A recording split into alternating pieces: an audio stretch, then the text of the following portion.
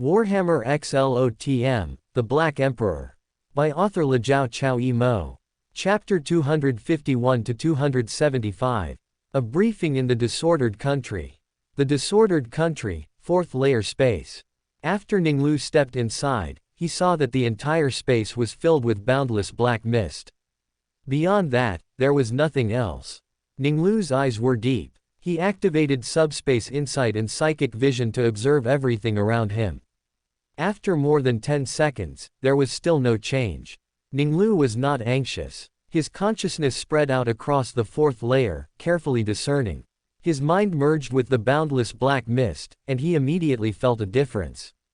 There were invisible threads, seemingly present or not, similar to the 3rd layer space.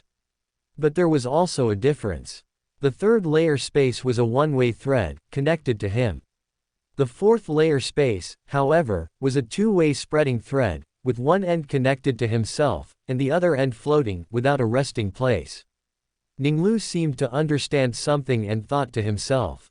The 3rd layer space is the manifestation of the briber in terms of connection. The 4th layer space is similar to it.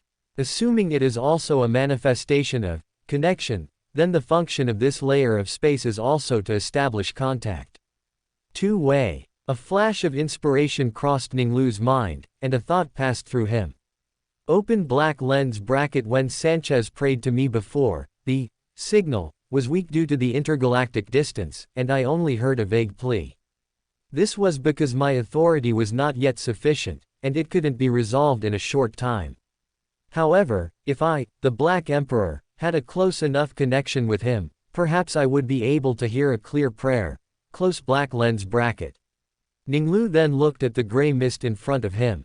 The mimic chamber of the iron hands he had seen not long ago appeared in his mind, and a thought suddenly flashed through. Possible. Perhaps, not just intergalactic communication, but intergalactic conferences, the Black Duke Court's conferences, were also possible. After this thought arose, Ning Lu immediately decided to try it. With a thought, his spiritual energy rapidly consumed, and at the same time, a black throne appeared in the dense mist.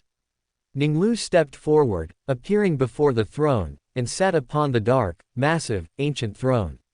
The blood-colored chain on his right pinky finger rapidly restored his spiritual energy. Ning Lu looked down. Let's try it first. With a thought, Ning Lu's figure flickered, and he arrived below the throne.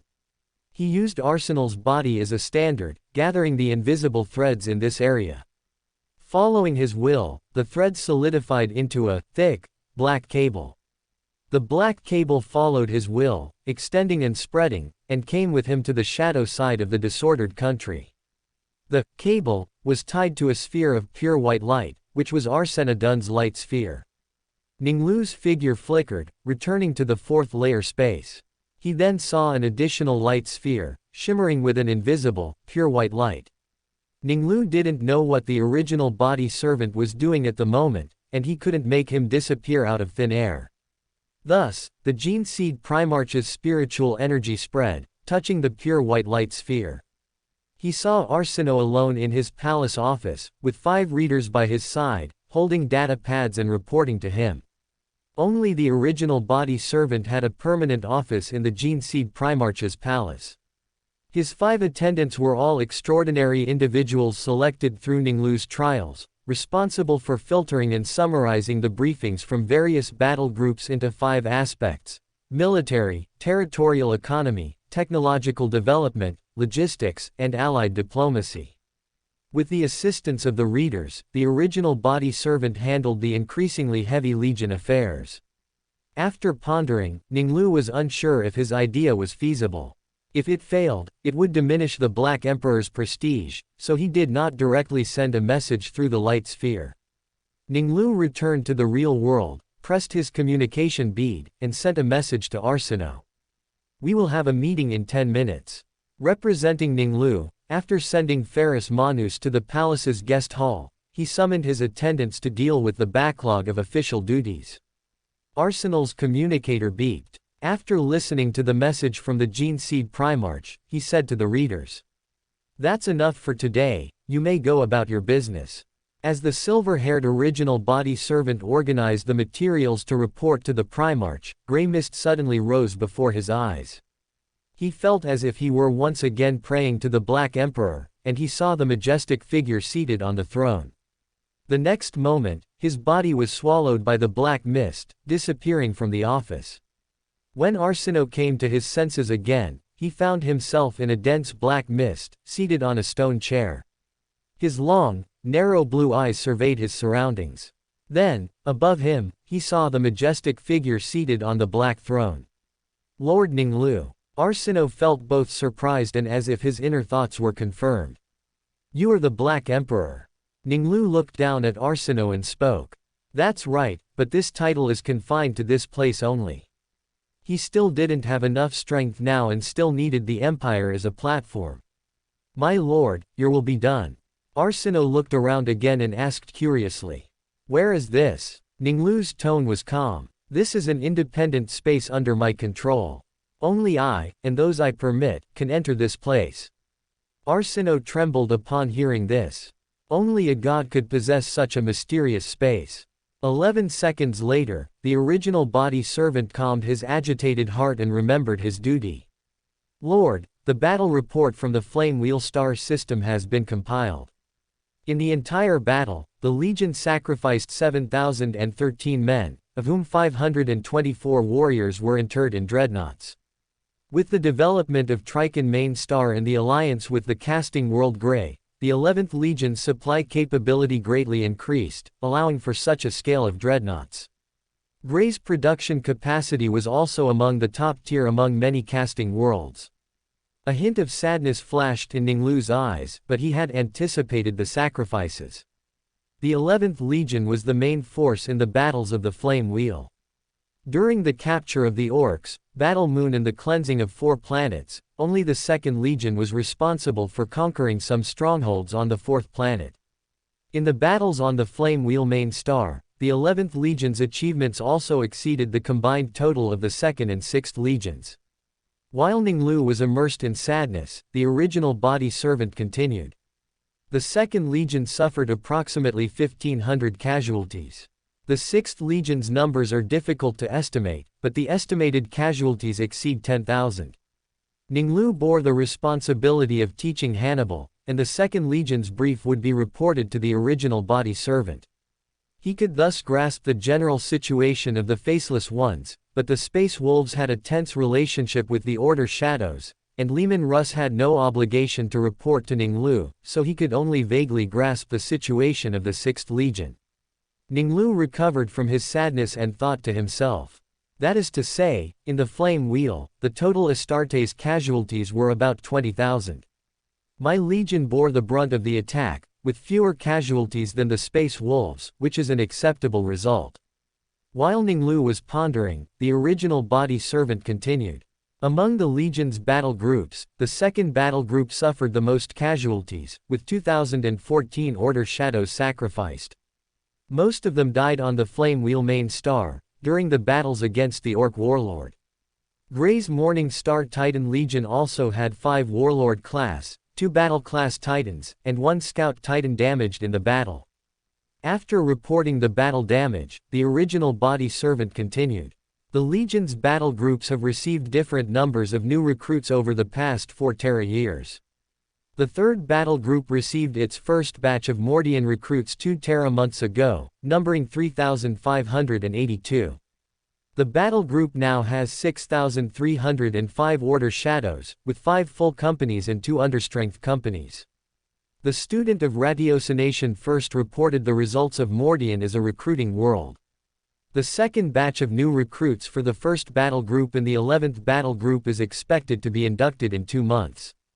The 7th battle group's new recruits are still undergoing modification surgery, and the 1st batch of new recruits is expected to complete the modification surgery in 2 years.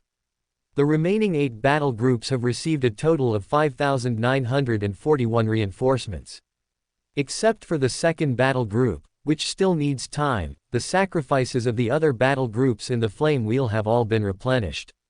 Before the Battle of the Flame Wheel began, the 11th Legion numbered approximately 85,000. Ning Lu completed the calculation in an instant. The Legion currently numbers approximately 85,510. Open black lens bracket him. After a major battle, the Legion's numbers have not decreased, but have slightly increased. Compared to the Space Wolves, whose numbers slightly increased but lost over 10,000, my Legion is in much better condition. The Space Wolves' casualties were also reduced by at least 10,000, and the war ended 2 years earlier, with less consumption. Close black lens bracket. After listening to the briefing, Ning Lu disconnected his spiritual energy from the pure white light sphere. Arsino watched the rising black mist engulf him. After the mist dissipated, he was back in his office. The silver-haired spirit medium surveyed his surroundings. He knew there had been no trace of spirit medium energy just now. His blue eyes were filled with astonishment, and he thought silently. Open black lens bracket. Such a scene, I have never encountered. I didn't even have time to react before being pulled into the black mist country. Only a deity can possess such great power. Lord Ning Lu is the Black Emperor. Close black lens bracket. Arsino looked respectfully towards the Primarch's palace. Ning Lu, who had just returned to the real world, sent messages to Adams and Gabriel on Medusa's surface, summoning them to return temporarily. Medusa was a treasure trove for the spirit medium Adams. The warp was the ultimate destination for the souls of most species in the galaxy after death. Souls would endlessly twist and swirl in the chaotic maelstrom of the warp, and many would be captured and devoured by demons. The birth of ghosts was accompanied by obsessions and various special environments. Medusa, near the Eye of Terror, was a special world, with a far greater number of ghosts than other worlds. The spirit medium did not yet have the ability to create ghosts, so Adams remained on Medusa's surface, communicating with ghosts to master the power bestowed by the Gene Father. Ning Lu decided to let them stay on Medusa IV. The spirit medium would obtain the location of ruins from the ghosts, and then develop them with Gabriel and the Iron Hands. To maintain contact, they naturally needed to perform a ritual and then establish a connection with the fourth layer space. While Adams and Gabriel began to build the altar, Ning Lu continued to experiment. Interstellar communication and private meetings. On the fourth level of disordered country, Ning Lu once again condensed a black cable and connected it to the fiery red orb of the pyromaniac, Sanchez, on the shadow side. After returning to the fourth level of space, Ning Lu's spirituality spread towards the fiery red orb. The briber immediately felt his spirituality rapidly depleting, at a rate twice that of touching Arsena Dun's orb. He pondered for a moment and understood the reason.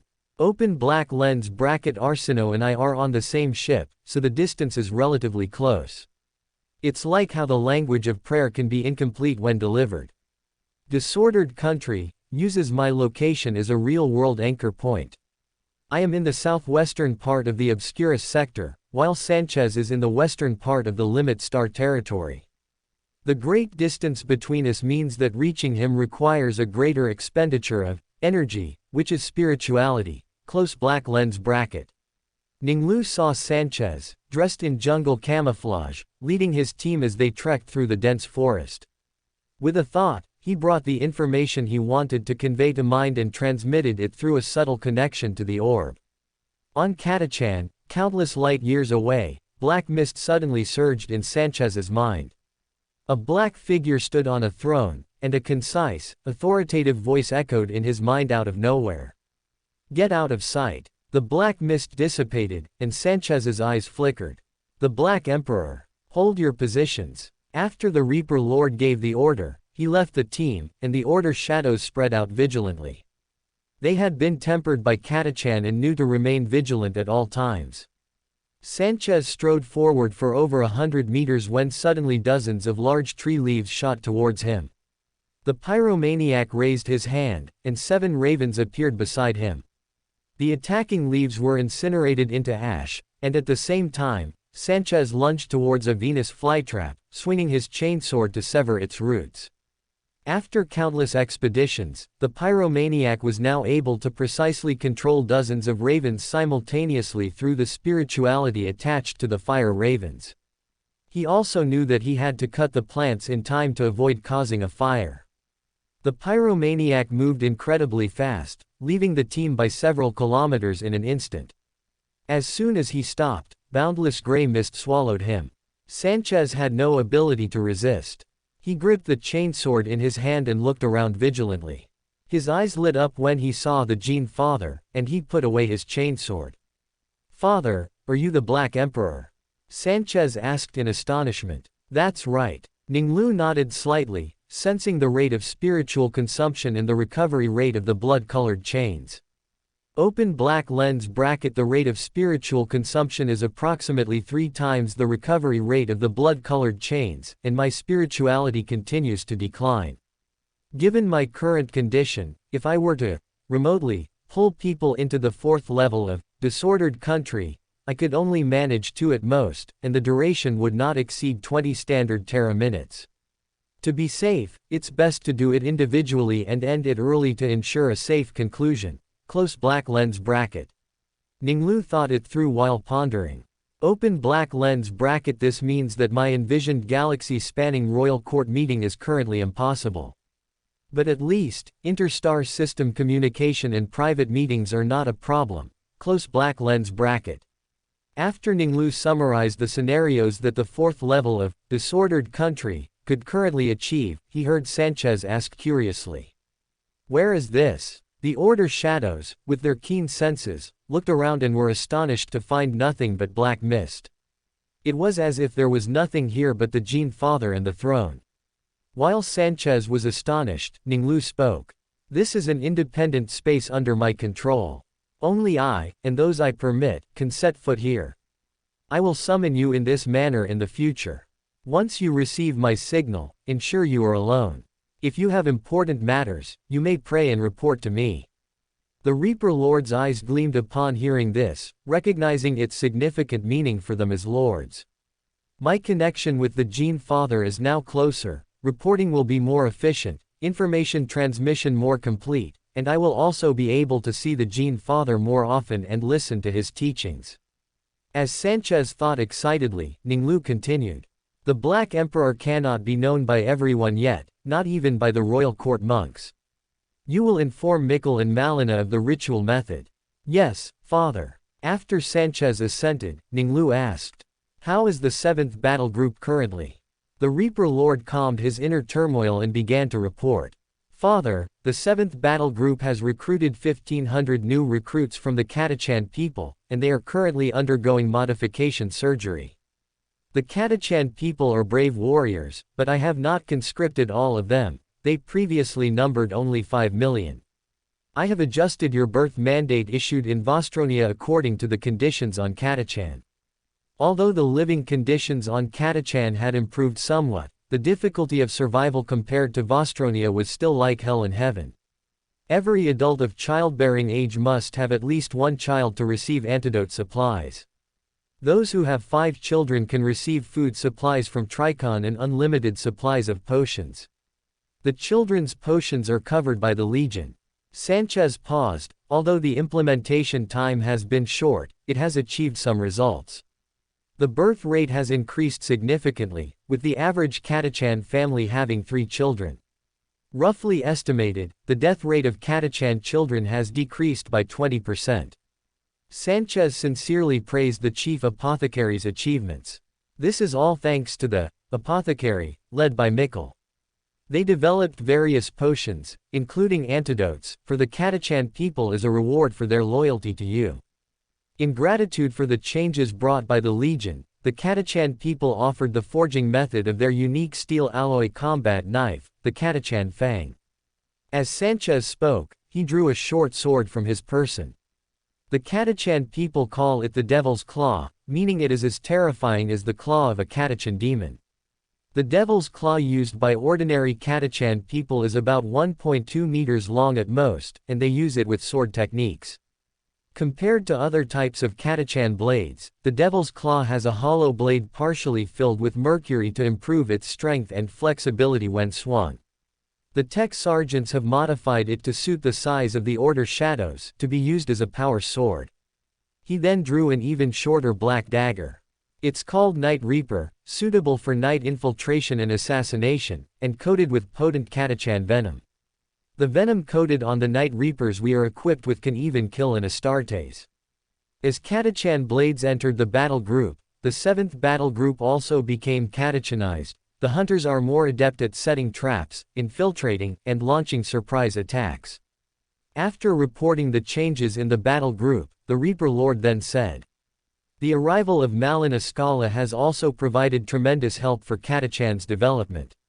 Whenever catachan settlements faced large-scale attacks, Malina would arrive in time. Those plants that even my flames and the Order Shadow's bolters struggled to deal with were as docile as pets in front of her." Sanchez lamented, even feeling that catachan was more suitable for the harvest priest Malina than for him. Everyone, including himself, had to remain vigilant at all times, even while sleeping. But during joint exploration operations with the harvest priest, they didn't even need to assign guards. The mutated plants she catalyzed were the most loyal guardians. If catachan tempered hunters, then the harvest priest could be called the master of catachan. Malena's experimental agricultural transformation of catachan has also yielded results. There is now an area of 1 square kilometer. For the first time in thousands of years, catachan has cultivated land. Ning Lu nodded in satisfaction and praised. "Good, keep up the good work." Ning Lu then disconnected from Sanchez. Sanchez felt the hot and humid environment, and only after dealing with a spitting cactus with his fire raven did he realize he had returned to catachan's dangerous jungle.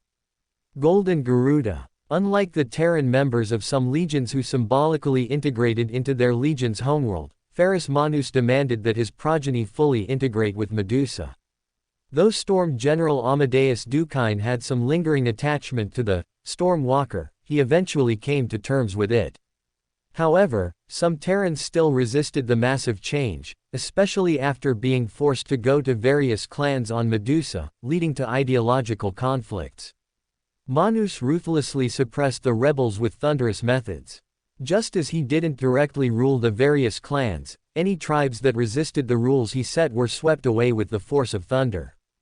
On the 11th stellar day that Manus returned to Medusa IV to deal with the few stubborn Terrans, Adam's and Gabriel's altars were completed simultaneously. To facilitate the storage of relics excavated from Medusa, Ning Lu gave the first capital ship built in the Tricon system to Gabriel. Gabriel named it the Soligu, to show a friendly relationship with the Iron Hands. He went with Dukine to the Solag clan to understand the Medusan people. Adams of the Graveyard and Gabriel of the Soligu began the ritual at the same time. The Black Emperor of the Order Shadows. The mysterious ruler of the Chaotic Kingdom. The King of Light and Shadow who wields rules. I implore your gaze. Monarch's Iron Law, the foundation of the Chaotic Kingdom, please transmit power to my incantation. As they recited it for the third time, black mist surged out of thin air, engulfing their bodies simultaneously.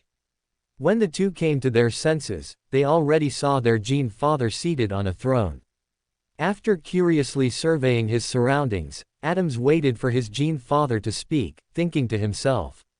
The Black Emperor is another title for father, like the monarch of Vostronia. No matter what name he presents himself as, he is my Gene Father. Gabriel was chosen from a young age and educated in the imperial truth. Later, due to his demonstrated talent in mechanics, he was selected as a tech sergeant and sent to Mars for instruction, where he encountered the Mechanicus's faith in the God of all machines. The imperial truth and the faith in the God of all machines came into conflict. Open black lens bracket. Everything I've seen in the past, the knowledge of the Mechanicus's tech priests and sages, did not come from a bestowal, nor was there any ability that definitively came from the bestowal of the God of all machines. This once made me firmly believe in the imperial truth promoted by the Emperor. But after my Gene Father bestowed extraordinary abilities upon me, I increasingly doubted my thoughts. Drinking a potion and gaining abilities cannot be explained by science. Close black lens bracket. Gabriel looked around at the mysterious kingdom enveloped in black mist. Open black lens bracket. This mysterious space is even harder to explain with science.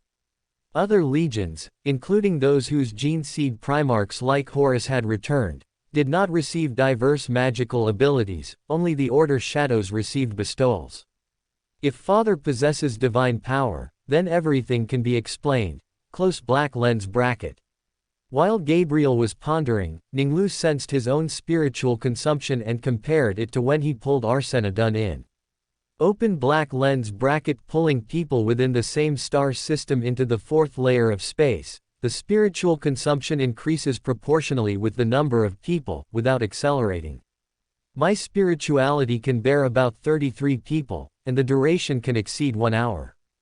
High-level Legion meetings within the star system can now be realized. Cross-star system ones require further spiritual improvement. Close black lens bracket. After Ning Lu reached his conclusion, he said, "You will remain on Medusa. Only use the ritual process you just performed to pray to me if there are urgent or secret matters that need to be reported. Today is the first time. Begin now." The Death Lord was already prepared and began his briefing first. Father, the 4th Battle Group received 2 new recruit supplements during the Flame Wheel campaign and now numbers 5,416 men.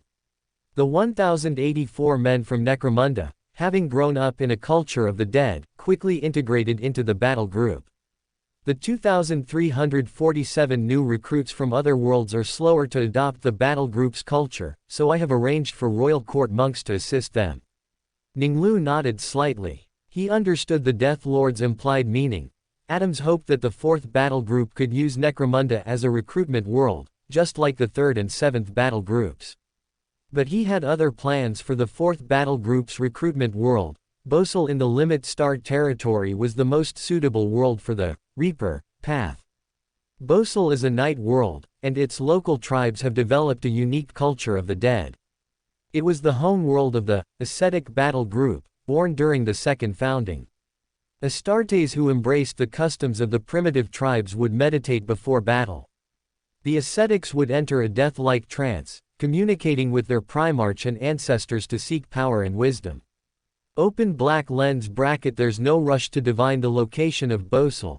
That world will only be discovered by Sasebo Tezuka after the Horus Heresy, and a battle group monastery will be established. Necromunda has a large population and can temporarily meet the 4th battle group's recruitment needs. Now, it's more important to divine the undiscovered casting worlds I know of, or to preemptively intercept those STCs that are about to be discovered and exchange them for benefits with the Mechanicus. Close black lens bracket. Thinking of this, Ning Lu said, "I will find the most suitable recruitment world for your battle group. The 4th battle group can recruit on a large scale in Necromunda. I will inform Arsena to stop recruiting new soldiers for your battle group on other worlds." Father, the Death Lord still used his usual address, "As you wish." Seeing the Death Lord finish his briefing, Gabriel immediately spoke. "My lord, the Iron Fathers of Medusa are undergoing mechanical modifications. Joint development is temporarily suspended. Besides learning about the local culture in the Solag tribe, my main research subject is the Golden Garuda. I tried various methods, including the common method of electrically charging machines to activate the golden mechanical bird, but it didn't respond." Ning Lu nodded slightly, his mind recalling the Burning One. Nyadrazatha was a star god whose entire body was engulfed in flames. The Burning One once revealed to the Necrons a method of entering the webway using the Monolith Gate, because he wished to bring terrible flames into the webway. He was called the cruelest star god, who would gloat as flames consumed everything. Ning Lu's eyes were deep, and he thought to himself, "Open black lens bracket. He is made of fire, and he finds satisfaction in the burning of fire. The star god shard I obtained also manifests in the aspect of fire. Those golden Garudas are similar in shape to the star god shard. To activate it, one should start from this aspect." Close black lens bracket. Thinking of this, Ning Lu said, "Douse the body of the golden Garuda with promethium and light it on fire. Afterward, experiment with the runes on its body." Gabriel frowned slightly. This was completely different from what he had been taught in the Mechanicus. It wasn't about awakening the machine spirit. And it was different from the mechanical principles he knew. Fire would melt metal, so how could it become a key to awaken the Golden Garuda? Father is a god, he cannot be wrong. Thinking of this, Gabriel said, Father, I understand. After the meeting, Gabriel watched the black mist disappear. With some doubt, he ordered his attendants to bring the Golden Garuda to the isolated H-106 deck of the Solagu. The H-numbered deck areas were designated by Gabriel as experimental decks, used for experimental research on mechanical items about which little was understood. The tech sergeant, following his orders, had arranged a series of safety measures on these decks, including fire suppression measures. Immediately, a can of promethium was poured over the Golden Garuda's body. Gabriel operated the flamethrower, spraying intense flames onto the golden metal body. Gabriel watched in astonishment as the flames were swallowed in an instant, and a rune on the Golden Garuda's body lit up with a faint glow. This, fire is actually the key to opening the Golden Garuda. No wonder the Medusans didn't discover it. Without the Gene Father's teachings, I would never have thought of it. Praise the Black Emperor. Gabriel immediately ordered his attendants, bring 10 barrels of promethium. While Gabriel made progress in his research on the Garuda, Manus also eliminated the stubborn Terran faction within the Stormwalkers. The 6 relic-class battleships that had arrived in the Medusa star system were ordered by Ning Lu to go to the Vostronia star system. After being fitted with ether cannons, they would be transferred to the 11th Battle Group and 5 other battle groups that did not yet possess relic-class battleships. The Imperial fleet then set off for Terra. On Terra, Swindler, Tierney learned that Lord Ning Lu was about to arrive to attend the triumphal celebration. It's time to reel them in. The most greedy nobles on Terra have all taken the bait. Swindler. Terra, Europa, Commag family castle. Compared to nobles in other regions, who mostly reside in nest towers, owning a large estate was a testament to Commag's power and wealth. The patriarchs of various noble families from Europa boarded shuttles, landed on the helipad, straightened their robes, and entered Commag Castle.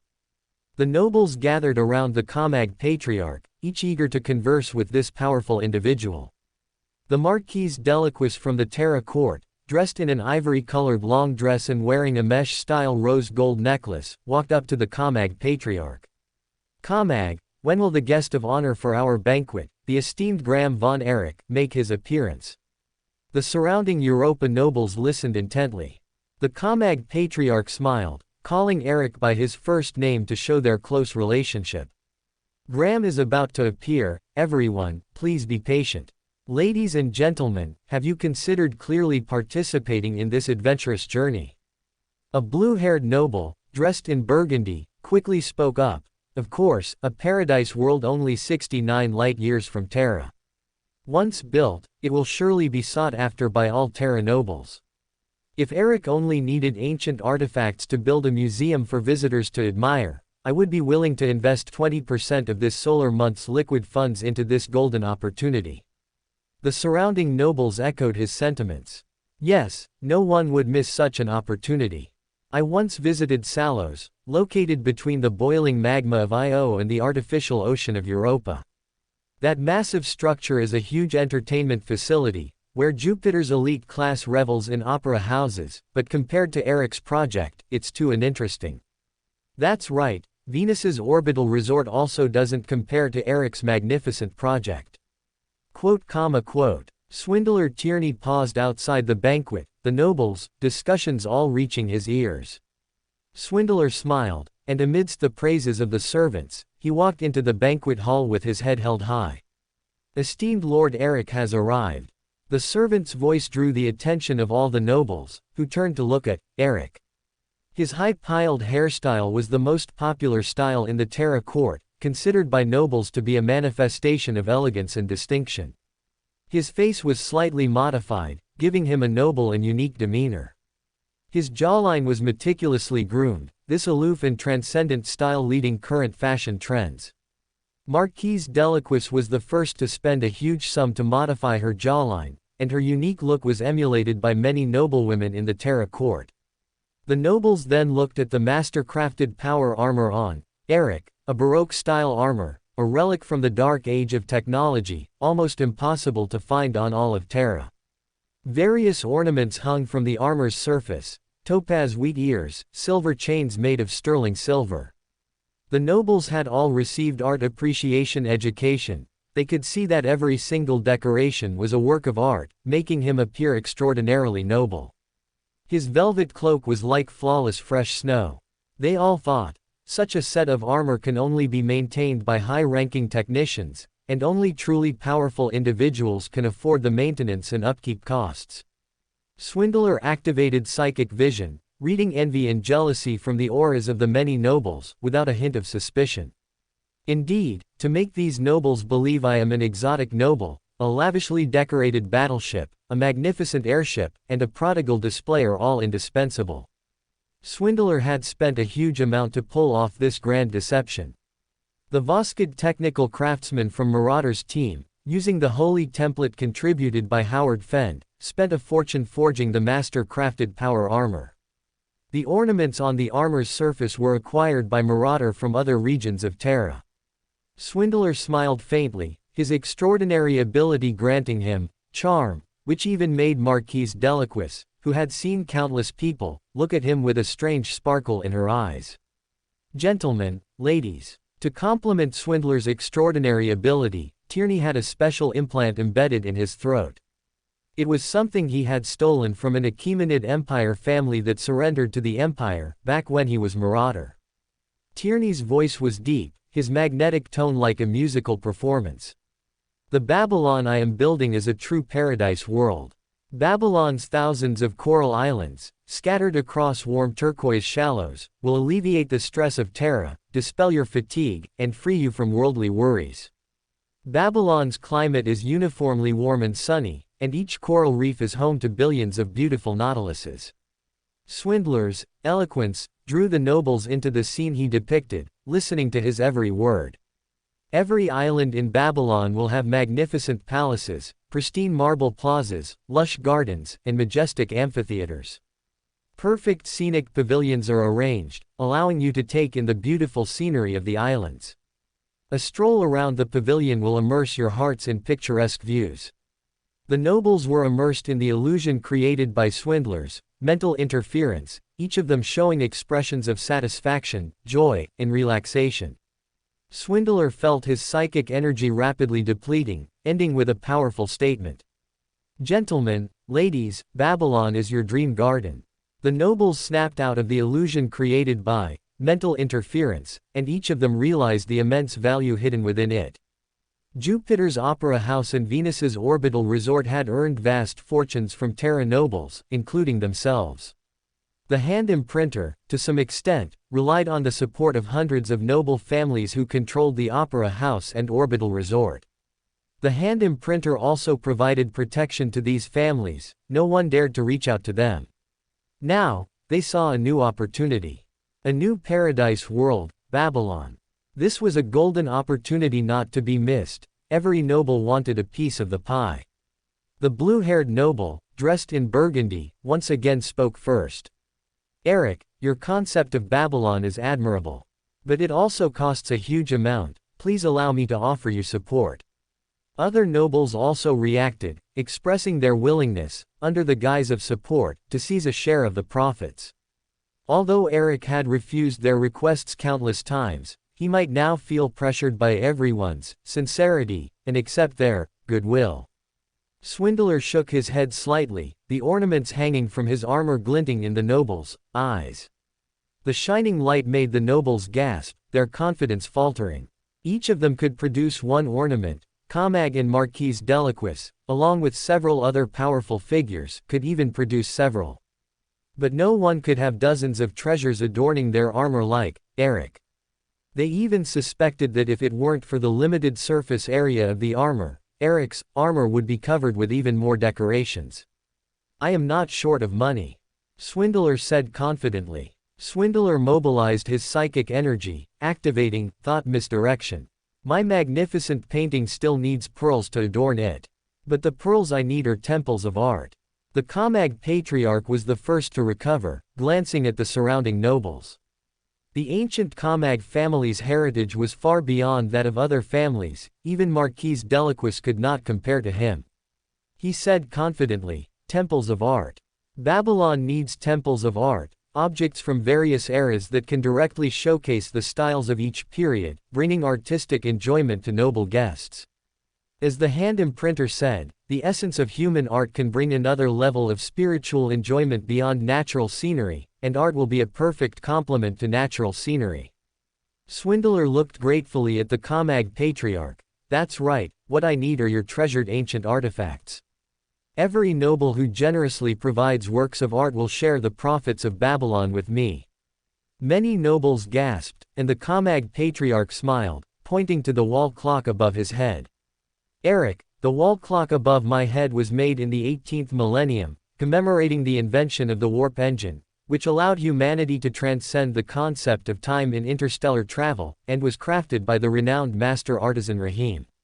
He emphasized, "There are only 15 of these in the entire empire. They accompanied the earliest ships equipped with warp engines, and only 10 eventually returned to the empire. They are a symbol of an era." Swindler felt his psychic energy become more vibrant, a tiny bit of power dissolving within him, and he bowed slightly. "This is precisely the work of art I have dreamed of." Kamag secretly gloated, thinking to himself, "This is a good start. When Babylon is built, it will eventually be mine, just like I bought the Rahim wall clock from the merchant." Most of the many nobles harbored similar thoughts. Although Eric was incredibly wealthy, they all believed that through force and conspiracy, their families could exclusively enjoy Babylon, this shining pearl. 2 days later, Swindler promised 90% of Babylon's profits in exchange for 250 collections from various families. After boarding the luxurious airship, he thought to himself, it was worth spending several years selecting targets and meticulously cultivating the image of an incredibly wealthy foreign noble. Through this deception, I feel that I have perfectly mastered the power Lord Ning Lu granted me, becoming a true swindler. Chapter 252, Catachan Wolves. Void Hunter. After bathing and cleaning his body, which had become sticky from long treks through the hot and humid forests of Catachan, Chief Apothecary Mikkel arrived at the M108 lower deck. After setting up a sealed spiritual environment with a ritual knife, he knelt before the altar. Beside the beast tamer, a wolf lay prostrate. Unlike the thunder wolves, whose fur was gray or brown, its fur was emerald green. The Black Emperor of the Order Shadows. The mysterious master of the chaotic kingdom. The king of light and shadow who wields rules. Mikkel picked up the sacrificial items prepared on the altar beforehand and held them above his head with both hands. "I implore your gaze. I offer you this sacrifice. The monarch's iron law, the foundation of the chaotic kingdom, please transmit power to my spell." The emerald-furred wolf felt the surging invisible power, its fur bristled as it vigilantly looked around.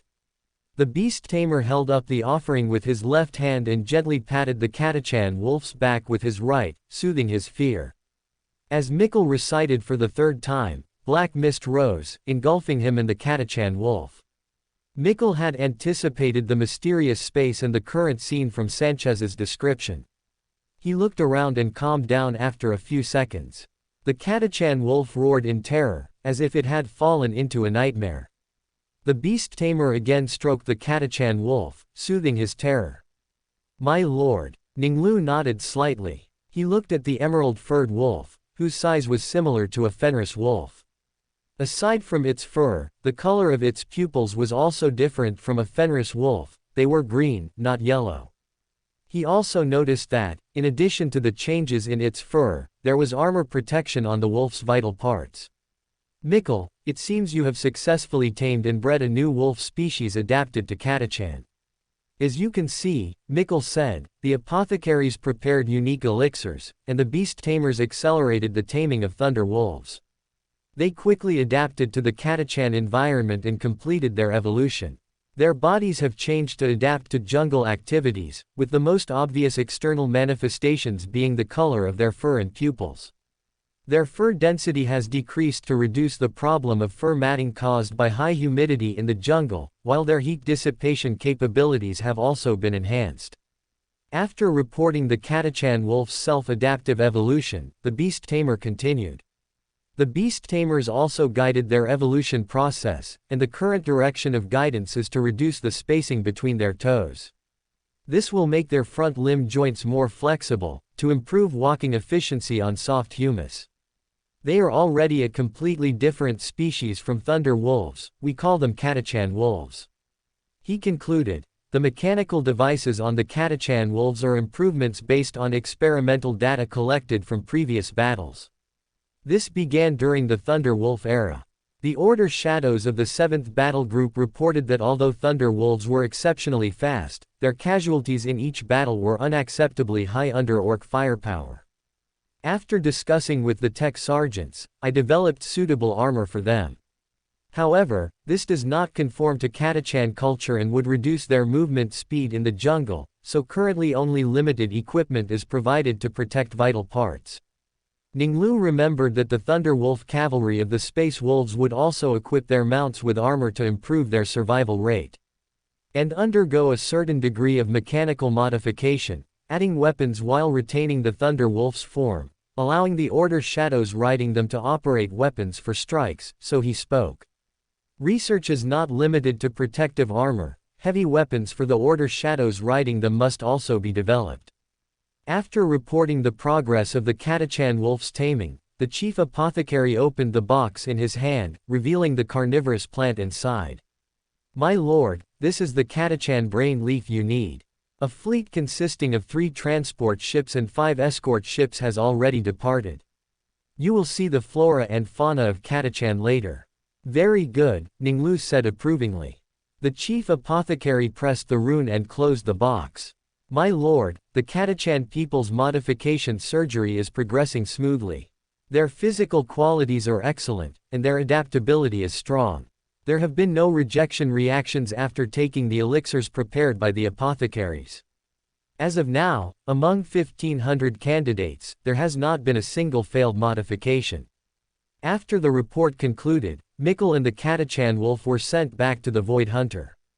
After comforting the Catachan wolf, the beast tamer clasped his hands together and praised the Black Emperor for a moment before slowly rising.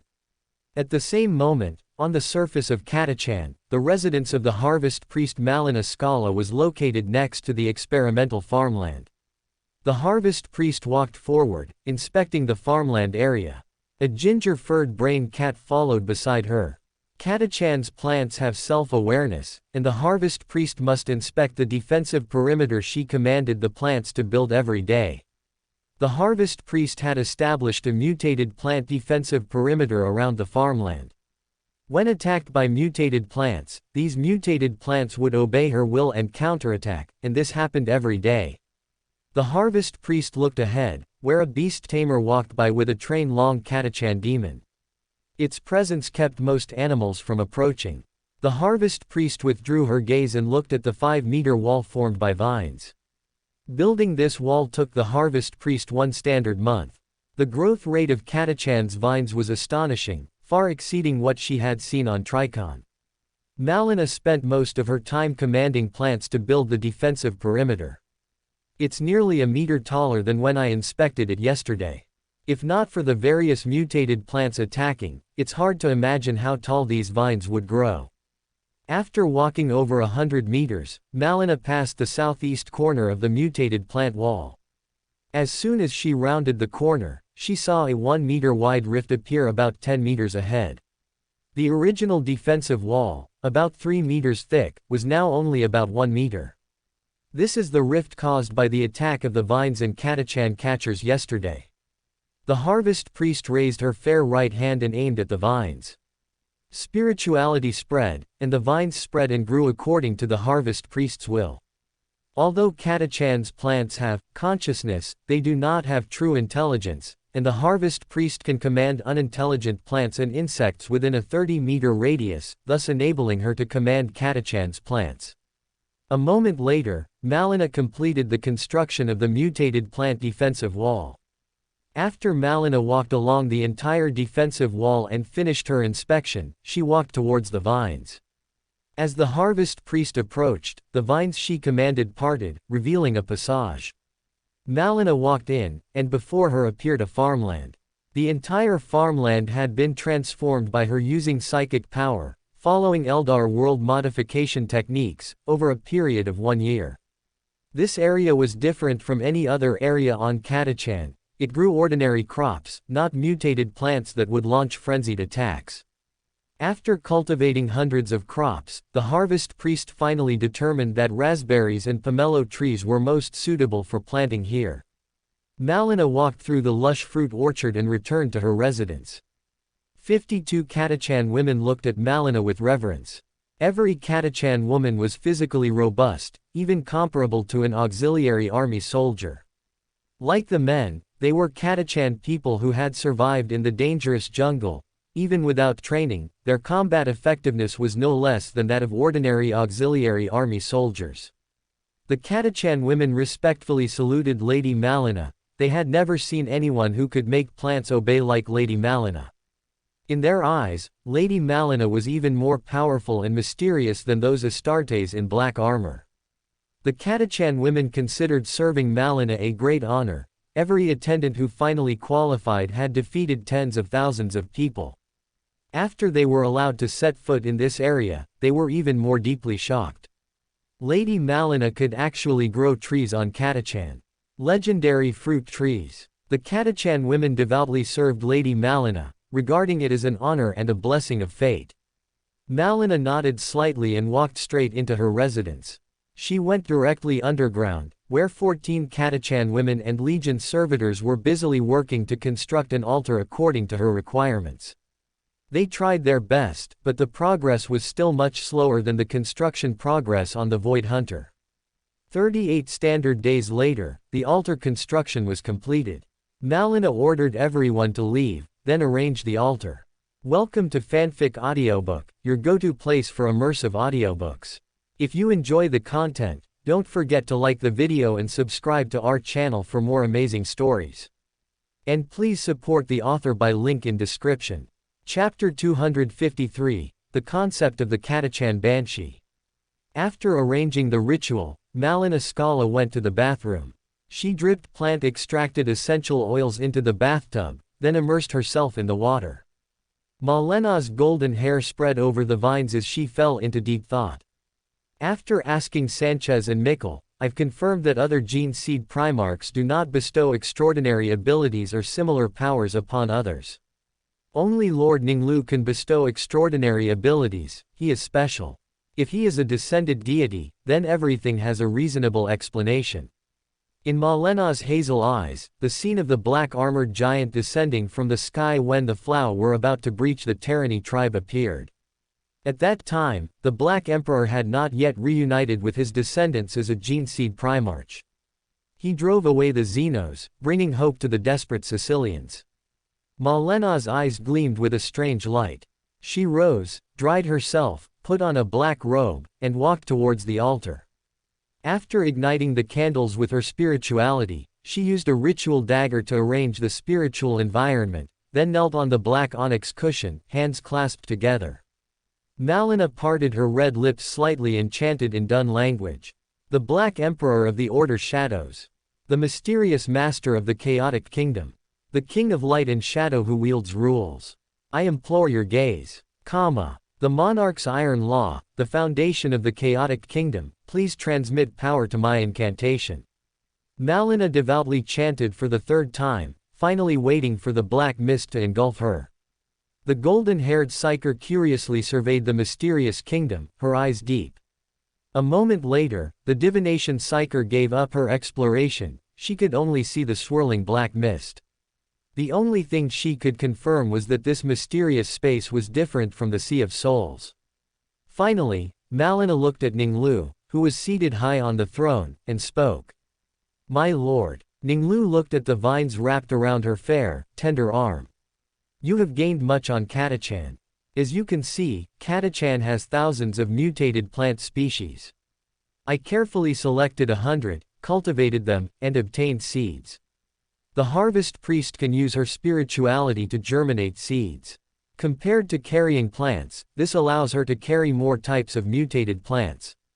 More types of plants mean stronger combat power for the harvest priest. After reporting her personal combat power growth, Malina then said, according to the world modification technology obtained by the arbitrator lord from interrogating the Eldar bishop, I have modified the land of Catachan. The first experimental farmland is already stable. I began modifying the second plot of land 3 days ago. Ning Lu nodded and said, there must be limits to modifying Catachan's environment, retain its local characteristics. He didn't need another agricultural world, he needed a conscription world that could stably provide excellent soldiers. Ning Lu provided drugs and agricultural products to the Catachans to reduce their mortality rate and achieve dynamic balance, but not to completely change that death world. The Catachans would still be tempered by the death jungle, forged into excellent warriors. Your will be done. After receiving the command, Malina parted her red lips slightly but made no sound, then closed them. Seeing her hesitate, Ning Lu knew she had something to say, so he spoke. Speak freely. Upon hearing this, Malina said, my lord, you are the Black Emperor, a deity descended into the mortal world. There is an irreconcilable contradiction with the truth currently upheld by the Imperium. What are your arrangements? I do not presume to pry into your plans, I only wish to prepare in advance to serve you better. Gene-seed Primarch Ning Lu should be the Black Emperor's incarnation walking the mortal world. His descent in this form must have a purpose. Malena's past loyalty was to Ning Lu, now her faith was in the Black Emperor. Her object of loyalty had never been the Emperor and the Imperium of man, she had only ever had one. She was more purely loyal than those Terran Order shadows who were loyal not only to their gene-seed Primarch but also swore allegiance to the Imperium and the Emperor. Ning Lu lightly tapped the back of his chair, thinking to himself, the Emperor handing the flame wheel to the 11th Legion shows that he still positions the Order shadows as a sharp blade. The Order shadows will likely be dispatched by him to participate in fierce battles like Randan and Drune, to fight powerful Xeno enemies. Sacrifice is inevitable, but overall, the 11th Legion and the forces loyal to me are still growing. Without the Imperium, my development speed would certainly not be this fast, and these fierce battles can also bring me potion materials. Thinking of this, Ning Lu could accept Huang Laohan's arrangement. He looked down at Malina. Malena's attitude is very proactive, considering possible future changes for me. It so happens that my concept might be entrusted to her. For the foreseeable millennium, Ning Lu will still be the Imperium's gene-seed Primarch. Ning Lu then asked, what do you think of Catachan women as soldiers? He naturally knew that Catachan women performed just as well as men in the future Imperial Guard. What Ning Lu wanted to know was Malena's opinion, to decide whether to entrust his concept to Malina. I believe they are all excellent warriors. Their individual qualities are no worse than those of the Vostronia and Sea Cradle warriors before their modifications. Although Malina didn't understand the connection between the Black Emperor's question and her own, she answered seriously. Of course, I am referring to ordinary soldiers who have not received the power you bestowed. Ning Lu nodded slightly, deciding that Malina would implement his concept. Before the Flame Wheel campaign, I was attacked by an Eldar Szan, whom I captured alive. From him, I learned the secrets of the Eldar shrines, including a path called the Howling Banshee Path. Ning Lu's Howling Mask, unlike mind-set techniques such as the War Mask, was not suitable for all Order shadows. The Eldar paths were closely related to their psychic talents, and the Howling Mask he deduced did not deviate from this scope. Most psychers could master psychic screaming techniques and were capable of mastering the Howling Mask technique. It was especially suitable for mind-based psychers who had mastered the Mind Scream ability, and most of the Order Shadows think tanks were skilled in this area. Nevertheless, Ning Lu still believed that the Howling Banshee path could be extended to other groups. He naturally thought of its origin. Howling Banshees originated from the two daughters born to the crone goddess Morai Heg and the war god Cain. Jane Zur, the Phoenix Lord who founded the shrine, was female, and the shrine, due to physiological and psychological abilities, excluded most males.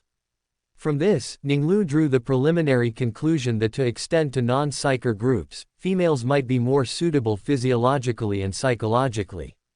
Although human body structure is vastly different from Eldar, in aspects such as reproduction, there is ultimately a certain psychological commonality, at least a greater possibility than males. Malina, being both a psyker and his most excellent female subordinate, was the most suitable person to realize his idea. At least, Malina can certainly master the Howling Mask. Her exploration will also not consume my time and energy. Ning Lu's free time, aside from continuing to explore mysteries from Slota's mind, had recently focused on studying wings and the Burning One's power. This had given him a deeper understanding of fire, and he had initially mastered the power of fire in the physical world. Ning Lu was combining the Burning One's power with the Eldar's Fire Dragon path, and therefore had not yet taught it to his descendants in the fire-based Psyker Arsena. While Ning Lu pondered, Malina had already understood the Black Emperor's reason for asking.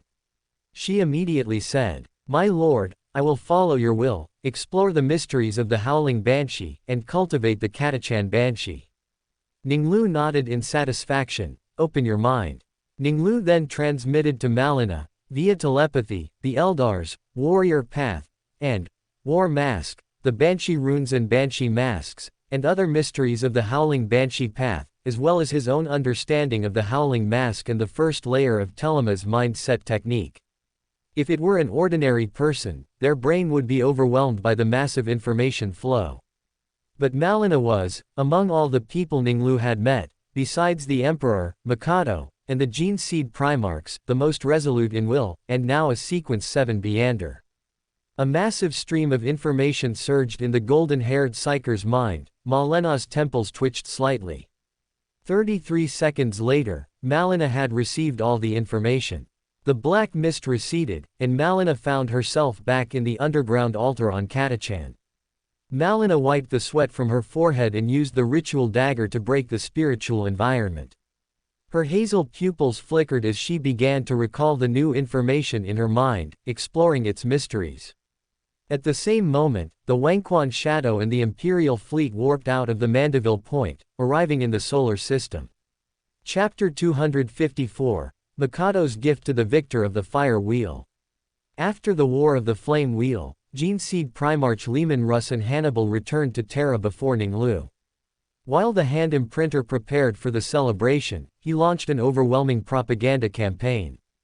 The people of Terra had been looking forward to the celebration for months, with the Emperor's return from the front lines of the Great Crusade, the return of one Gene Seed Primarch, and the triumph of 3 Gene Seed Primarchs. On the 10th solar month of 822, M30, the celebration finally began. The Emperor and Gene Seed Primarchs Ning Lu and Manus arrived on Terra. The people of Terra gathered around the Lion's Gate spaceport, looking up at the sky, watching the 2 Skyhawk shuttles slowly descend. Ning Lu and Manus walked out to cheers. Numerous servo skulls, equipped with loudspeakers and silk streamers, simultaneously chanted loudly. "Praise the Emperor! He is the Lord of mankind! He is the Lord of the throne of Terra! Greetings to Lord Ning Lu, he is the Emperor's son, the Gene Seed Primarch of the 11th Legion, the King of Vostronia, the Alien Slayer, the Orc Purifier. Welcome, Lord Ferrus Manus, he is the Gene Seed Primarch of the 10th Legion, the Gorgon of Medusa." The Imperial ceremonial band played beautiful melodies, mixing with the hymns broadcast by the servo skull loudspeakers and the cheers of the people. Mikado stood with Russ and Hannibal on either side, together welcoming the 3. Manus had never seen so many people. The crowd roared his name like a mountain and a sea. The enthusiasm, like a torrent, temporarily broke through his cold logic. His heart was stirred, but his face remained stern. Russ, standing opposite him, saw the intense flicker in his silver coin eyes. Ning Lu instinctively sensed Manus's emotions, then looked at Mikado, who was stepping forward. "My lord, welcome back." The Emperor looked at his old friend. Compared to their last meeting, he had another laugh line, and a genuine smile appeared on his face. "My Hand Imprinter, you have worked hard." Ning Lu caught complex emotions in Huang Laohan's simple words. There was both an understanding of the Hand Imprinter's hard work and empathy and comfort. A faint smile appeared on Mikado's weary face. This is my duty, and my honor. Mikado then looked at Ning Lu, his voice low. Ning Lu, your achievements are admirable. Slaying the orc warlord is a victory worth remembering. Ning Lu nodded in acknowledgement. Glory belongs to the Order Shadows. Their heroic struggle allowed me to face the orc warlord and eliminate a great enemy for the Imperium. He noticed that the Wolf King's gaze contained both frank, sincere admiration and a cold, sharp challenge. Mikado finally looked at Manus. Welcome back, Ferris Manus, the Gorgon from Medusa. Manus heard Mikado's words and replied in a leaden voice, in cold, hard High Gothic. Hand Imprinter, it's good to see you. Ning Lu told me that you coordinated the logistics for the entire Imperium, which is amazing. Afterward, everyone boarded the open-top vehicles prepared for them and slowly moved forward amidst the cheers of the populace. The journey ended, and everyone entered the golden banqueting hall. Mikado had chosen a marble circular long table for this banquet. The emperor sat at the head of the table, and Mikado sat on his right. Ning Lu, as the second Gene Seed Primarch to return and the greatest contributor to the Flame Wheel campaign, naturally sat opposite the emperor. As a Primarch who had just returned to the Imperium, Mikado had prepared a seat for Manus opposite himself, closer to the emperor. Russ sat next to Mikado, and Hannibal sat opposite him. Produce from various imperial agricultural worlds, cooked by Terra's top chefs, was served at the table. The emperor extended his fork into a crystal goblet where 500 flamingo tongues were piled like coral reefs. He picked up a flamingo tongue with a golden fork and put it into his mouth. The tip of his tongue was immersed in the sourness of masala wine and the tenderness of the meat.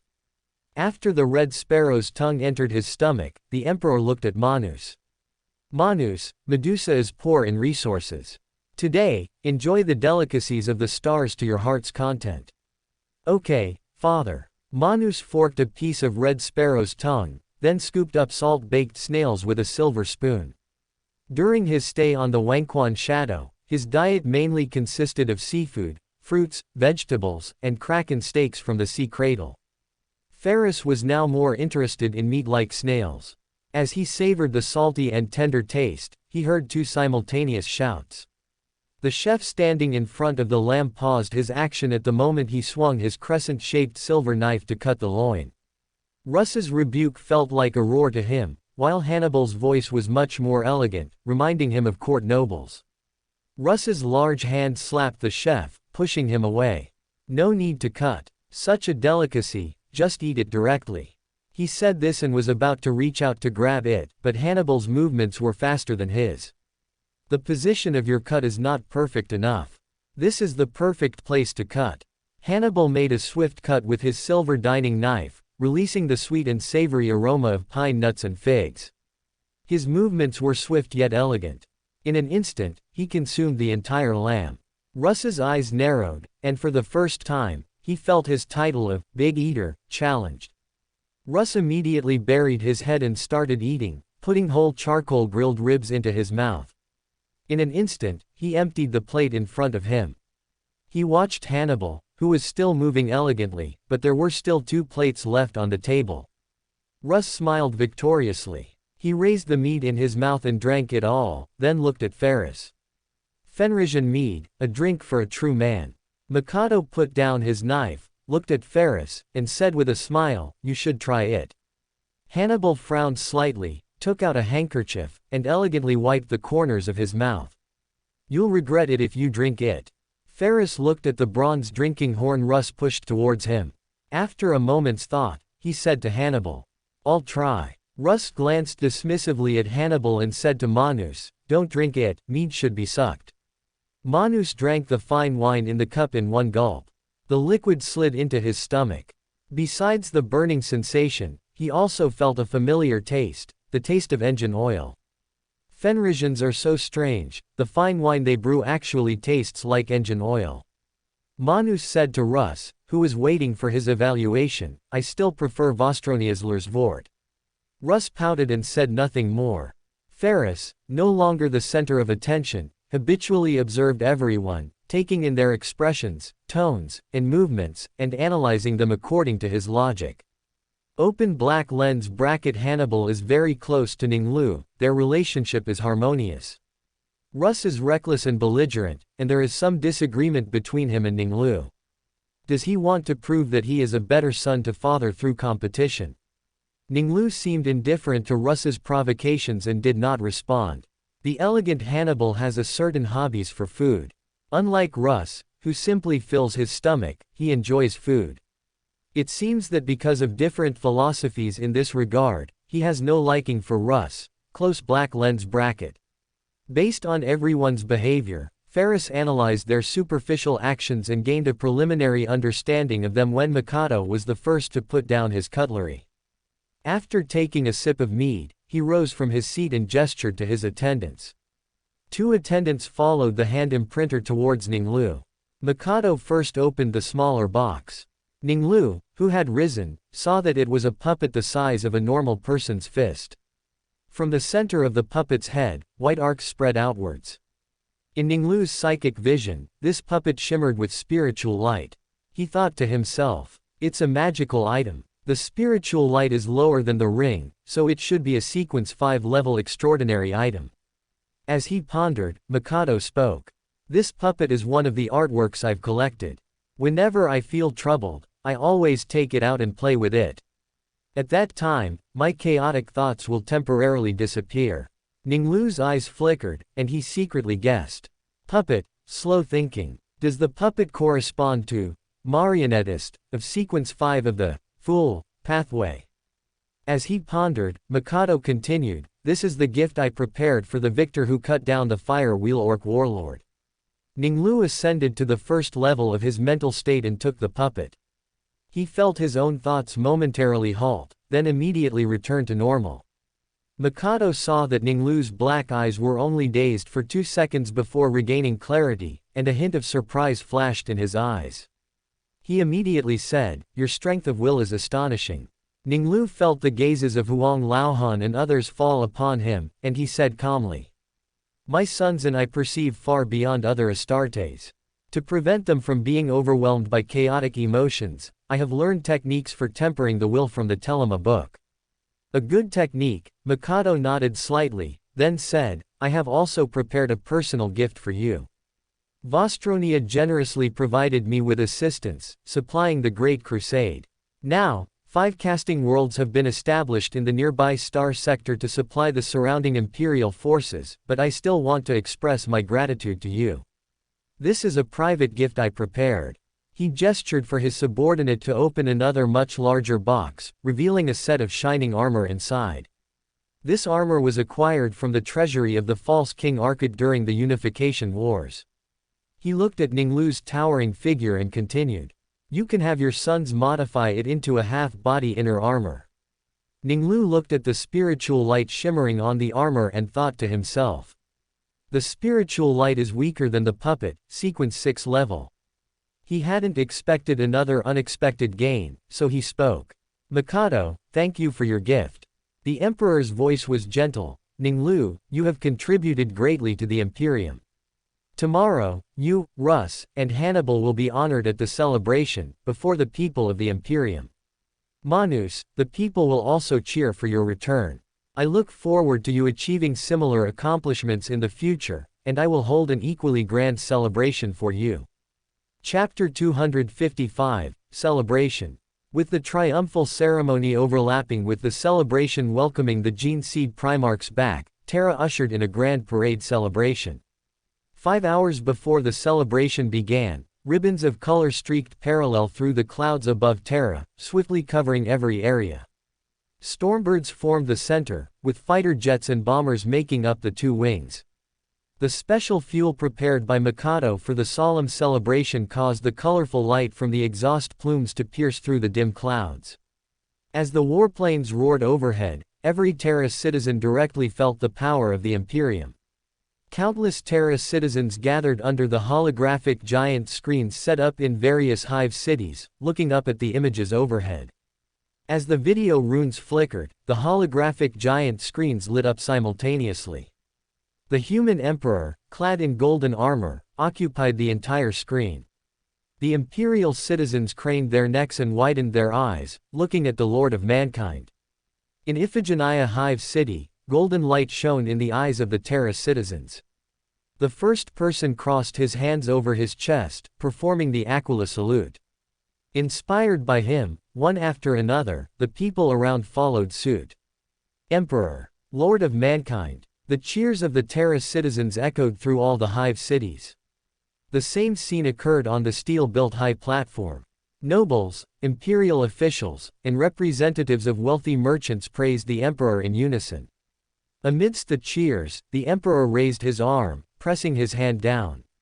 The cheers subsided, and the emperor began to speak. Today, I will introduce to you one of my sons. He is the 5th Gene Seed Primarch to return to the Imperium. He is the Gene Seed Primarch of the 10th Legion. He is the Iron Hands.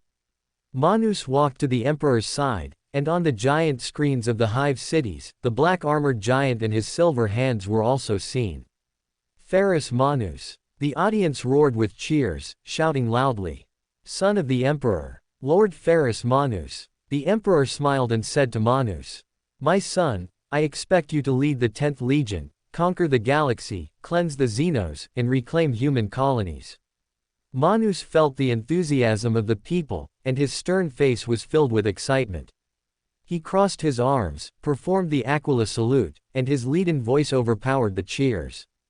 "Father, I swear by my hands that I will fulfill your will and lead the Iron Hands to sweep away the enemies of mankind."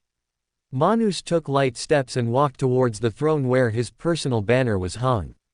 The parade begins. The Order Shadows, clad in black power armor, were the first to step onto the 500-meter-long, 5-kilometer-wide parade avenue, receiving the cheers of the audience. Other battle groups did not follow Ning Lu to the solar system, so the parade formation consisted of the 3010 Honor Guard members from this batch. They were all the most outstanding Order Shadows in the Flame Wheel campaign, with even the least accomplished having killed over 100 orcs. They wore at least 2 commemorative medals, and among them, 130 individuals had the Iron Halo, personally bestowed by a Gene Seed Primarch, hovering behind their heads. This indicated that they had all shown extraordinary initiative in at least one battle, achieving results that influenced the course of the battle. The captured images were converted into video signals and transmitted to the sound array. The Tech Priests of the Mechanicus, led by the Tech Priests team, maintained the operation of the sound array, distributing the video signals to all Hive cities. Following the Order Shadows were the Space Wolves, with Wolf Lord Joran and Inik Lahevan, clad in dark gray power armor, leading their great company onto the parade avenue. Ning Lu, standing on the high platform, looked down and could see the wild wolves' unwillingness. He could especially see the anger flickering in Joran and Lahevan's eyes, indicating their desire to win the hunt and be the first to appear. The third contingent to step onto the parade avenue were the Faceless Ones, clad in amber armor. Suarez, Erlang, and Maids led their respective detachments, marching forward with large strides.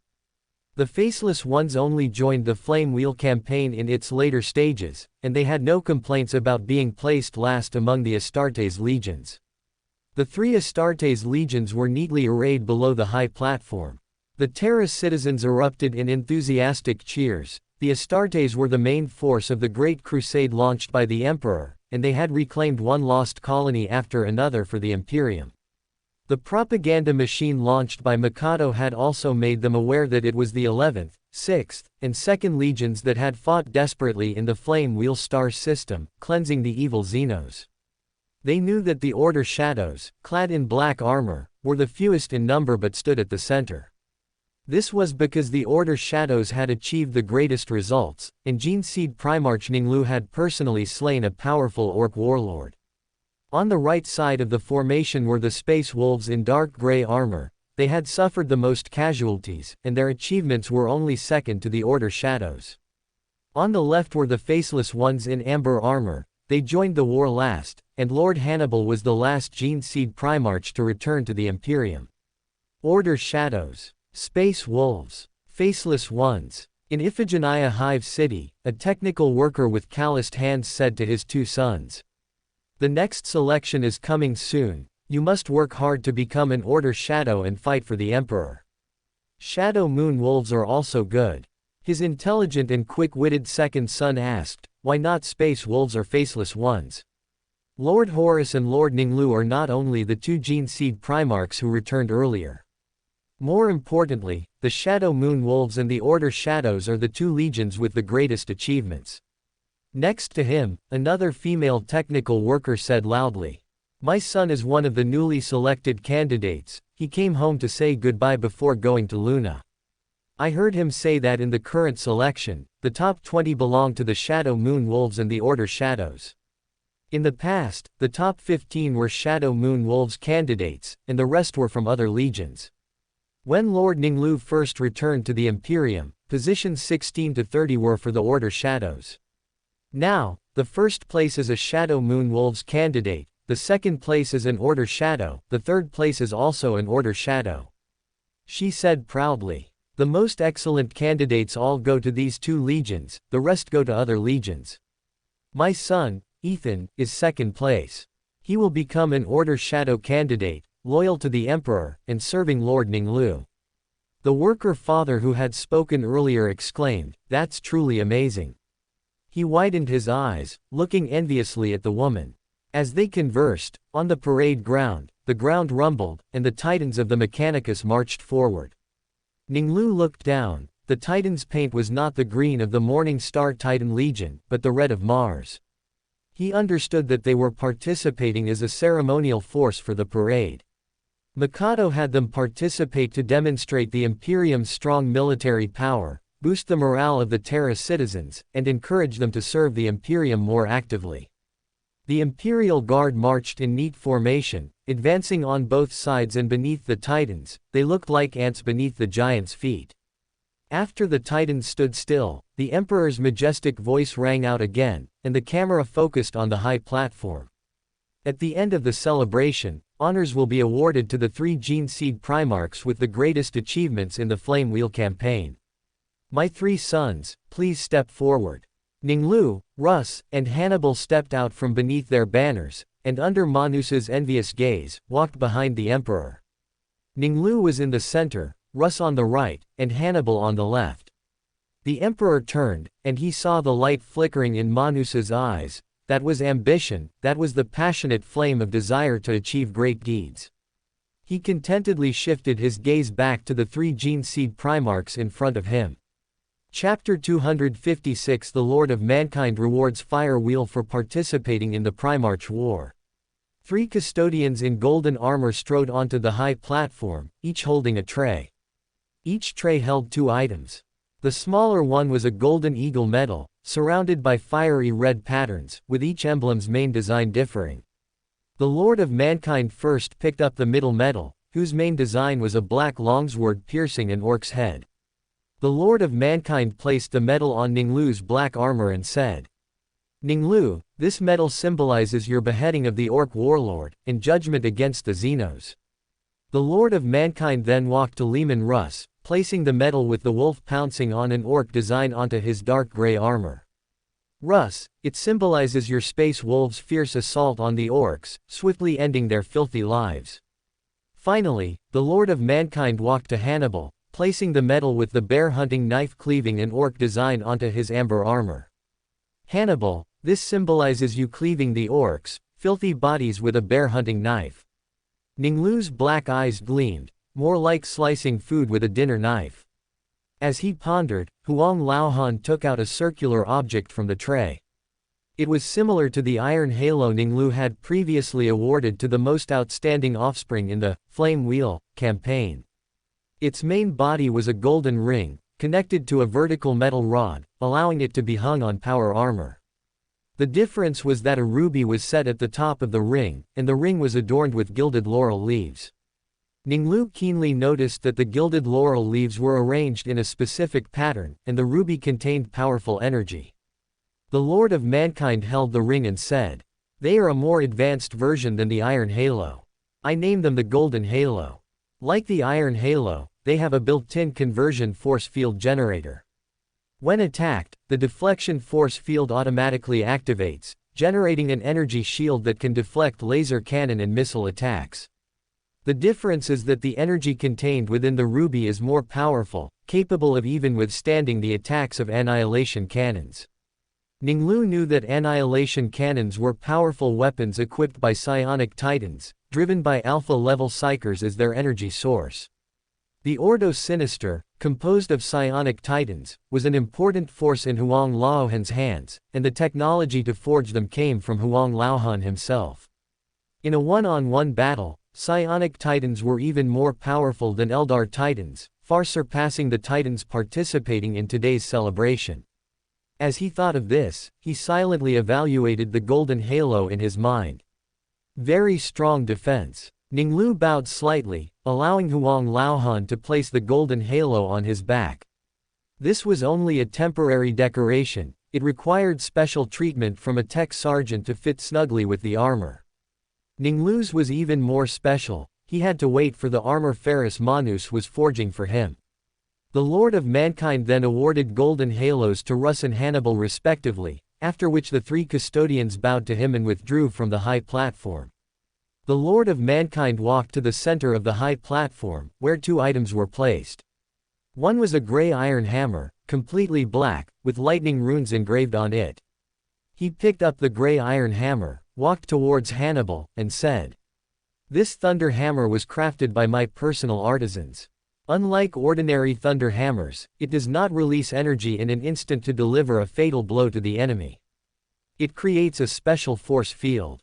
When a booming sound is heard, enemies will be stunned by the sound waves, which is why I named it thunder." Upon hearing this, Hannibal's eyes lit up. He took the thunder hammer from the Lord of Mankind with both hands. "Father, thank you for your gift. The thunder hammer suits me very well." The Lord of Mankind then looked at Russ and said to him, "The Space Wolves suffered significant casualties in the Flame Wheel campaign. Your actions were swift and unyielding. Your home, Fenris, might be left empty because of this. Therefore, I reward you with a fortress. It will be the largest fortress outside of the Imperial Palace's defenses." Upon hearing this, Ning Lu immediately had a bad premonition. He had already guessed that Huang Laohan was granting Russ the Wolf Fang Fortress. So, according to the original Fire Wheel reward, will Huang Laohan give me Jushin's spear? Ning Lu knew that what Huang Laohan said was indeed correct. In the future, the Thousand Suns' attack on Wolf Fang Fortress would lure the Space Wolves out, leaving their wolf dens empty. The Space Wolves relied on Wolf Fang Fortress to defend against the attack, ultimately repelling the Thousand Suns' assault, with the geographical advantage playing a significant role. Russ bowed upon hearing this and said, "Allfather, the Space Wolves will surely carry out your will and eliminate all enemies of the Imperium for you." Ning Lu watched as the Lord of Mankind walked to the center of the high platform and pressed the control staff. Accompanied by the sound of mechanical transmission, a platform with a spear inserted rose. It looked like an exquisite spear, just long enough for him to use. The brows of Russ, Manus, and Hannibal furrowed simultaneously. As gene seed Primarchs, they could all sense the curse contained within that spear. Just seeing the spear made them instinctively feel uncomfortable. Ning Lu's eyes narrowed. Huang Laohan was about to hand Jushin's spear to him. In the end, he still has to give me Jushin's spear, and he didn't give me a choice. Huang Laohan must have used his empathy magic again to deduce the future. In this future, I will play a crucial role, which is why he decided to give me Jushin's spear. Ning Lu's eyes flickered. He knew he couldn't refuse, but he also wouldn't let Huang Laohan arrange everything. Jushin's spear cannot dictate my will. Every choice will still be made by me. If it doesn't align with my ideals and interests, I still won't follow his plan. If Huang Laohan has a way to make me execute his plan, it can only be due to his superior cunning and masterful planning. Ning Lu knew that Jushin's spear was not like some chaos artifacts that would corrupt one's mind. After Russ obtained it, he only carried it when meeting Huang Laohan to please his father. He couldn't abandon Jushin's spear, yet he wasn't driven by it. If the 2nd and 11th Legions were truly purged in 945 by Russ and the Space Wolves, then it could only mean that Russ carried out Huang Laohan's orders. Russ became the executioner because he accepted that role, not because he was influenced by Jushin's spear, which he still resisted using at that time. During the burning of Prospero, he did not use Jushin's spear, which did not affect his final decision to launch the attack and break Magnus's spine. Russ disliked Jushin's spear and never used it. Ultimately, he accepted the power of the curse only to enhance his own combat strength and assassinate the powerful Horus. Jushin's spear did not control Russ's will, all his decisions stemmed from his own thoughts. As Ning Lu pondered, Huang Laohan spoke. Ning Lu, this spear was personally forged by me in my first underground fortress during the Age of Strife. Ning Lu stepped forward, thinking to himself. I also know that you infused part of your power into it. This makes Jushin's spear a true artifact, but it also makes it a cursed weapon. Ning Lu knew that although powerful weapons like Horus's claw were also called artifacts, they were not truly artifacts. As Ning Lu pondered, Huang Laohan continued. I named it Jushin's spear. Now I bestow it upon you, hoping you will wield it to achieve great deeds. Ning Lu walked to Jushin's spear, hopefully thinking. Open black lens bracket perhaps Jushin's spear is destined to belong to Russ, and it might not react to me. I remember when Russ grasped Jushin's spear, it immediately triggered a reaction. Russ felt the ominous threads of Jushin's spear pierce his soul, and his smile was uglier than a cry. Huang Laohan saw Russ's worry and resistance but said nothing, which made him feel worse than the curse itself. Threads of fate was the Fenrisian term for destiny's threads. Russ knew then that his future would be tragic. Close black lens bracket. Chapter 257, Jushin's spear. Ning Lu's hand grasped Jushin's spear, and a golden light erupted. The people of Terra cheered loudly when they saw the light soaring into the sky.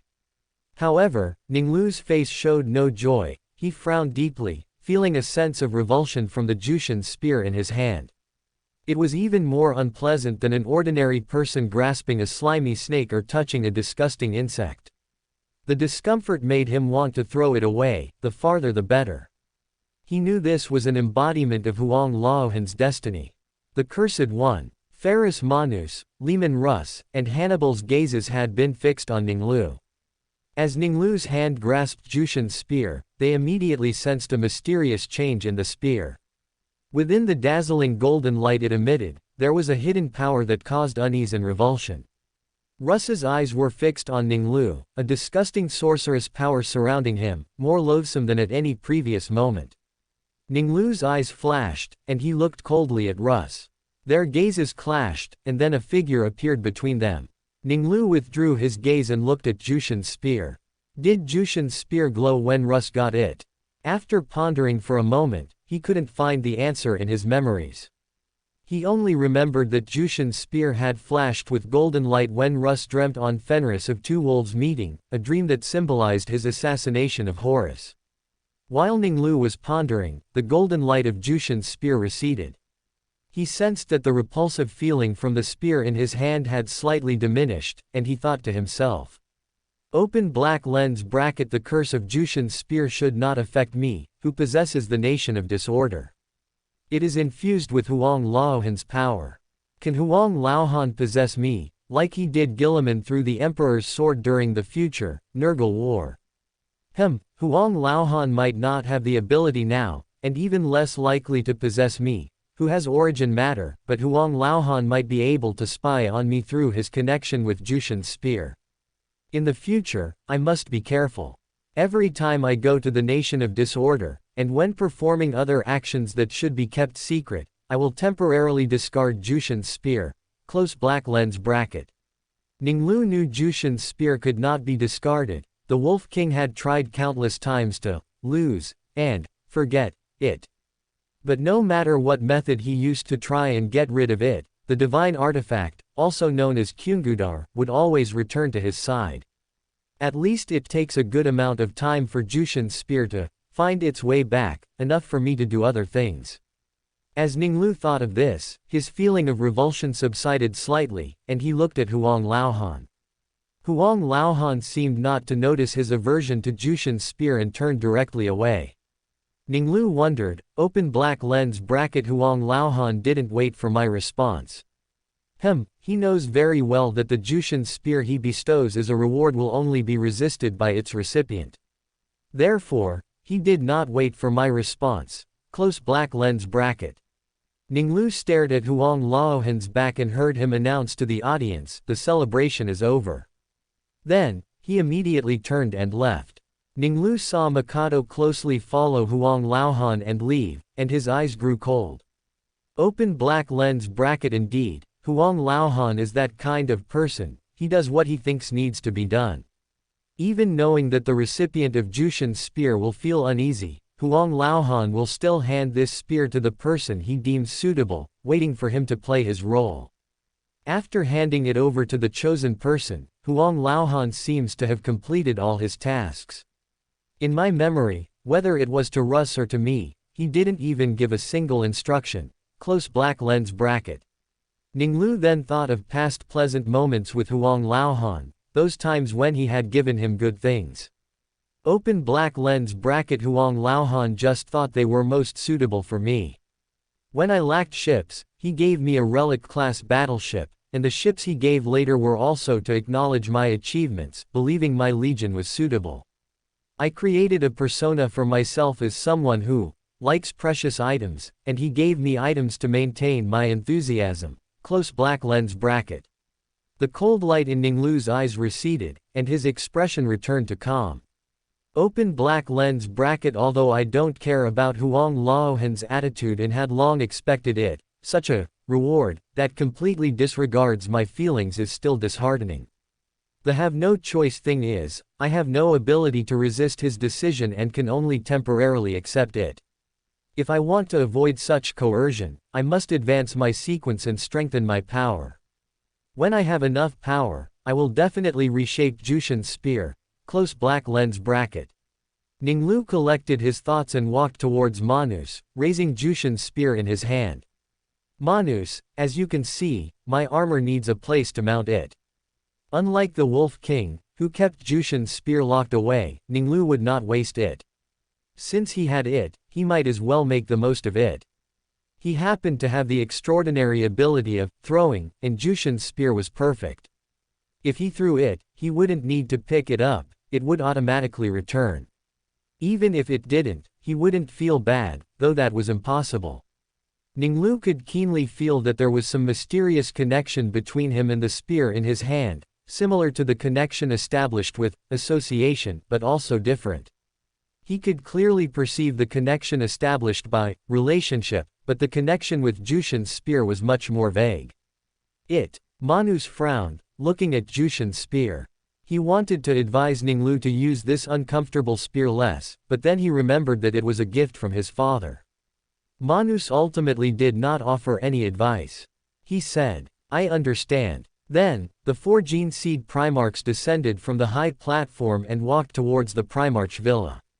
Passing through the Plaza of Heroes, Ning Lu saw 4 statues standing there. Ning Lu curiously examined his own statue. His statue had a marble base. The statue's body was made of obsidian, appearing mysterious and cold under the light. The statue was lifelike, accurately recreating his facial features. The statue's eyes were made of a crystal-like material, shimmering with dazzling light. The bridge of the nose was high and rounded, made of black onyx. Ning Lu then looked at the other 3 statues. Horus's statue was pearly white, exuding extraordinary presence. At the feet of Russ's statue, he and his 2 brothers, Freki and Jerry, roared simultaneously. Hannibal's statue used amber stone as its material, elegant like the man himself. Manus examined the 3 statues, evaluating every corner, every line from a numerical perspective. Ning Lu has changed a lot. He has gained a pair of golden wings on his back. Russ assessed the increase in Ning Lu's combat power after acquiring the wings and the spear. Although the spear was annoying, it was clearly a powerful weapon. Ning Lu noticed Russ's gaze and thought to himself, open black lens bracket. I remember that besides the fragment that powered the Silent King's throne, there's also a fragment of the Burning One in the Fenris system. He's in Midgardia. After the hand puppet king discovered its existence, he raided that world and obtained the fragment. When the time is right, I will get it. Close black lens bracket. Hannibal hadn't found an opportunity before, and now he asked curiously. Ning Lu, why do you have a pair of golden mechanical wings on your back? Ning Lu looked at Manus's hands and said, I accompanied the emperor to Medusa and encountered a golden mechanical eagle. After defeating it, I obtained these wings. Hannibal followed Ning Lu's gaze and curiously asked the owner of the silver hands. Manus, did you obtain your hands in the same way? That's right, Manus's leaden voice rang out, I defeated a silver two-headed dragon. They are both creatures with immense power, difficult even for a gene seed Primarch to kill. Manus recalled the scene of that day's battle and finally said, the golden Garuda that Ning Lu defeated was even more powerful. The 4 gene seed Primarchs conversed for a moment longer, then continued their journey. They walked along the cold lake to the colorful circular plaza. The plaza led to 20 buildings, which were the residences the emperor had prepared for the gene seed Primarchs. Since their construction, this was the moment with the most occupants simultaneously. The Primarchs parted ways, and Ning Lu walked along the lakeside path into a courtyard built of pale stone blocks. The next day, Ning Lu cooperated with Mikado's publicity arrangements and attended a series of events. At the end of the events, Mikado walked up to Ning Lu. Tonight at 11, your father is waiting for you at the astronomical observatory. Chapter 258, The Ning Lu constellation defined by the Emperor. Third update for monthly tickets. Ning Lu proceeded along the underground passage of the Cold Palace, heading towards the entrance of the astronomical observatory. He saw 3 golden armored guards standing at the entrance. Constantine Valder, the commander of the guards in the center, said to Ning Lu. My lord, the Emperor of Mankind, your father, awaits you in the Constellation Hall. Ning Lu nodded slightly, he didn't need Valder's guidance. Even without activating his warped gaze, he could see the shining light emanating from the Emperor. He stepped forward and entered the Constellation Hall. The entire palace, as its name suggested, felt like being amidst a galaxy upon entering. Wrapping around the 4 walls of the Constellation Hall was an unfurled star map. Huang Laohan had his back to him, gazing at the galaxy on the wall. Huang Laohan didn't turn around. He said to Ning Lu, constellations are ancient and unreliable astronomical concepts. The Imperial expeditionary fleets have already begun mapping the universe in greater detail. His tone was deep, lost in thought. But in the distant past, people believed there were 20 constellations in the sky. One day, I will have 20 suns like you. Each sun represents the character and ideas of a constellation. So, which constellation do you like the most? Ning Lu surveyed the murals. Besides the 12 zodiac signs, there were also 8 other famous constellations. Open black lens bracket Corvus clearly corresponds to Corvus Corax. Orion, composed of a belt and a sword, should belong to Leman Russ in Huang Laohan's mind. Hydra, in mythology, originated from the 9-headed Lernaean Hydra, which perfectly fits Alpharius and Omegon. Close black lens bracket. After a moment of thought, Ning Lu spoke. It's hard to say which one I admire the most. Sextans was named by Hevelius to commemorate the sextant he used for a long time to measure celestial altitudes. It symbolizes multi-dimensional exploration in science, culture, and philosophy, and I descended upon Voskid, which was established by his race. Scutum is also a constellation named by Hevelius. It symbolizes protection and responsibility, which is precisely what I pursue. It is my responsibility to protect Vostronia and the worlds under my rule, allowing them to prosper and develop. Traitor, with its 4/4 magnitude stars, is a symbol of power and victory, and also of authority and restraint. This is also why I retained Vostronia's arbitration system. As Ning Lu spoke, the current conversation awakened his memories. Open black lens bracket after the great victory at Ullanor, Huang Laohan found Horus and had a similar conversation with him. Let me think, how did Horus answer?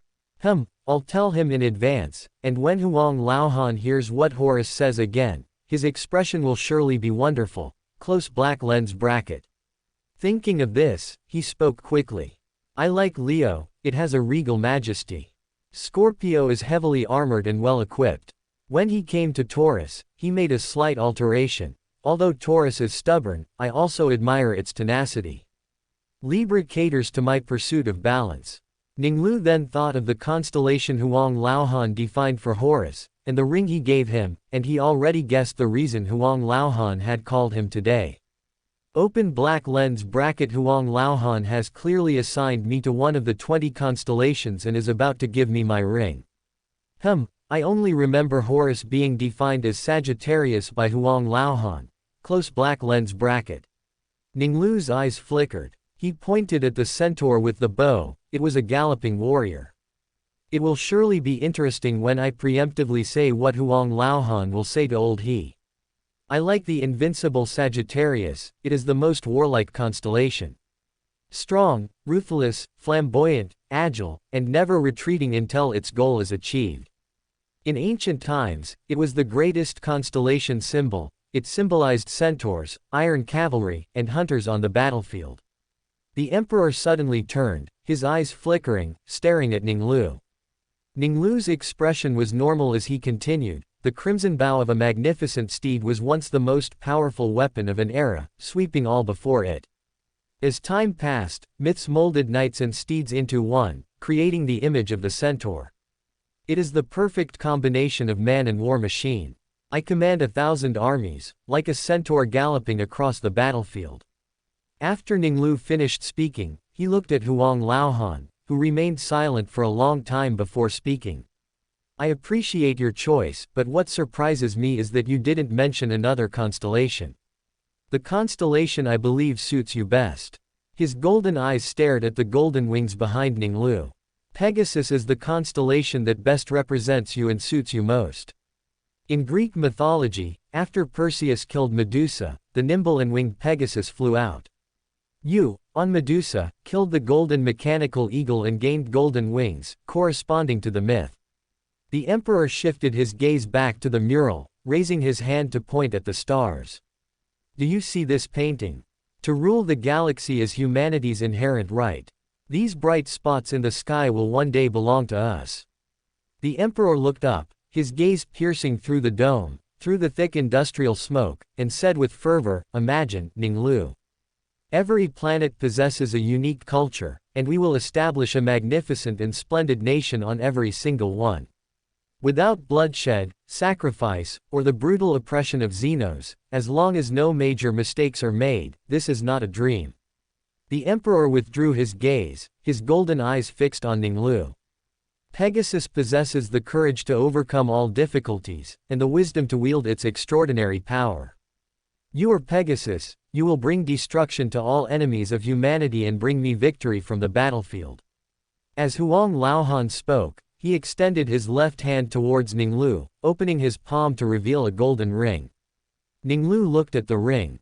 It was weathered, almost unrecognizable from the erosion of time, but he could faintly make out a horse's hoof and wings from the blurry pattern. Compared to the indistinct pattern, the spiritual radiance shining from it was exceptionally bright. Open black lens bracket. This ring is at least a high-order item, and there are 20 such rings. I cannot confirm whether Huang Laohan gave them all to every Primarch, as the only Sagittarius ring I know of was given to Horus at Ullanor. It's possible some rings have not yet reached the hands of some Primarchs, and the great feast has already begun. I'll find a way to get them all later. Close black lens bracket. As Ning Lu pondered, Huang Laohan continued. It was made in Persia the year before I was born. The invincible Pegasus, that is you. My Pegasus, go destroy the enemies of the stars for me, and bring endless victories. Ning Lu took the Pegasus ring and said, My lord, as you wish. On the 5th day after arriving on Terra, Ning Lu returned to the Wangquan Shadow and received Swindler Tierney. Wangquan Shadow, Primarch's private office. My lord, previously, acting as Swindler, I acquired 250 items treasured by various families, mainly European nobles. They are Terra's powerful elites, and I had no absolute certainty of maintaining this deception. To ensure the gains could be offered to you, I abandoned my fabricated identity as Eric. A solar month ago, the families, unable to contact me, realized they had been deceived and began searching for me.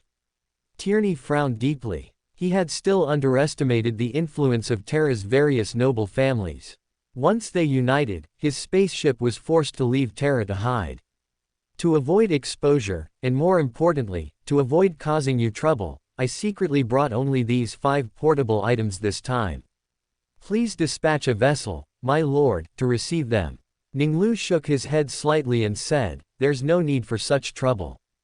The Gene Seed Primarch transmitted the ritual process to Tierney telepathically and then said, you can proceed according to this. Tierney's eyes were filled with astonishment. He thought to himself, Black Emperor, the monarch who descended upon Vostronia and ended the chaotic era of strife. After more than 10 seconds, he finally calmed his surging emotions and spoke. My lord, I understand. My lord, there is something I believe should receive your attention. Approximately a year ago, rumors unfavorable to you in the Order Shadows began to appear on Terra. Chapter 259, The Conspiracy of Fallen Horus. Ning Lu tapped his finger lightly on the back of the chair and asked, what kind of rumors? My lord, please forgive my transgressions. Tierney confessed his sins, then continued. The rumors first came from a library in Trian. A book titled, The Apocalypse, was discovered, and it tells of the terrible disaster of the Old Night. Its prologue describes the abuse of arcane techniques as the fuse, and the subsequent content describes an entire civilization wantonly using powerful arcana, ultimately leading humanity into a long night. As Tierney spoke, a look of confusion appeared on his face. At first, this was only seen as a warning from the Old Night, completely unrelated to you, or to the 11th Legion. But suddenly, for some unknown reason, the situation changed, as if someone was secretly manipulating everything. Tierney voiced his confusion, then forced himself to state the facts to avoid influencing the Black Emperor's judgment. In the cafes of the upper nest, in the bars of the lower nest, there were scholars, imperial staff, and workers who began to talk about how the Order Shadows possessed evil sorceress power, and that they would bring destruction to the Empire. The Ministry of Law of the Empire cracked down on those spreading the rumors with what could be called cruelty. Now no one discusses it openly, but in the shadows, in dark corners, people still mention it. Tierney pulled out a data slate and handed it to the original body servant Arsena Dunn. Members of the treasure robbery squad walk in the shadows, occasionally encountering those spreading the rumors. They captured 5 of them and interrogated them. All 5 of their confessions mentioned that they were told the revelations by a person wearing the standard library dust robe, with a hood covering his face, like a monk. My subordinates, based on the confessions, sketched a portrait of that person. The original body servant connected the data slate to the interface, displaying a simulated portrait of the instigator. Ning Lu looked at the simulated portrait. The person depicted had a rounded outline, almost without any sharp edges.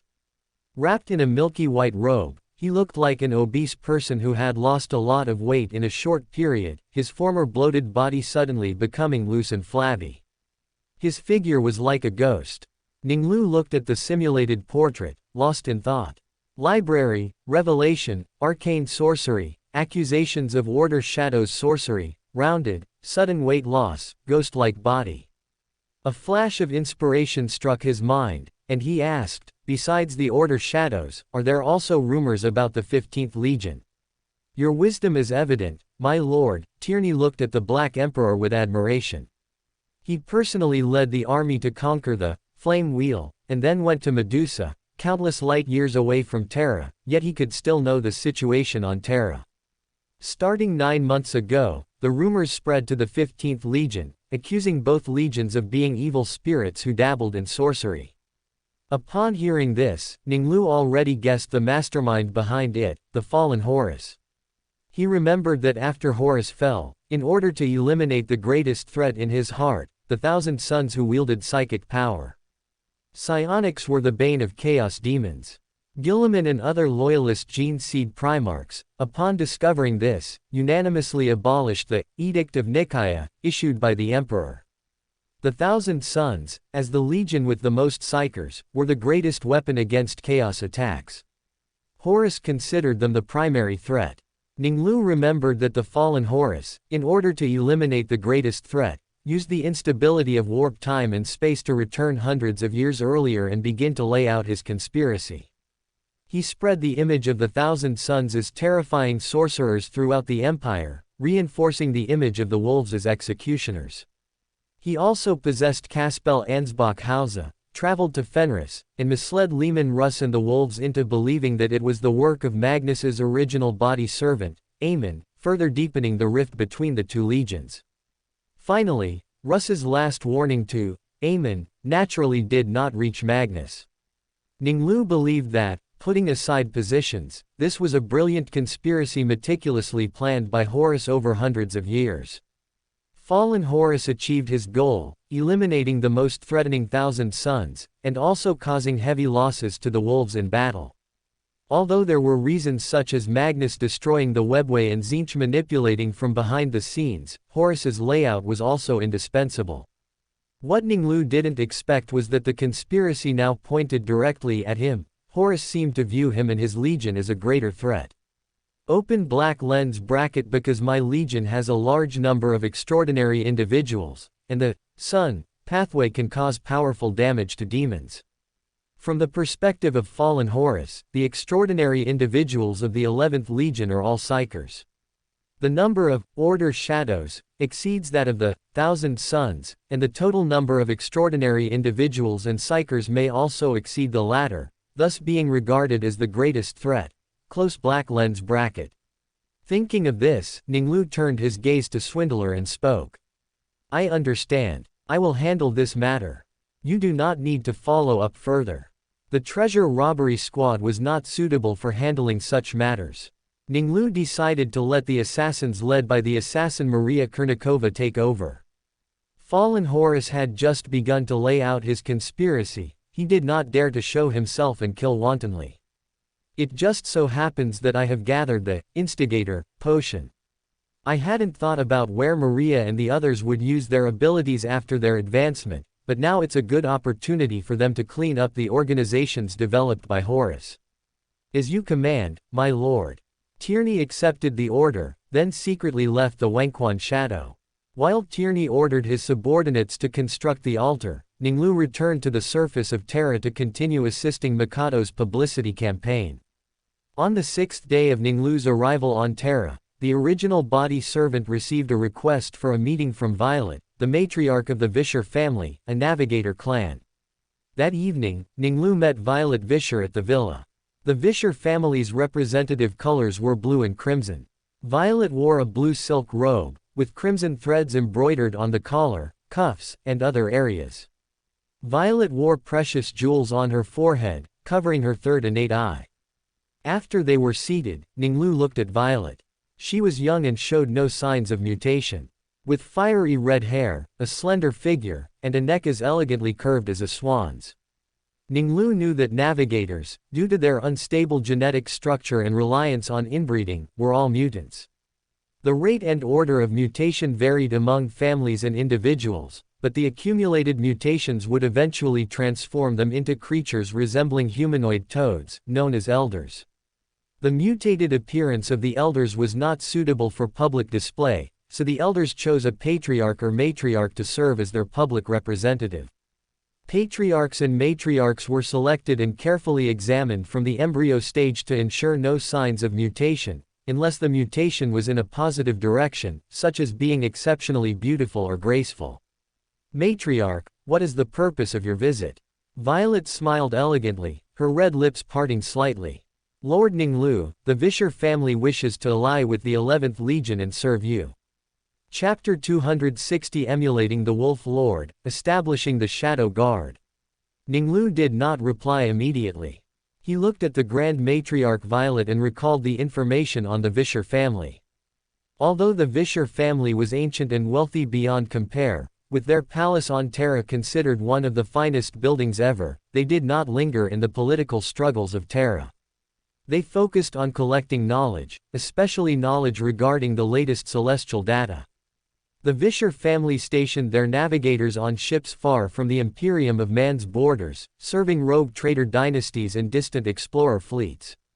As Ning Lu thought of this, he roughly guessed Violet's intention. What does the Vischer family want? The 11th Legion's star charts, Violet said, her eyes shining, stating the elders' demand. The rapid expansion of the 11th Legion had attracted the Vischer family's attention, and they hoped to acquire this valuable knowledge. Because the navigators serving their fleet had determined that the Vischer family could not directly arrange navigators to the 11th Legion's ships. The Vischer family would usually send agents to infiltrate, blending into Imperial fleets, rogue traders, Imperial Navy, and explorer ships at such times. But after several attempts, the Vischer family found they could not break through the Order Shadow's keen senses and instead lost dozens of elite family agents. The Vischer family's elders realized they could not bypass the Order Shadows to obtain the Legion's star charts. After deliberation, they decided to send the Grand Matriarch as their representative to discuss an alliance. The Vischer family's foundation is to use star charts to determine which areas are profitable, and then fund rogue traitor families and exploration teams, Ning Lu asked. Your lordship is insightful. That is indeed the case. Violet looked at Ning Lu with surprise. The Vischer family operated secretly, known to almost no outsiders except for navigator houses, yet Ning Lu knew so much about their family. I can share the star charts with the Vischer family, Ning Lu said. I can also allow rogue traders who obtain my trade charter to prioritize your investments. Introducing the Vischer family's navigators and resources could also accelerate the development of rogue trader families. As long as the rogue trader families developed under the management of the Order Shadows, Ning Lu did not mind them gaining benefits, nor did he mind the Vischer family getting a share. I imagine you must have some requirements for the Vischer family, Violet said thoughtfully. Ning Lu nodded slightly. My requirements are simple. One is that the Vischer family permanently provides navigators for the Order Shadows. The other is that the Vischer family must share all star charts with the 11th Legion. As allies, every navigator will receive protection from an Order Shadows member. Horus's scheming, and the appearance of the Vischer family, gave Ning Lu new ideas. He decided to emulate Lehman Russ's future alliance with the navigator family Belisarius and establish an alliance with the Vischer family. Navigator Alexander Belisarius assisted Russ in many campaigns, so on the day of the Army's founding celebration, the Space Wolves and Belisarius signed an eternal diplomatic agreement. The Belisarius family would permanently provide navigators for the Space Wolves. An entire squad named Wolfblades of Space Wolves would permanently provide protection for the Belisarius family, thus making the Space Wolves the only Astartes with a permanent garrison on Terra. Although the Imperial Fists were given the responsibility of the Terra Guard, they did not permanently garrison on the surface, they mostly stayed on the phalanx. Navigator families often had conflicts over commercial interests, and the intervention of the Space Wolves provided great assistance to the Belisarius family. The Space Wolves played multiple roles in this process, not only serving as bodyguards, training the Belisarius family's guard, but also performing various mysterious missions. Although the Wolves considered serving as Wolfblades as being exiled, in reality, many times, the Wolf Lord would send wolves who showed leadership potential to the Belisarius family. Being at the center of the Imperium of man's power operations, the Wolfblades would enhance their political wisdom and gain a deep understanding of how the Imperium of man as a whole operated. While the Wolfblades guarded the navigators, they inevitably came into contact with dignitaries and political figures at various levels of power, and these wolves established connections with imperial elites, which in turn benefited the Space Wolves. Ning Lu believed this was the best manifestation of Russ's political acumen. Perhaps he did not realize the significance of this move at the time, but it truly benefited the Space Wolves for 10,000 years, cultivating many outstanding leaders like Ragnar Blackmane. After Ragnar Blackmane served as a Wolfblade, he not only grew and trained but also learned social skills, eventually becoming the youngest Wolf Lord in the 10,000-year history of the Space Wolves. Ning Lu now decided to emulate the Wolf Lord's actions in advance, and more proactively, broadly, and deeply establish connections with selected noble families. Although he and the Wolf Lord had irreconcilable contradictions in the use of psychic powers, he was not stingy in learning from the wolves.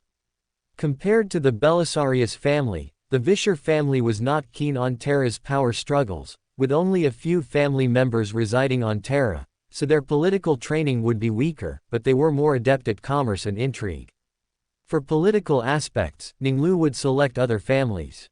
Expanding political influence on Terra will help resolve the troubles caused by Horus's schemes in the short term, and in the long term, it can cultivate a large number of leaders for the Order Shadows, who understand other forces of the Imperium of Man.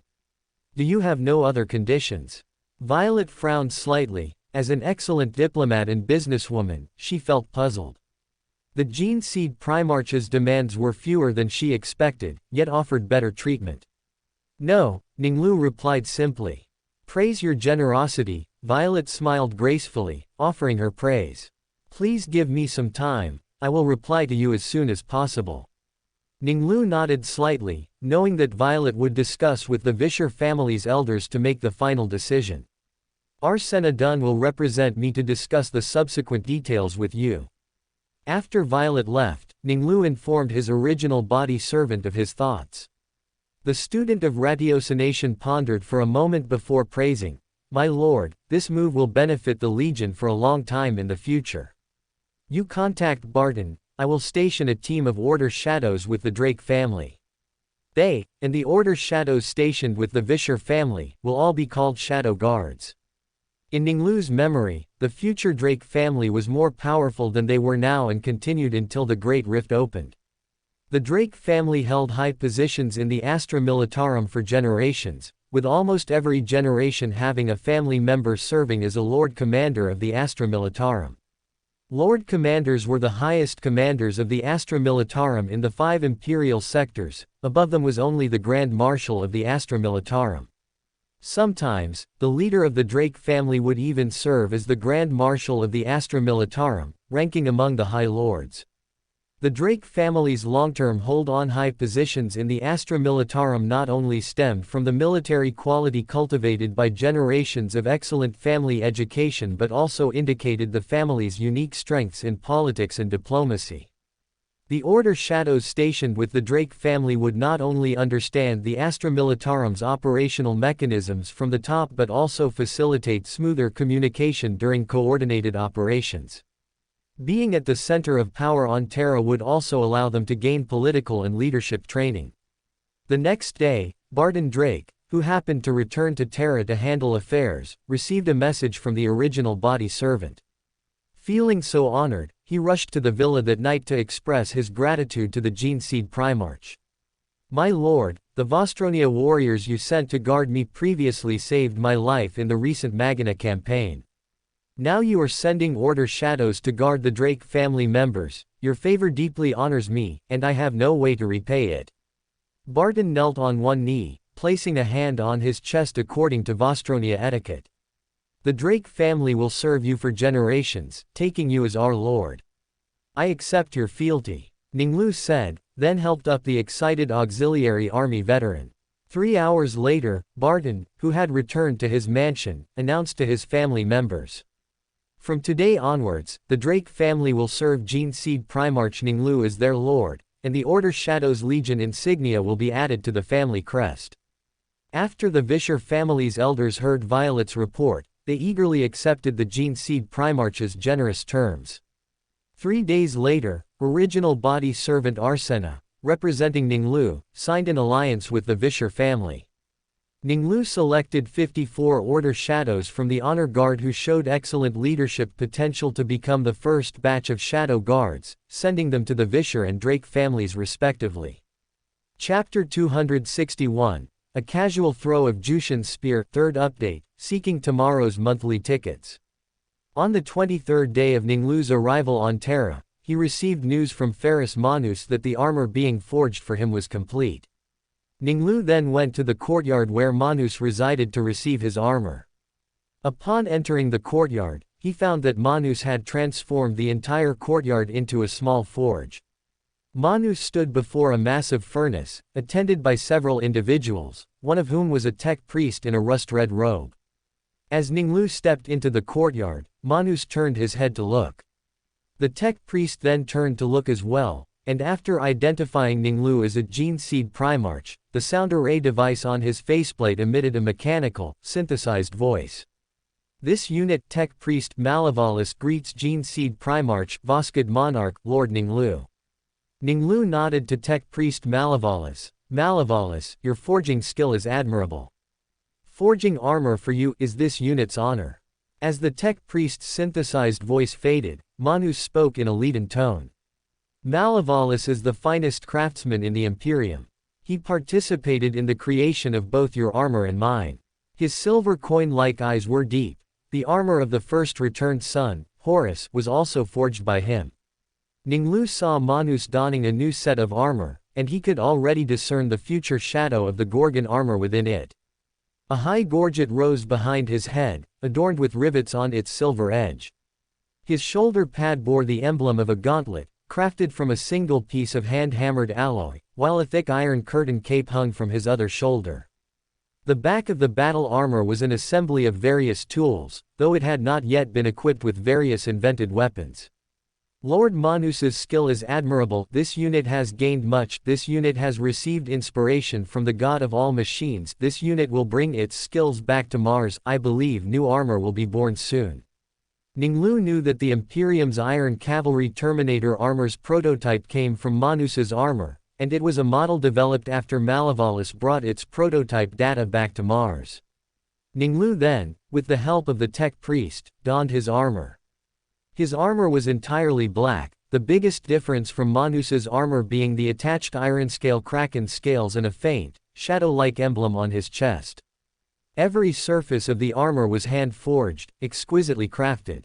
Malevolus participated in its creation, but Ferrus Manus's innate metallurgical talent was expressed to the fullest in every piece of equipment and every curve of the armor. Another significant difference was the reserved space for golden wings on the back of the armor. Ning Lu tried it, and the wings extended and retracted freely. Manus had also, at Ning Lu's request, reserved a position for the Jushin spear on the armor. Because the wings occupied a large space, Ning Lu's armor could not, unlike Manus's, carry a large number of tools and weapons on its back. The Jushin spear's mounting position was near the golden wing on the right, extending from Ning Lu's right shoulder. After Ning Lu placed the Jushin spear within it, the lingering discomfort disappeared, and he felt more comfortable overall. As Ning Lu stepped into the courtyard, layers of ethereal voices suddenly echoed in his ears. Tierney must be performing a ritual, offering items to me. Ning Lu's right hand reached behind him, and he gazed into the distance, his sight spanning over 10 kilometers. There was a designated but not yet developed open space. He gripped the Jushin spear and casually threw it. The Jushin spear whistled into the air, tracing an arc before falling to the ground. With a boom, a crack several meters wide appeared on the ground, and the spear plunged underground. Handy, Ning Lu murmured, not bothering with the Jushin spear, as it would return on its own anyway. After getting rid of the Jushin spear, Ning Lu walked into the villa and entered his chambers. He flashed into the shadow side of disordered country, and immediately saw an ethereal gray orb constantly contracting and expanding. Ning Lu extended his spirituality, spreading it towards the gray orb. Upon contact, blurred and distorted images immediately appeared in his mind, and ethereal, overlapping voices resonated. The Black Emperor of the Order Shadows. I implore your gaze. I implore you to accept my offering. Monarch's Iron Law, the foundation of the disordered country, please transmit power to my incantation. Ning Lu saw the items placed on the altar, they appeared somewhat ethereal and blurry. He knew that his spirituality could not bring so many items to disordered country. Ning Lu flashed into the fourth layer space, he condensed a black phantom, then returned to the shadow side, establishing a connection with the gray orb. After returning to the fourth layer space, Ning Lu's spirituality extended towards Tierney's corresponding location. His spirituality condensed into a black door. Tierney, kneeling on the altar, suddenly saw a large black door appear before him. Clang! In a sound that was both real and illusory, not quite substantial, that large door slowly opened. Tierney suddenly saw the black door swing open, revealing a deep darkness behind it, and the Black Emperor, high amidst the black mist, was looking down at him. Upon seeing this, Tierney's body involuntarily trembled, a tremor of awe towards immense power. Before Tierney could react, a huge suction force suddenly surged from within the door. One by one, items on the altar were seized by an invisible force and flew into the black door. He dared not look up until the Black Emperor's majestic voice echoed in his ears, "Well done." Before Tierney could react, items flew out from within and landed on the altar. "Use them well. Praise my lord, thank you for your bestowal," Tierney said devoutly, seeing the black door vanish and the spiritual whirlwind subside. Ning Lu examined all the offerings Tierney had presented, and he found that besides the altar, there was also a data slate. He opened the data slate and found information about some of the items recorded within. Tierney was thoughtful. Ning Lu noticed that the spiritual radiance on the Kogmar family's grandfather clock, which Tierney highlighted, shone the brightest. It should be a sequence 5 level potion ingredient. Time, it should be the potion ingredient for the Error Pathways sequence 5 inches Dream Stealer. Ning Lu also found that the most numerous item was the main ingredient for the Seer subsequent sequence 8 inches Fighting Scholar, the prosthetic eyes of the Crimson Walkers. Ning Lu knew that the Crimson Walkers were a conspiracy group composed of psychics, genetic scientists, and warlords. They served the last tyrant of the Age of Strife as advisors to the Vizier, creating war machines and genetically flawed bio-monsters for their master. There were a total of 109 Crimson prosthetic eyes, and according to the information on the data slate, they came from the same family. This family's idea must have been, if there are no high-quality rare items, then make up for it with quantity. They didn't expect that Tierney was swindler. The next day, when Ning Lu awoke, he predictably saw the Jushin spear on the marble floor of his bedroom. Open black lens bracket Huang Laohan's craftsmanship is indeed excellent. The Jushin spear is even more miraculous than the singing spears used by shaman and battle mages. Singing spears return to their hands after attacking, relying on a psychic connection. But with the Jushin spear, I don't even feel what power is at work, making it return to my side. It's truly miraculous. Close black lens bracket. He went down to the first floor of the villa to listen to the original body servant's report. My lord, Louis von Valençus reports that while sailing south from Voskid towards the galactic star map, he encountered an Xenos fleet in a neighboring star system. According to his report, the Xenos warships had cannons mounted on their lower sides, which I judge to be a Flow fleet. Louis reports that the Xenos occupy 2 planets in the star system, and he requests that you dispatch a fleet for support. Ning Lu nodded slightly. Reply to him that I will personally lead the fleet, along with the 10th Legion warships, to provide support. Issue orders to dispatch the 11th Battle Group to the star system occupied by the Flow. You convey the message to Manus, telling the 10th Legion to proceed to the star system occupied by the Flow. 5 days later, Ning Lu and Manus, having concluded numerous affairs, boarded the Wangquan Shadow, and the fleet set sail. Chapter 262, Medusa's Cruel, Limited Competition. Medusa Star System, Medusa IV, Orinus Rock. General Amadeus Dukine, former Legion Master of the 10th Legion, now its commander. His Mark I Thunder armor was painted in the black of the Iron Hands, with chains made of black and white iron rings adorning both sides of his pauldrons. A string of iron studs extended upwards from the back of his gorget to the top of his occipital bone, a symbol of his survival through countless trials and his acceptance into the Solag clan. After undergoing the crucible of Medusa's competitive culture, Dukine shed his armor and emerged victorious from a series of battles, each brutal in its own right, to become the chieftain of the Solag clan. Upon securing the chieftainship, Dukine donned his new armor. His cloak was a banner of the Solag clan. It was a banner woven from metallic threads and heavy silk, adorned and weighted with large pieces of agate, black crystal, and sapphire, with the silver emblem of the Solag clan at its center. Orinus Rock was a mountain range stretching hundreds of kilometers from north to south, composed of super-hard, special diorite blocks. Dukind stood on the hillside, instilling the philosophy of war into his clan. Lads, we adhere to a high-speed combat system that balances focused and comprehensive assault. Gabriel, as a recognized member of the Solag, stood on the hillside, nearly 10 meters from Dukind. He had grown accustomed to Dukind referring to young warriors as lads, or even lasses. In many legions, this would be considered a disrespectful way by an Astartes, yet no one resented it. He enjoyed teasing and mocking any warrior. Unlike the other strict Iron Hands and the 10 great warrior clans, he treated the young warriors undergoing modifications as if they were children. Dukind would care for, train, and nurture them. He was the only one in the entire Iron Hands and the 10 great warrior clans who did so. Our mission on Medusa is to guard the entire star sector, to protect every system and outpost, and to secure every resource point that can provide minerals. Just like the diorite beneath my feet, it is a metamorphic crystal found only on the planet Medusa, and it is a high-value resource. Gabriel's golden Garuda helped the Solag clan discover a rich diorite vein, for which he was gifted 5 tons of diorite. He analyzed the diorite, identifying it as a representative rock of holocrystalline neutral intrusive igneous rocks, and one of the main rock types in granite materials. After special treatment, it forms an even harder material called iron crystal, which the Iron Hands use as a substitute for stone.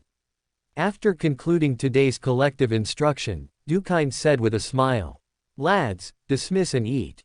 With that, Dukind walked towards Gabriel and asked, "Has Adams found the location of the new ruins?" Adams had previously located 2 ancient ruins, which the Solag clan and Gabriel jointly developed. He brought a large number of ancient technological relics to the Solag clan, and in the process of defeating Legion warriors who had joined other clans and came to snatch the relics, he demonstrated powerful combat strength and extraordinary command ability, which was the reason he was able to quickly become the clan leader. Dukind now believed that when it came to finding ancient ruins, no one was better at it than the Grim Death Lord. Adams has locked onto the location of the ruins, and further news will arrive soon.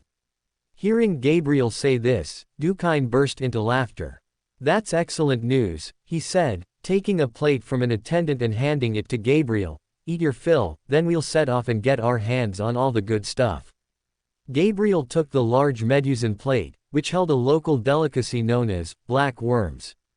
Though called black worms, they were actually a type of algae, merely fried to resemble black worms. Before coming to Medusa, I had never seen algae that could absorb energy from atmospheric particle friction. "This is Medusa," Dukind said proudly, "unique Medusa." After Dukind and Gabriel finished their meat in black worms, he looked up at the sky. "The lads tell me that the annual Iron Moon is approaching. Today is a terrifying day for Medusa." The calm beat in Gabriel's ear chirped, and after listening to Adam's message, he said to Dukind, "Then we should act immediately and defeat the monsters entrenched in the ruins. I imagine you wouldn't want to fight when the Iron Moon arrives." Of course, Dukind shouted to the members of the Solag clan, "Lads, move out."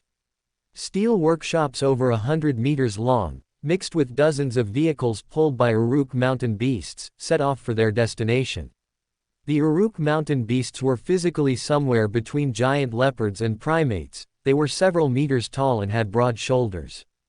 Their exceptionally long arms and strong bodies were covered in black fluffy fur, and their heads also had manes. Dozens of Solag people, one by one, pressed the activation devices inside the vehicles. Arcs of electricity flashed, and currents struck the Uruk mountain beasts directly. The Uruk mountain beasts, in immense pain, let out an angry roar and bolted.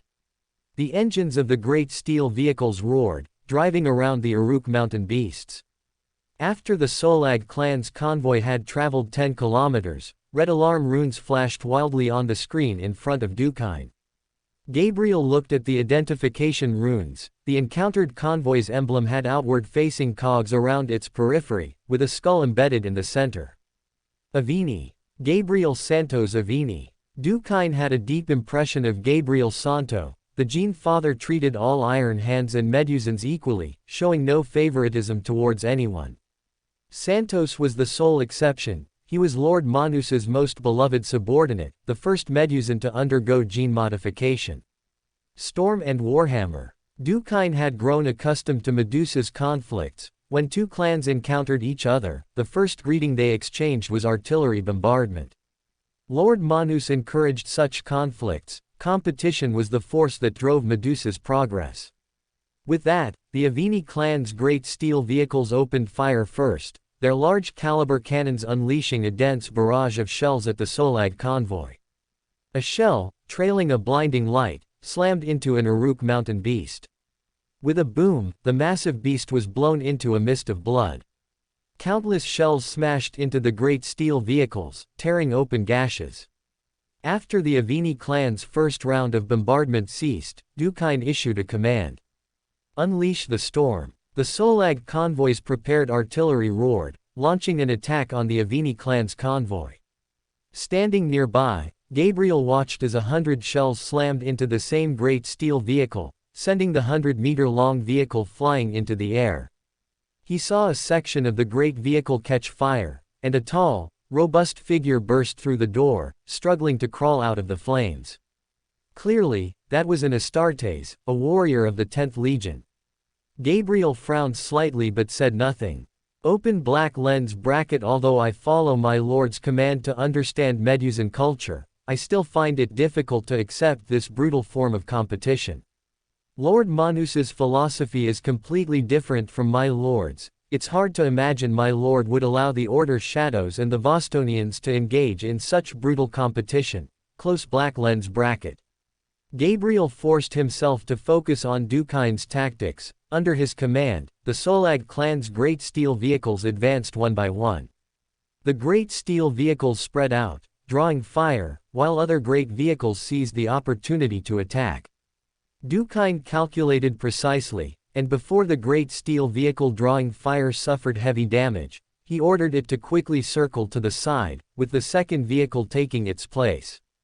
Not Storm and Warhammer, but there seems to be some shared philosophy. Gabriel recorded his observations on his data slate. The bombardment between the two powerful clan convoys lasted for 10 rounds, with the Solag, commanded by Dukine, gaining the upper hand. The Avini clan's convoy was the first to show weakness, retreating under organized artillery fire. One unlucky 10th Legion warrior perished in the flames, and 10 Avini tribesmen also died, eliminated in Medusa's competition. Dukine did not order a pursuit. Competition was limited and had to be kept within a reasonable scope. The convoy continued for another 30 kilometers, reaching the target mountain range. Chapter 263. How is his killing efficiency higher than Abaddon's? In the Medusa Mountains, the Solag clan's convoy was halted. During their previous short but fierce skirmish with the Avini clan, they had the upper hand, losing only 5 clansmen, but they lost most of their Uruk mountain. The Solag clan warriors, neatly arrayed, advanced into the mountains under the leadership of Amadeus Decane. Dukine asked Gabriel, who was wearing black armor beside him, what is the distance to Adams's positioning rune? Gabriel checked the information on the rune marker in his helmet's eyepiece and said, 5.1 kilometers. Gabriel led the way, and the Solag clan's contingent moved forward. When they were still 1.4 kilometers from the rune marker, 2 small squads of Order Shadows, clad in black armor, appeared before them. The 4th Battle Group Order Shadows, with green skulls painted on their right shoulders, saluted Gabriel and Dukine. A King's Court monk said, Lord Gabriel, Lord Dukine, I am ordered to guard the relic's entrance and ensure the retreat route is safe. Dukine looked at the cold-faced squad leader and said with a smile, Relax, there are no specters here. The corpse collector was startled. Sir, I apologize, but there are ghosts in this mine. Dukine's scar-ridden face looked unusually serious. I don't see any. The corpse collector had not yet spoken, a hint of nervousness showing on his cold face. The name Storm General was like thunder to his ears. Gabriel said, Relax, Dukine is just joking with you. He was the first to enter the mine entrance. Dukine, there's not much time left, the Iron Moon is about to begin. That's right, Dukine shouted to his warriors, lads, move it, explore formation. The mine was a narrow area, not suitable for the storm and Warhammer tactic he pioneered, which was famous throughout the Imperial armies. The contingent quickly formed a queue, with the 10th Legion warriors, who had not yet received the Soragu mark, in the center, serving as the backbone of the line, drawing fire and delivering fire. The flanks were Solag clan warriors, responsible for covering the Astartes' sides. Dukine, as always, held a power axe in his left hand and a bolt gun in his right, stepping into the mine first. Dukine strode forward in the mine tunnel, and soon he saw scattered remains of limbs and weapons like mining picks on the ground. After walking down 2 inclined passages, his vision opened up, and he saw black armor warriors fighting shambling flesh monsters in a large underground mineral processing plant. The flesh monster, stumbling, crashed into a several-meter-high furnace, actually knocking it over. The flesh monster's bloated body possessed immense strength. Attack! Dukine raised his bolt gun and fired at the monster. Adamantium-tipped bullets struck the mountain of flesh that was the monster, splattering large amounts of decaying flesh, but the monster did not fall. The monster seemed to be parts of dozens or hundreds of corpses, haphazardly pieced together. It had 24 arms, wielding entrenching tools, mining picks, and even automatic weapons that couldn't fire bullets. Dukine continued to fire at the dreadnought-sized monster, and after emptying a magazine, he shattered the decaying monster. At the same time, he also figured out the flesh monster's weakness, and he shouted to the Solag clan warriors. The monsters are pieced together from corpses, they are bloated and slow. Observe carefully, find the corpse connections, and strike there. The 10th Legion warriors sought out the connections of the flesh monsters and launched precise strikes. The Solag clan warriors, when the flesh monsters approached, took the initiative to attack, luring the flesh monsters and using their speed advantage to maneuver. Dukine pressed the runic symbol and charged into the horde of flesh monsters. The energized axe blade struck the flesh monster, and after a dozen fierce slashes, the blue disintegrating force field glow bit into the decaying body like electric snakes. As if melting, the flesh monster's body rotted and scattered across the ground. Dukine plunged into the monster horde, and after killing a dozen monsters in a row, his pupils suddenly constricted. He saw Adams kill a tall flesh monster with a single sword swing. Dukine's gaze followed Adams closely, and he found that this Death Lord's killing speed was incredibly fast. Every attack he made could kill a flesh monster. Open black lens bracket this, how is this possible? I have fought alongside many legions, and in terms of individual martial prowess, my former attendant, now first company captain of the Shadow Moon Wolves, Ezekiel Abaddon, was the strongest. Even he couldn't kill a flesh monster with a single attack. How did Adams do it? Close black lens bracket. Dukine then also discovered that besides Adams, there were actually a dozen other Order Shadows who could kill flesh monsters with 3 to 5 attacks. Their killing efficiency was even higher than his. Dukine's eyes flickered, he did not rage or roar, but merely observed coldly. He found that these highly efficient Order Shadows precisely hit the limb connections of the flesh monsters with every attack, and specifically the fragile connections. Is it because of the Order Shadow's keen perception? But Adams and the others' perception is clearly stronger than others. The Grave Diggers felt the battle was unusually easy. Although the flesh monsters were massive, their Death Eye could discern their weaknesses from a higher level. After the battle, Dukine walked up to Adams. Adams, this is my first time fighting alongside you, and you and your warriors have impressed me. I am merely good at dealing with these undead. Adams's expression was stern, without a hint of emotion. As the two spoke, the ground suddenly shook beneath their feet. Dukine's expression changed abruptly. Iron Moon. He opened his communicator and shouted loudly, "Convoy, take shelter." Medusa's annual gravitational disaster erupted globally. During the annual lunar eclipse, Medusa's satellite would resonate with the gravity of the star Stunilos, creating a terrifying gravitational disaster far exceeding normal tidal forces. A greedy Mechanicus spaceship flew towards a relic. When it was a kilometer from the ground, the spaceship was enveloped in blinding lightning. A super thunderstorm instantly blew the spaceship into shattered debris, scattering it across the land. 10 kilometers away, a tall mountain rose at a visibly rapid pace. At the same moment, several kilometer-high mountains sank underground. Reckless Mechanicus transport ships, in pursuit of efficiency, ignored warnings and were flying towards the Felgaze Mountains. They were ordered to support the construction of statues of the 10 great war clan patriarchs in the mountains. A superstorm engulfed the transport ship. It was like a helpless bird in a gale, tossed and thrown.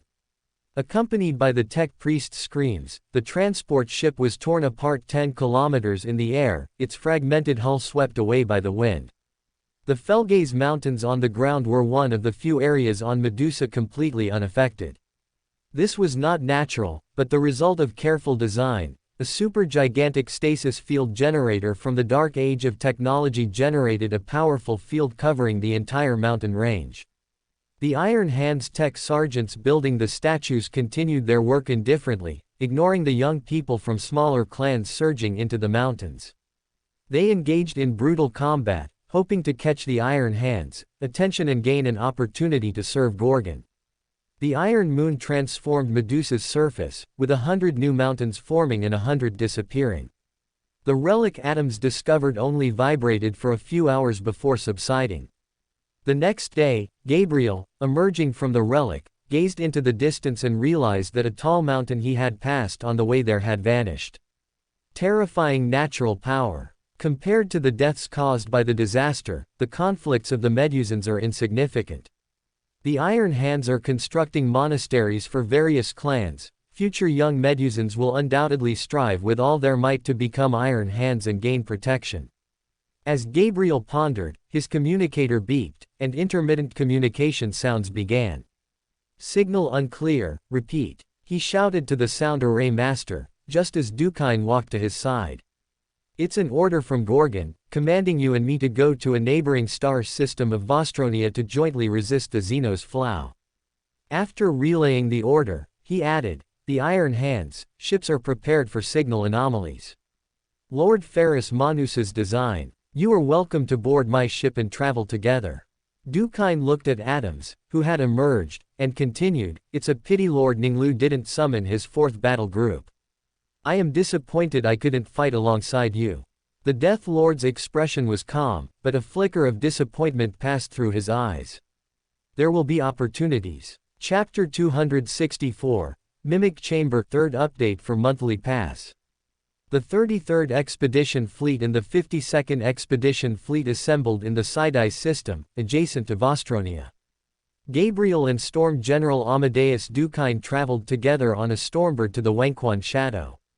The War Council immediately began, with original body servant Arsena Dunn holding a data slate and reporting to the 2 Gene Seed Primarchs.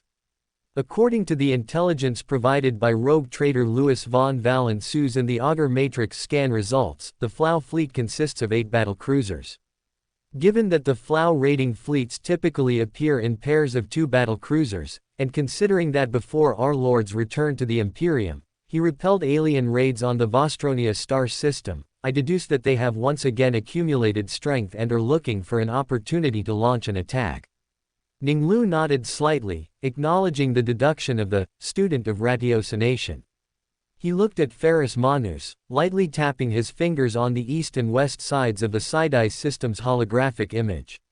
Manus, within the Sidai system, the 2 strongholds controlled by the Flow are located on the north and south sides, respectively. Our fleet will launch attacks from both flanks. The strength of the 2 fleets surpassed that of the Flow, so the outcome of the battle was not in doubt, the only question was the extent of the losses. Ning Lu himself was more focused on what he could learn from the Iron Hands during this opportunity. Manus's silver coin-like eyes gleamed, and his leaden voice resounded.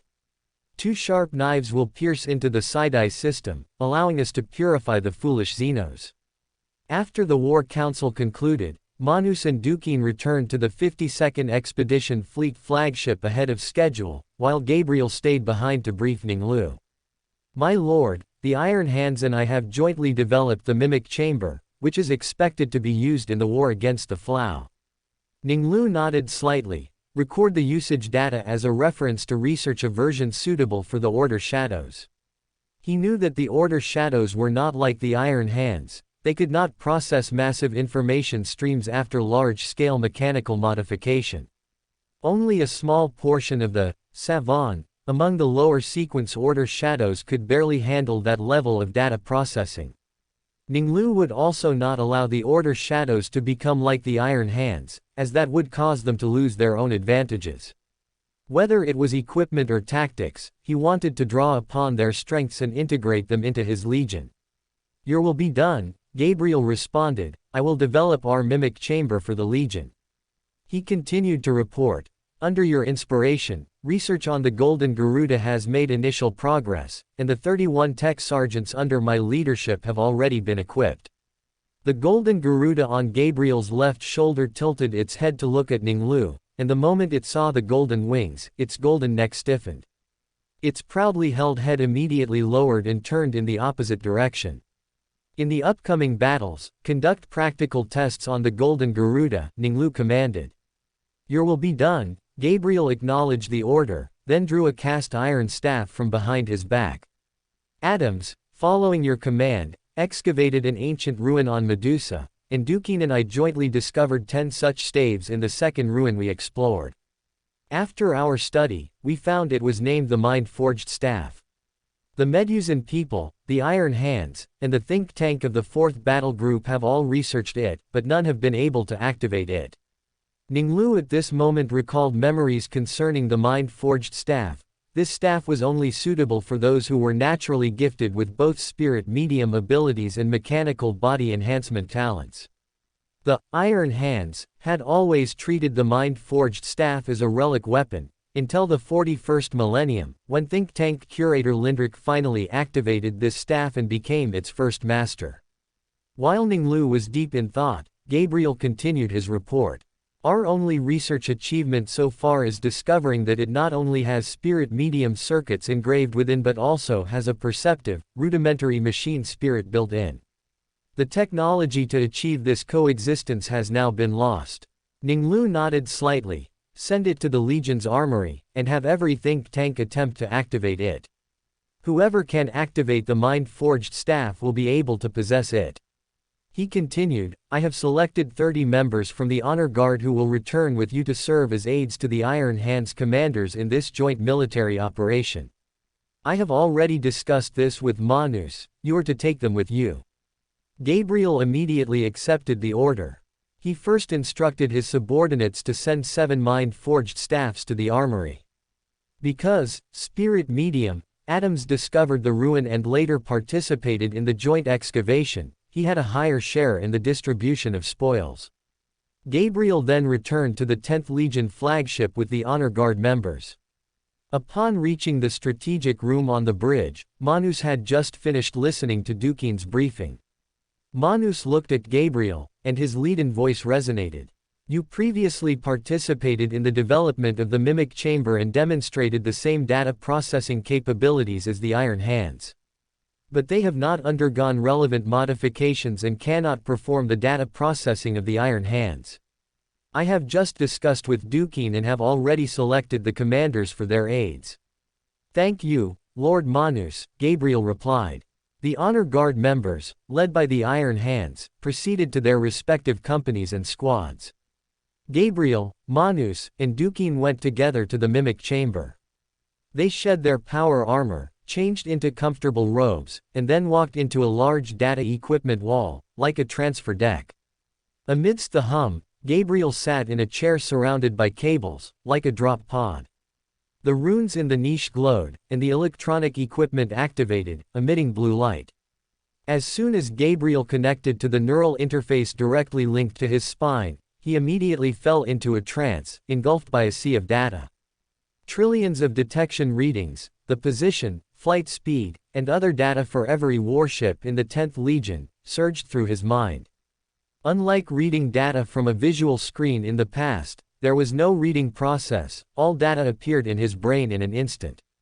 Previously, He also did not need to deal with data from zone commanders, they processed it and transmitted key data to the higher levels. Most Imperial fleets operated this way, but the Iron Hands and the Mechanicus did not.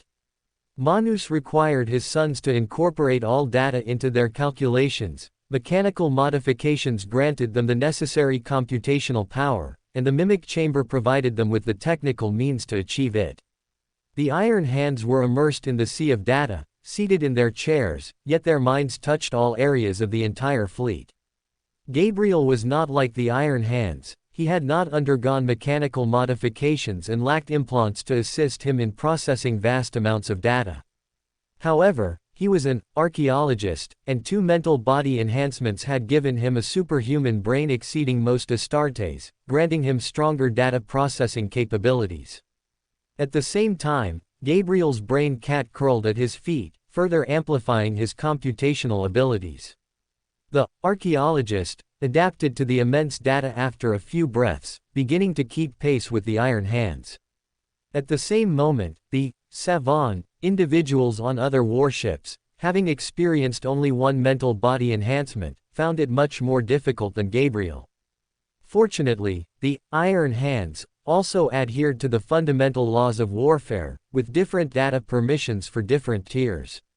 For non-flagship vessels, the data sea of the Mimic Chamber only contained their relevant portion, with the surging data being several orders of magnitude lower than that of the flagship.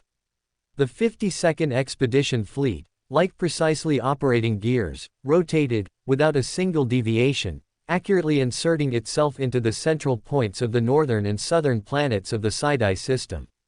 Data captured by the Augur array surged into the Mimic Chamber, entering the minds of the Iron Hands.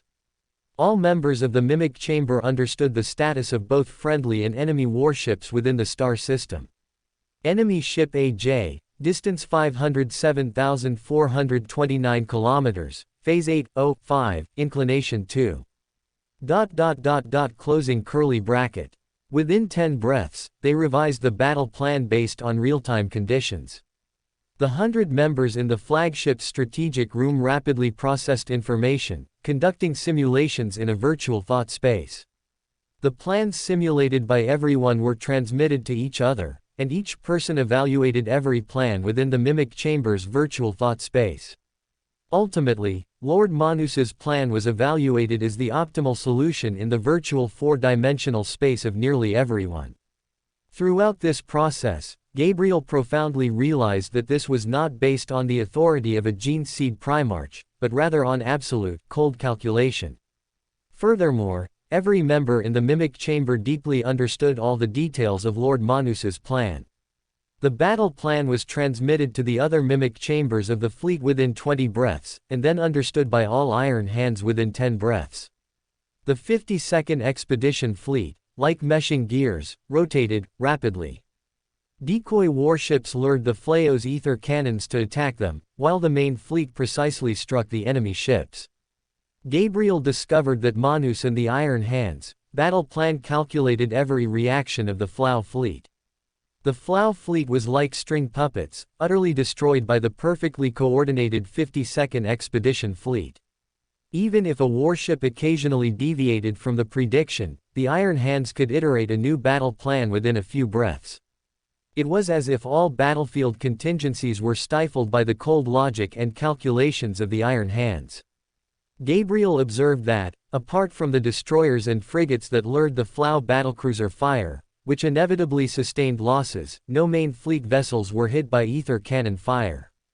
As the first Flow battlecruiser was destroyed, the archaeologist felt a large chunk of the data ocean disappear. While observing and recording, he also had the spare capacity to pay attention to the battle situation of the 33rd Expedition Fleet, which he had previously overlooked. Chapter 265, Jushin's spear pierces 100 men. Inside the Mimic Chamber, Gabriel instantly grasped the battle situation of the 33rd Expedition Fleet with a single thought. He couldn't help but frown. Not only was a capital ship attacked by a Flow battlecruiser, its void shield broken and hull taking artillery fire, but even a section of the Wangquan Shadow's port side void shield was shattered by an ether cannon. Lady Captain Diana Bolin is in command. She is an excellent captain, but dealing with the Flow fleet is too strenuous for her. Just as Gabriel thought, Diana was authorized by the Gene Seed Primarch to command the Void battle, but the ether cannons of the 4 Flow battle cruisers posed too great a threat. As an audience member, Diana's mind-body received a slight enhancement, and her brain cat further boosted her computational abilities, giving her computational power comparable to a normal Astartes, but still vastly inferior to the Iron Hands mimic chamber. The shattering of the Wangquan Shadow's port void shield put her under immense pressure. For the first time, the Wangquan Shadow's hull was bombarded by a frigate's artillery. Primarch Ning Lu should immediately take over command. A long second, for Diana, felt like an entire night. A flicker of surprise crossed her blue-green eyes. There was enough time for the Gene Seed Primarch to react and issue orders. Primarch Ning Lu didn't issue an order, which means he trusts me. The Lady Captain calmed herself and issued an order. 3 degrees to port, destroy it. Her gaze followed the trailing light of the shells on the visual screen, and only after seeing the frigate torn apart did she exhale softly. The Lady Captain realized that she couldn't control the entire battlefield. In this situation, she should authorize other commanders to be responsible for local fronts, while she herself should quickly find a breakthrough. Lord Morrison, enemy ships A-1 and A-2 are the responsibility of the 11th Battle Group. Thomas, I request the help of the think tank to ensure my orders are transmitted faster to every part of the ship. Arsena, I also need your help to assist me in processing data and refining the battle plan. The think tank curator and original body servant standing before the throne spoke simultaneously. Good. Thomas's will spread, linking the Lady Captain, Arsena, and the minds of the other think tank members on the flagship. The Lady Captain handed over the data for the 2 battle cruisers, A3 and A4, to the student of ratiocination for processing. The student of ratiocination's mind-body had been enhanced twice, and he also had the computational boost of a brain cat, with computational abilities close to a normal Iron Hands. 5 breaths later, the student of ratiocination stated the deduction result in the mind link. A4 is the most suitable target. It's gotten overconfident after successfully attacking the port side and crippling the void shield, and has strayed from its escort ships. Your reasoning confirms my thoughts. Diana's eyes sparkled. She decided to issue a risky order, using the Wangquan Shadow as bait to lure the greedy enemy ship A4. Port turn 398, angle 2 forward. Quote. The sector commander hesitantly confirmed the Lady Captain's order. This order would expose the port side directly to the Flow ship's bow. Unlike Imperial capital ships, Flow battle cruisers do not carry weapons on their port and starboard sides. Their ether cannons and other artillery are all located on the bow side. This order from the Lady Captain was tantamount to exposing a weakness to the enemy ship, which the sector commander could not understand. Execute order, the golden-haired Lady Captain said majestically. She then turned her gaze to the Flow battlecruiser marked A3. I will handle A3, Diana heard the Gene Seed Primarch, who had been silent, suddenly say. Ning Lu did not immediately take over the Lady Captain's command at the first sign of an unfavorable battle. With the situation still under control, he decided not to intervene. The Lady Captain also didn't disappoint him. She decisively authorized the 12th Battle Group to attack independently, while also luring enemy ship A4 to attack. He approved this plan. To alleviate the Lady Captain's pressure, and for the Flayo's valuable alchemical materials like Night Shard, Ning Lu decided to lead the honor guard in a boarding action. Prepare for boarding. As Ning Lu rose and headed to the torpedo deck, Morrison also issued a command. Pel, A2 is your fleet's responsibility. Yes, my lord. Percassielny, promoted to captain of the 5th Company after the Flame Wheel campaign, commanded a sub-fleet. On the Vostonia's sword, Pel stared at the holographic image, his black eyes searching within the void image. Seconds later, his eyes lit up, fixing on the rune marked H15 dust cloud.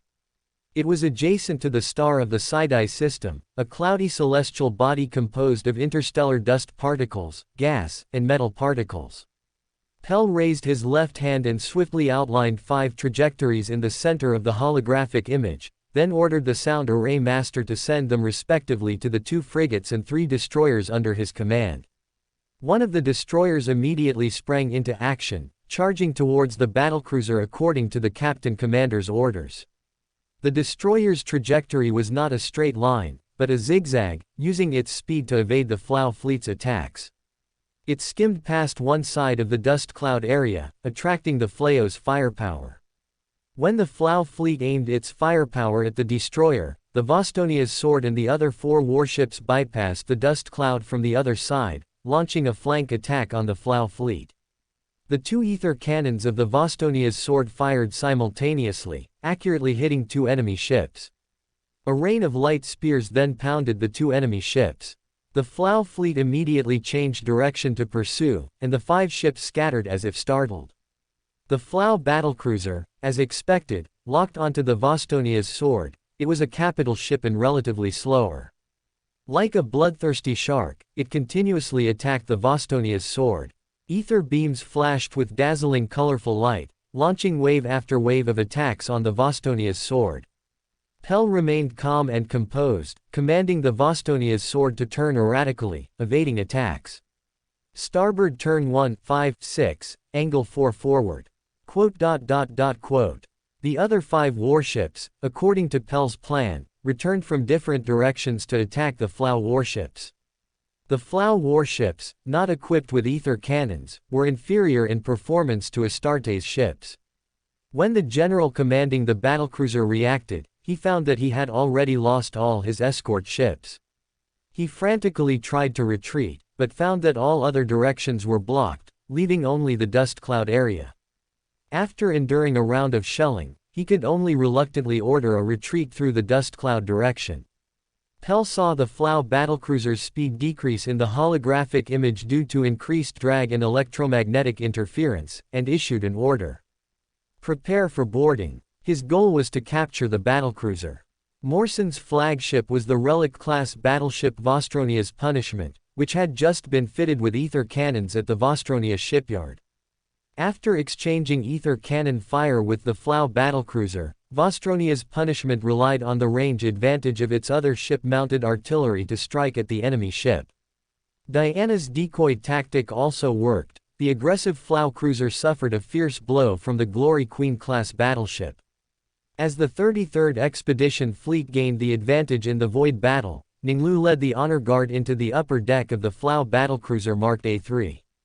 Flow Governor led 1,000 ether masters in purple-gold robes, blocking the assault team. As soon as Flow Governor raised his staff, Ning Lu infused the Jushin's spear with psychic energy, activating the hidden power of the artifact. The thrown Jushin's spear instantly flew to the Flow Governor leading the charge. Flow Governor gazed at the spear. He saw dazzling colorful light and felt the immense power contained within it, which he both loathed and feared. His face was grim, and he shouted loudly. 1,000 ether masters raised their staffs, and an ether tide surged. The entire bridge frosted over, and members of the honor guard felt as if cold, shadowy tentacles were caressing their souls. Ether energy converged at the head of Flow Governor's staff, and he suddenly swung it out. Boom! The Jushin's spear crashed into the psychic shield, and a deafening roar erupted, causing the Order Shadow's ears to ring. Flow warriors and servants bled from their eyes and noses, their bodies falling lifelessly to the ground. Flow Governor had just breathed a sigh of relief, thinking he had blocked the terrifying spear, when he suddenly heard a sound like shattering glass. He was astonished to find that the psychic shield he, who mastered the Flao's supreme ether mysteries, had created with 1,000 ether masters, had actually shattered. The spear instantly flew before him, and the force field shield Flow Governor hastily raised was instantly shattered. After piercing Flow Governor, the Jushin's spear continued unabated. The powerful force of the throw attached to the spear propelled it to pierce through dozens of ether masters and scores of Flow warriors in succession. After piercing 100 Flow in one blow, the Jushin's spear finally plunged into the deck. The Flow looked at the spear in horror. It was like a terrifying evil artifact from myths and legends. Ning Lu vibrated his golden wings and plunged into the Flow ranks. He was not yet able to freely control the Burning One's star god essence, and to avoid damaging the spoils of war, he did not release flames.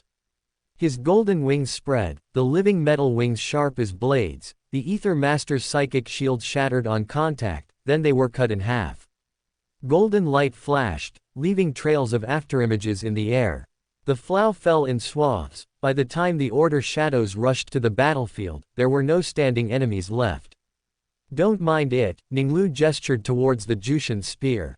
Then, he drew his Val's sword and pursued the enemies, moving the Night Shard and other spoils of war to the Nation of Disorder. In the mimic chamber of the 52nd Expedition Fleet's flagship, Gabriel's worries subsided only when he saw the 33rd Expedition Fleet achieve a complete victory.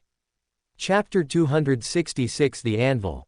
Gabriel, with the aid of the mimic chamber, gained a complete understanding of the situation in the Sidai system. The 33rd Fleet achieved victory through the Order shadows, with sacrifices no greater than the Iron Hands. He smiled, removed the interface, and rose from his seat.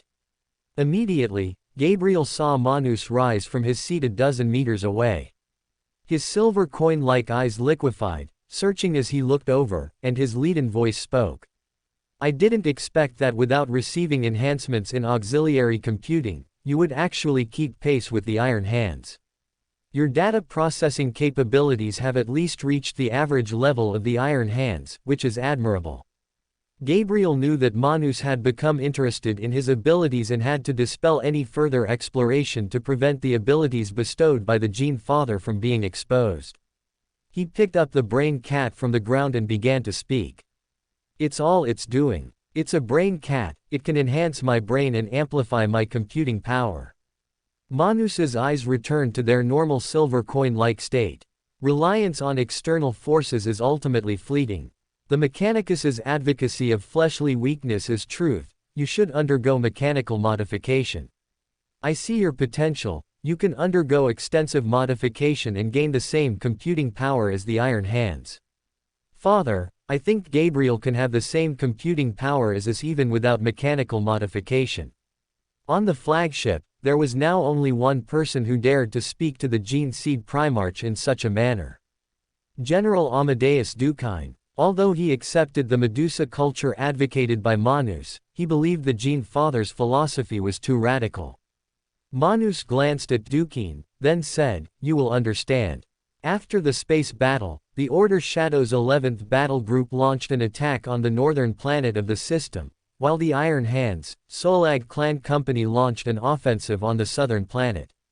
On the 52nd Expedition Fleet flagship, Ferrus Manus said to Dukine, "You are known throughout the Imperium as Storm and Warhammer. Now is the time to demonstrate your capabilities and prove that my decision to appoint you as commander was not mistaken."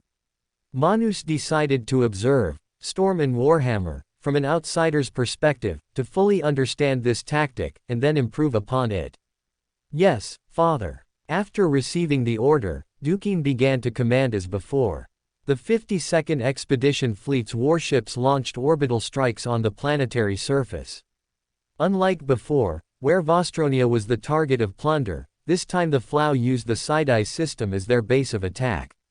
Both planets had been fortified, and they invested vast resources plundered from numerous worlds in the Obscurus sector into the construction of these fortresses. Flao's defensive facilities operated at full capacity, ether energy shields resisted the bombardment, and anti-aircraft artillery shrieked, firing dense barrages into the sky. To counter the Flao's anti-air firepower, Dukine directly employed a tactic similar to what he used on Rust Star, ordering several void ships to brave the gunfire with their massive hulls and forcibly descend into the atmosphere. The warships crash-landed at 5 designated locations, precisely where all the Flow could observe their arrival. Dukine then ordered the auxiliary army to immediately fortify their positions and establish defenses. To avoid brutal siege warfare and street fighting, Dukine decided to employ the Storm and Warhammer tactic. But this time, he knew he had to make changes. Duquesne knew from the intelligence he received from Ning Lu that the Flow were nomadic, greedy plunderers. If he threw out bait, the Xenos would take it. He knew that unlike the Greenskins, who would rush out of their fortresses recklessly at the sight of a fight, the Flow would not be so foolish and reckless. Duquesne issued orders to load all the glittering valuables from the 5 warships' storerooms onto vehicles. The Storm General selected 100,000 of the weakest and most severely wounded soldiers from the auxiliary army and delivered a speech to them. Ladies of the auxiliary army, I am Duquesne. Duquesne referred to the former Storm Walkers, now Iron Hands, as lads, or ladies, depending on the scenario. However, when addressing the auxiliary army, he consistently used ladies. I need you to complete an important mission. Today, as always, you will become the anvil. You are to attack the Flayo's fortresses. Some auxiliary army officers had already guessed that they were being sent to attack the Flayo's fortresses, which was tantamount to suicide. They could not understand the strategic significance, but they trusted the Storm General. Their sacrifice must be worthwhile. The Storm General always achieved the greatest results with the fewest casualties, as he had already proven on Rust Star. My demand of you is that, in the name of the Emperor, for Medusa's Gorgon, for me, and for the glory we achieved on Rust Star, the offensive must last for 2 hours. For the Emperor, for Gorgon, for the Storm. 20,000 auxiliary army soldiers shouted loudly, and at the same moment, deafening shouts echoed from the other 4 positions. Manus, who was watching Duquesne's speech, nodded slightly, thinking to himself. Duquesne is highly respected among the auxiliary army, even a death mission is considered an honor by them. Such a tactic is reasonable, casualties will decrease by more than 40%. 100,000 auxiliary army soldiers, under the cover of 100 armored vehicles, simultaneously attacked the Flayo's 5 fortresses. At Fortress 1, a Flow general watched the overconfident enemy foolishly attack his fortress. A cruel smile curled his lips, and he waved his arm, issuing an order. Artillery barrage. Boom, boom, boom. The fortress cannons roared in unison, and a rain of shells slammed into the vehicles. A Mikado heavy tank was torn apart by a shell. The tank only had a driver and a machine gunner, there were no shells, and only 2 basic loads of bullets. Glittering valuables replaced the other positions. With a loud explosion, an armored vehicle was blown into the air. Sparkling gold coins scattered, dazzling jewels tumbled. The Flow general's pupils constricted as he saw the treasures raining down from the sky. He pounded the fortress wall furiously, shouting angrily. Foolish humans, what a shameful waste. Auxiliary army soldiers shouted, for the storm, as they sought out any available cover and attacked the fortress. Every moment, someone fell, but no one retreated. An hour after the attack began, some auxiliary army warriors even reached the base of the wall.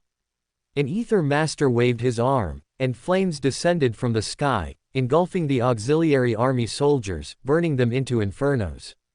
The auxiliary army soldiers witnessed their comrades wailing tragically in the flames, yet they still did not retreat.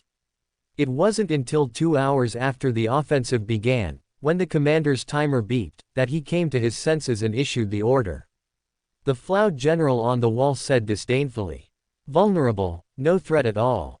He saw the treasures trampled by the retreating army, and his eyelids twitched involuntarily. What a shameful waste. Open black lens bracket. The human fleet is powerful, but their soldiers are vulnerable, there's no need to hold the fortress. If their armored vehicles carry so much treasure, there must be even more inside their warships. Perhaps their military discipline is lax, and they plundered some wealthy planet. Their warships are powerful, they defeated our fleet. To regain void superiority, we must capture their warships. Close black lens bracket. The Flow general thought of this and issued an attack order. No Flow wanted to miss the plunder feast, only a small number were reluctantly left behind. Most of the Flow set out from Fortress 1, charging towards the vulnerable human warships. The Flow generals at the other 4 fortresses, upon receiving the news, all shouted loudly. Attack! I will never allow Ferreira to monopolize the spoils. Duquesne's anvil had worked, the Flow defenders had left their fortresses. Chapter 267, Golden Garuda aids in stirring up a storm. Ferreira led the Flow towards the battleship. After advancing 2 kilometers, Ferreira suddenly signaled the driver to stop. The open-top Flow command vehicle halted, and he narrowed his eyes, looking up at the sky. In Ferreira's ether vision, it had no radiance at all. Not a living creature, but some kind of machine. Ferreira shouted into the communicator, "Biomaster, ether lightning, strike down whatever is spying on us from the sky." To maximize the power of ether spells, the ether masters of the Flow all rode in open-top vehicles. Over a dozen biomasters immediately raised their staffs, and psychic lightning gathered in the air. The lightning, initially as thick as a finger, grew progressively thicker, transforming into an electric dragon as thick as a Flow. The electric dragon streaked across the sky, striking the gray and yellow mechanical construct in the air. The mechanical eagle, spewing black smoke, crashed to the ground like a kite with a broken string. Ferreira waved his hand, and the driver started the command vehicle, continuing forward. The Iron Hands, front line. Beside Duquesne, the tech sergeant who had earned the title of Iron Father spoke. "I lost my Garuda." The Flayo's psychic lightning exceeded its reaction speed, it had no chance to dodge. The Garuda's energy core was burned and overloaded by the psychic lightning, it cannot be repaired even after the battle. Duquesne nodded and asked Gabriel on the other side, "Can your golden Garuda bring me intelligence that the Garuda failed to acquire?" "I will do my best to try," Gabriel said cautiously, observing and recording while by Duquesne's side. He had already understood that Storm and Warhammer was a tactical system that appeared simple but was in fact extremely complex and precise, based on consideration of numerous factors. The degree to which the auxiliary army, as the Storm, attracted enemies, the control over the auxiliary army's endurance, and when to commit the Iron Hands to reinforce defenses. The timing of committing the Astartes, Warhammer, and the command of the highly mechanized assault units committed. Even logistics and supply were precisely considered, ensuring supply plans during high-speed assaults, and planning attack positions to target points. Mastery of the mechanized unit's advance capability after launching an attack, as well as fire allocation and pre-battle fire preparation. Storm and Warhammer also involved multi-dimensional, stereo considerations, from the planning of aerial interdiction and cover by aerial gunships, down to the rapid clearing by Astartes units and vehicle coordination. This required long-term training and evaluation. Duquesne conducted highly mechanized combat training for the Sorigu Iron Hands. He would also consider battle resolve, and the commander's own willpower and execution ability. According to Duquesne, these were all developed and evolved from the tactical systems of the Terra Albia war clans. He developed this tactic in actual combat, and after the return of Lord Ferrus Manus, the factors on the battlefield and the demands for calculation significantly increased. The past Storm and Warhammer conducted comprehensive, multi-level considerations of all parameters on their own side, but their understanding of the enemy's situation remained at a general level. Although generally not wrong, Lord Manus proposed higher standards. Each type of enemy troop, their numbers, weapons used, logistical status. Manus hoped his commanders would grasp all factors of the enemy and perform perfect calculations, and he emphasized the use of auger array and other equipment. Garuda also received attention, and in this first battle after being renamed Iron Hands, it was hoped that it could realize his concept. But the Flayo's ether spells disrupted the Garuda's reconnaissance activities right from the start. Gabriel switched his helmet's operating interface, and the panel turned golden. The Iron Hands connected directly to the Garuda through implants. Gabriel did not adopt this method, he developed a new display system and uploaded it to the Order Shadow's helmet system. Although it did not provide real-time feedback like the Iron Hands, it had broader applicability. Gabriel hoped that in the future, Golden Garuda would be mass-produced and popularized to the Order Shadow's company, and even squad levels. Above the Flayo's formation, the Golden Garuda, 10,000 meters high, looked down. Compared to ordinary Garuda, the Golden Garuda had a wider reconnaissance range and could conduct reconnaissance from higher altitudes. On the golden interface in front of Gabriel, a holographic image of the Phleos formation appeared, and he quickly said, "The second vehicle, 8 Flow Ether Mages, inferred to be 4 Biotype and 4 Fire-type psychics based on the lightning and flame symbols on their robes. Not as convenient as automatic classification and rating by eye sensor recognition, needs improvement." Gabriel reported to Dukine while recording battlefield feedback for post-battle improvements. After Ferreira ordered the spying mechanical eagle to be shot down, he continued forward. After several hundred meters, he again felt something was wrong and looked up at the sky. He glanced, found nothing, and withdrew his gaze. The command vehicle drove almost another 100 meters forward, and Ferreira again looked up, gazing into the sky. He always felt a pair of eyes spying on him, and he shouted loudly, "Kinetic Master, check high altitude."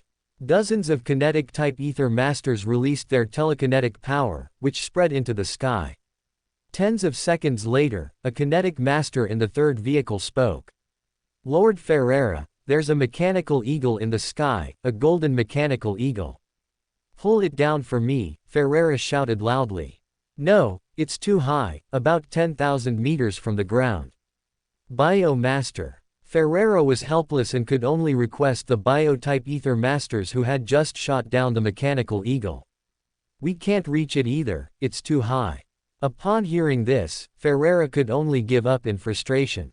He issued the order, "Full speed ahead."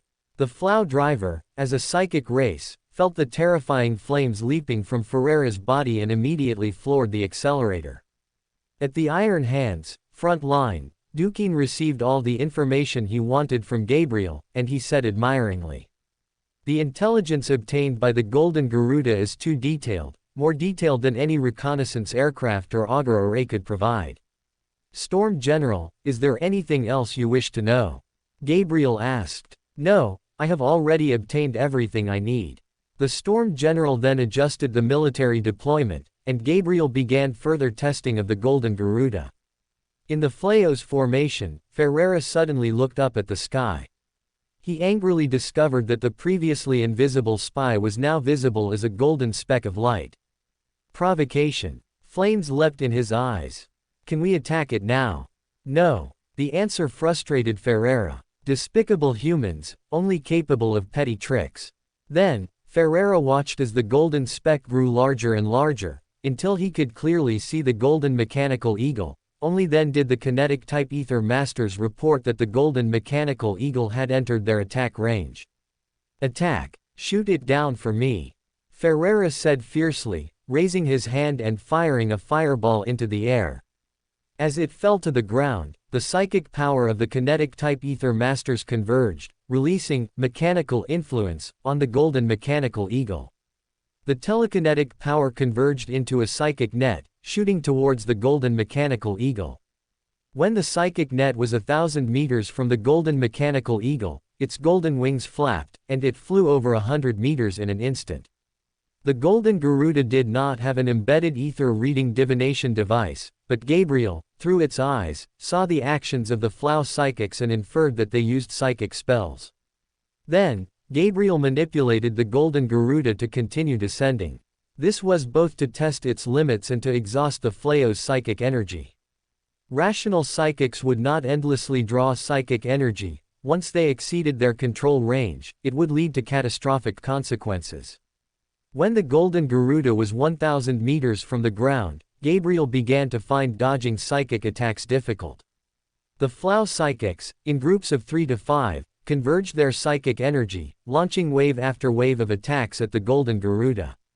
A red alarm rune suddenly lit up on Gabriel's interface, and a psychic lightning bolt struck the Golden Garuda. Gabriel recorded the damage data, then manipulated the Golden Garuda to dive. Mechanical influence weakened the activated metal, and lightning and fireballs struck the Garuda. Ferreira looked at the mechanical eagle above his head, its surface turning from golden to charred black, and finally a smile appeared on his face. He raised his staff, preparing to use a charged attack to strike down the hateful mechanical construct. The charred mechanical eagle, before he could launch his attack, suddenly opened its mouth, spewing an incandescent molten stream onto the fourth vehicle. The mind-type Ether Masters had no time to react or raise their psychic shields, and were engulfed by the incandescent molten stream. Damn it! Before the battle even began, he lost 8 Ether Masters who coordinated the battlefield. Ferrero was furious, raising his hand to release psychic flames, shooting them at the mechanical eagle. After manipulating the golden Garuda to attack, Gabriel was about to control it to escape when he suddenly lost the signal. Overestimated the activated metal's defensive power, underestimated the Flow Psychic's ether spell power. Gabriel silently recorded.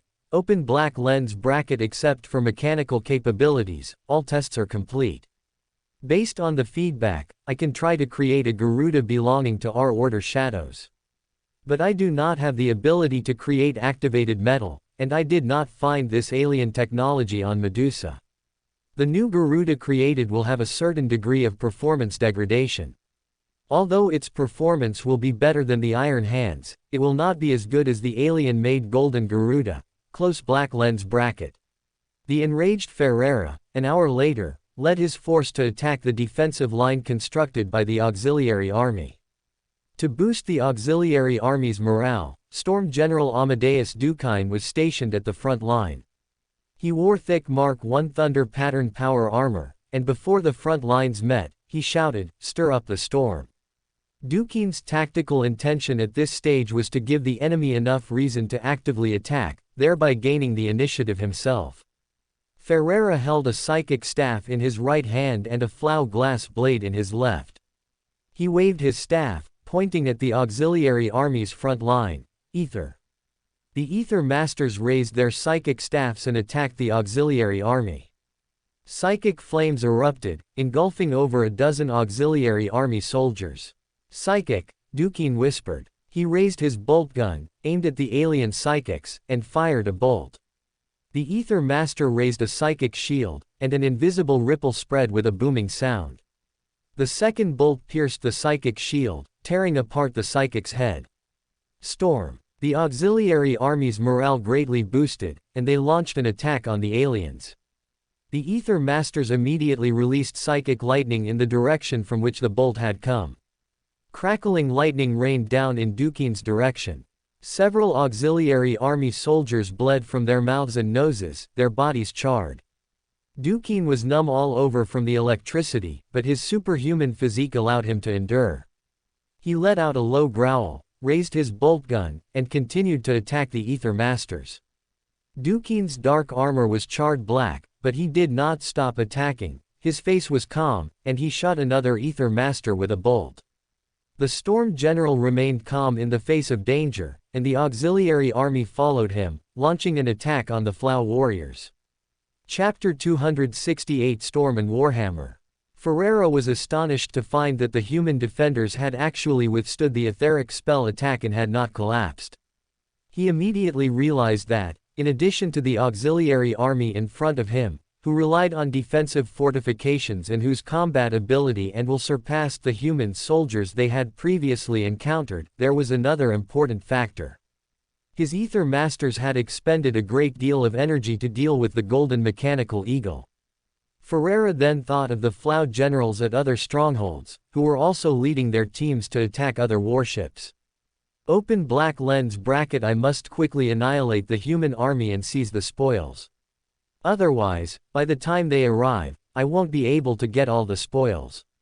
We have already lost contact with the governor, and it's a question of how much respect they will still show me, the highest commander of this planet.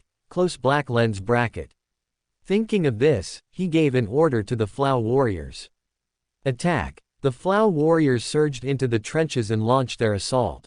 One Flow warrior, with a ferocious look, swung his Flow glass blade, striking the carapace armor of the auxiliary army commander. The blade, like smoky crystal, easily cut through the thick armor, striking the commander's shoulder. The moment the edge of the blade touched the shoulder, it disintegrated into numerous tiny fragments, which burrowed into the wound. The commander let out a scream, feeling as if his shoulder was being cut by countless short knives. He used all his remaining strength to raise his pistol and pull the trigger, aiming at the alien's head. Blood mixed with debris splattered his face, and his body was torn apart by the glass blade, falling into a pool of blood. Duquesne realized that no auxiliary army soldier could gain an advantage in close combat. Lord Ning Lu said that the flail's glass blades could even cut through power armor. Duquesne did not immediately order the Solag clan reserve to move out, it was not yet time. He pressed the rune on his power axe and strode towards the most strained part of the defense line. Gabriel and the Iron Father followed on either side of him. Gabriel's brain cat ran and leapt towards the Flow, raising his paws and pushing forcefully forward. Over a dozen Flow warriors were sent flying, either with crushed chests or broken arms, falling to the ground. As a tech sergeant and an archaeologist, Brain Cat, he was more skilled in the telekinetic, heavy blow, than his other counterparts. Duquesne crashed head-on into a Flow 1,000-man squad, swinging his energized axe blade, launching a fierce attack on the aliens. Gabriel and the Iron Father raised their bolt guns and fired at the Flow warriors. The bolt guns roared, each shot tearing an alien apart. The blue dismemberment field shimmered, illuminating Duquesne's scarred face as he slaughtered the alien rogues. Suddenly, a psychic lightning bolt struck him. Duquesne did not fall, but his body stiffened. Two Flow warriors rushed over. Duquesne violently swung his axe, cutting down the two Flow warriors at the waist, while simultaneously feeling a sharp pain in his abdomen. Because his body was paralyzed, his movements were delayed for a moment, and the Flow glass blade cut through his power armor, striking his superhuman body. Duquesne pulled out the glass blade, lifted his hand, and flung it, the glass blade piercing into the Flow warrior's body. He felt his Luramen cells contending with the glass blade, and the bleeding from the wound was much slower than usual. Duquesne did not retreat. If he had stirred up the storm, then he must endure. Even in pain, he maintained control of the situation, noticing that the front line had been breached at the 4 o'clock direction, and he knew he had to commit the Iron Hands Reserve to support the auxiliary army. 1st Squad, Sector AX. The battle continued, and Duquesne committed one reserve after another. 2 Honor Guard members of the Order Shadows followed 2 Iron Hands squads onto the battlefield, fighting and recording as they went. Soon, Iron Hands began to die in battle. The Order Shadows were puzzled by this. Although they had studied some Stormwalker battle cases before, especially the battle reports from Rust Planet, they still couldn't understand. When would the main force of the Solag clan be deployed? Duquesne's wounds healed, leaving several cracks on his Mark I Thunder pattern armor. Finally, 10 hours after the battle began, the moment the Storm General had been waiting for arrived. All the Flow had joined the battlefield. It was time to bring down the Warhammer. Duquesne issued the command in the command channel, Warhammer. The Solag clan's massive gunboat fleets, bombers, and artillery simultaneously roared, unleashing saturation bombardment on the dense Flow areas. Order Shadows members, positioned on gunboats, bombers, and artillery respectively, saw the overwhelming barrage of firepower killing the Flow in swaths, tearing a large gap in the densest areas. They all thought, the first strike of the Warhammer is to tear a large gap in the densest area after all enemy forces have been committed to the battlefield, relying on absolute firepower superiority, just like a spiked Warhammer. In the final stage of the bombardment, the Storm General's second Warhammer struck. The Solag clan launched its spearhead. 2 Order Shadows members followed the armored units and the Iron Hands formations respectively. The spearhead launched a harvesting offensive from the center of the torn line, moving in all directions against the Flow. The auxiliary army, commanded by Duquesne, received reinforcements before their front line collapsed. The spearhead pierced the Flow formations from the rear. Despite being outnumbered, the Iron Torrent crushed all obstacles in its path. Ferrero was horrified to find that the battle, which had been in his favor, suddenly changed dramatically, and his front line was torn apart in an instant. He turned and ran in terror, and just then, a figure in black armor stood in front of him. Alien, die! The ancient armor on Duquesne's body rattled as he charged towards Ferrero. Ferreira did not linger to fight. He raised his psychic staff, releasing fire spells as he turned and fled. The Mark I Thunder pattern armor burst into flames, scorching Dukin's body.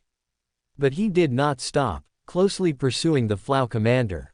The flaming black armor warriors caught up with Ferreira after a dozen steps, swinging his energized axe blade fiercely at the alien. Ferreira raised a shield of flames, while simultaneously swinging his Flow glass blade at the enemy. The shining blue dismemberment field tore through the flames, striking Ferreira's body. Dukin, having killed the alien, felt his left arm empty. He lost himself for a moment, then gave a bitter, low laugh. I'll have to get a mechanical arm too. This will bring me closer to Gorgon, the Gene Father will be pleased by this. The Order shadows found that the Flow were shredded by the Solag clan's assault, scattering into countless unorganized groups of varying sizes. After receiving treatment from the apothecary, Dukin reorganized and resupplied with astonishing efficiency, launching one mechanical assault after another against the severed and disorganized Flow. While the Storm General was tearing apart the Flow with Storm and Warhammer for the final cleanup, on a northern planet in the Sidai system, Ning Lu also led his forces into the Flao's largest fortress. Chapter 269, Ning Lu's Whispering Spear. It wasn't Flow who attacked their fortress, but a new Xenos species. They were slender humanoids with long, spiny scales extending upwards from their scalps. Their eyes were white slits, their noses almost non-existent, and their mandibles protruded forward, with two slender fangs hooking up from their underbites and hanging over their upper lips. All of them were hunchbacked, wobbling as they raised their guns and attacked the Order shadows.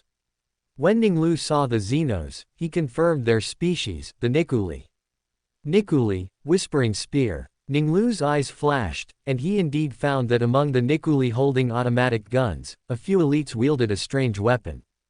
Its front end resembled two chainswords joined together, covered in serrated blades, while the rear half was a grooved barrel. Its highly complex system of valves, reeds, and resonance chambers brought music to mind. It truly is the Whispering Spear. The Whispering Spear is the main material for Sequence 7 inches Weapon Master, following Sequence 9 inches Warrior, and Sequence 8 inches Pugilist. The other main material is Viscon's arm. Ning Lu knew that both Viscon and Nikuli were excellent bounty hunter and mercenary races in the galaxy. The auxiliary material for Weapon Master was also related to Viscon, their blades. Ning Lu shouted to the Honor Guard members, "They are Nikuli. Be careful of the strange weapons in their hands. Use your Leman's ear to filter out the strange sounds." No sooner had Ning Lu spoken than the Nikuli aimed their Whispering Spears in his direction. The Whispering Spears activated, emitting a piercing roar, and affected by it, the Nikuli began to tremble. The Nikuli's special body structure allowed them to resonate with the Whispering Spear. The Nikuli mercenaries aimed their Whispering Spears at the Honor Guard members, and sound waves, carrying bullets, shot forth. The sound waves were neither loud nor piercing, they were a soft, lingering hum, like a whisper in the ear. One Honor Guard member reacted a moment too slowly, failing to obey his Gene Father's command to filter the abnormal sound waves. As the whisper drifted into his ears, he immediately felt dizzy, and his body swayed. Bullets struck his power armor, leaving a dent. The other Honor Guard members promptly manipulated their Leman's ear to filter out the whispering sound waves, and they used bolt guns to attack the Xenos. The roar of the bolters and the sound of the whispers echoed on the battlefield, creating a strange contradiction. The dizzy Honor Guard member stood dazed, as if hypnotized. The Nikuli mercenaries were surprised to find that their weapons could not harm the black armor warriors, so they focused their fire on the dazed enemy. Ning Lu's ears twitched, instantly blocking out the whisper. He flapped his golden wings, flying to his son's side, sheltering him within his golden wings. Bullets struck his golden wings and were immediately deflected. Ning Lu extended his left hand, grabbed his son's shoulder, and threw him backward. The Nikuli mercenaries charged the Honor Guard members, and an elite mercenary wielding a whispering spear thrust it at the black armor warriors in front of him. His attack was swift, so fast that the Order shadows couldn't dodge in time. The saw blades roared as they spun, piercing the power armor. The moment the saw blades penetrated the Astarte's body, the whisper echoed in his mind. The Order Shadow's raised arm stiffened, his eyes glazed over, and he fell into a coma. The roaring saw blades cut within his body, yet he showed no reaction, being sawn in half by the whispering spear. Ning Lu flapped his wings and appeared above the Nikuli mercenary who had killed his son. His body descended. The Nikuli mercenary was instantly crushed into a puddle of mud, leaving only the arm and whispering spear that Ning Lu had deliberately preserved on the ground. Ning Lu flapped his wings again and flew up, continuously diving down, using his Val sword to kill one Nikuli mercenary after another who wielded a whispering spear. In the center of the fortress, there was a palace, and from a high platform within the palace, the Floud general saw that the Nikuli mercenaries he had hired at great expense were being completely overrun. He said to another mercenary leader standing beside him, "Milos, the Nikuli are vulnerable.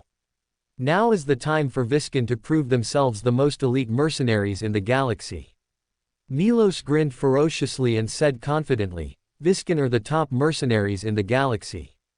We will kill all the black armor warriors who breach the walls. Night has fallen, it's Viscan's time." With that, he strode towards the door, and before leaving, he looked back at the Floud general and issued a warning. "After the battle, I expect to receive payment. Please be ready." He drew his blade and performed a flourish, Floud glass blade, crystal, and other rewards. "Of course, I keep my promises," the Floud general replied. Seeing the Viscan mercenary leader disappear from sight, his eyes turned cold. "Despicable mercenaries, daring to threaten me. If not for the insufficient number of warriors under my command, you damned cold-blooded creatures wouldn't even be qualified to beg to serve me." At the same moment he spoke, Perkasielny of the 11th Battle Group was leading his 5th Company in an attack on the second largest fortress on this planet. The Xenos he encountered had green bodies like orcs, but they were much weaker, though their mouths full of fangs bore some resemblance. The Xenos used no ranged weapons, they wielded strange great swords with wooden blades, 4 spear-shaped tips, and sharp fangs at the hilt. When he encountered the Xenos, Per saw them using bizarre bladed weapons and judged that they possessed impressive close combat skills. However, after the battle began, Per found that the Xenos were much weaker than he had anticipated. They were sluggish and slow-moving, posing no threat to the Order Shadows. The only things that made Per feel threatened were their extraordinary regenerative abilities and their capacity to spit acid. However, as the light began to dim, the Xenos suddenly underwent a drastic change. Their sluggish movements abruptly became swift. Per used the 7th path of chopping from Osber Via to deliver swift chops to the Xenos. The Xenos' sleepy eyes suddenly widened, he raised his arm and blade, and 2 spearheads jammed the energized sword blade. At the same time, he opened his mouth and spat acid at Per. Per was startled, he cautiously pulled back, looking for an opportunity to attack again. The Viscan absorbed energy from the sun during the day to metabolize. As night fell, they became exceptionally strong and exceptionally swift. 2 Viscan mercenaries swiftly charged the Order Shadows. The Viscan mercenary on the left swung his blade, blocking the Order Shadow's power sword, then he suddenly opened his mouth and spat a large amount of acid. The acid sprayed onto the Order Shadow's armor, crackling, and the power armor dissolved at a visible rate. The Viscan mercenary on the right had deliberately lagged a step behind, but now he accelerated and lunged forward. 3 spear tips pierced the exposed body of the Order Shadows, and the Viscan mercenary grinned ferociously, pulling out his strange long blade. The sudden surge in the Viscan mercenaries' strength instantly caused several deaths and over a dozen serious injuries. Chapter 270, Viscan's Special Metabolism System. "They've changed, raise your guard." Pell roared through the company's command channel. The Order Shadows of the 5th Company, receiving their captain's order, warily looked at the Xenos, considering them highly threatening. No sooner had Pell warned his soldiers than a Viscan mercenary swiftly pounced on him. Its speed was several times that of earlier in the day. When the energized blade met the strange blade, Pell immediately felt his arm go numb. The Xenos' previously weak attack had suddenly surged in power. Pell wondered, how could their combat power suddenly increase so much? Pell donned his war mask, transforming the rage over his fallen warriors and his hatred for the Xenos into strength. His power sword swung out swiftly, striking the Viscan mercenary's head. After the disintegration field shredded the Xenos' head, he stepped forward, his eyes deep, activating his warp vision. Pell, using Osber via Article 23, exploited a flaw in the Xenos' attack, and with a single slash, disarmed the Xenos. He then swung his energized blade, killing the Xenos. As Pell attacked, he observed his surroundings, finding the entire fortress plunged into darkness, with only a faint light emanating from the distant fortress center. A flash of insight struck him, and he suddenly remembered that the Xenos' combat power had only surged after the lights dimmed. Their combat power had increased several-fold only after the light completely disappeared. Realizing this, Pell immediately issued an order. Tactical Support Squad, marked point, Incinerator Assault Rifle. Runes lit up on the Tactical Support Squad's visors, and they raised their Incinerator Assault Rifles, firing at the marked building. The beams of thermal energy shot from the Incinerator Assault Rifles, upon hitting the building, ignited a subsonic combustion through thermodynamics. Flames rapidly spread, engulfing the entire building and shining with dazzling light. Pell then issued the command, lure them to attack around the building. The surrounding Order shadows immediately obeyed, launching a charge against the Xenos before luring them towards the blazing building. The Viscan were not averse to light. Light was an essential source for their survival. They could absorb all light as energy to heal injuries and regenerate limbs. Therefore, they did not stop, continuing to attack the Order shadows with their strange great swords. However, once they entered the illuminated area, their speed rapidly decreased as their metabolism proceeded.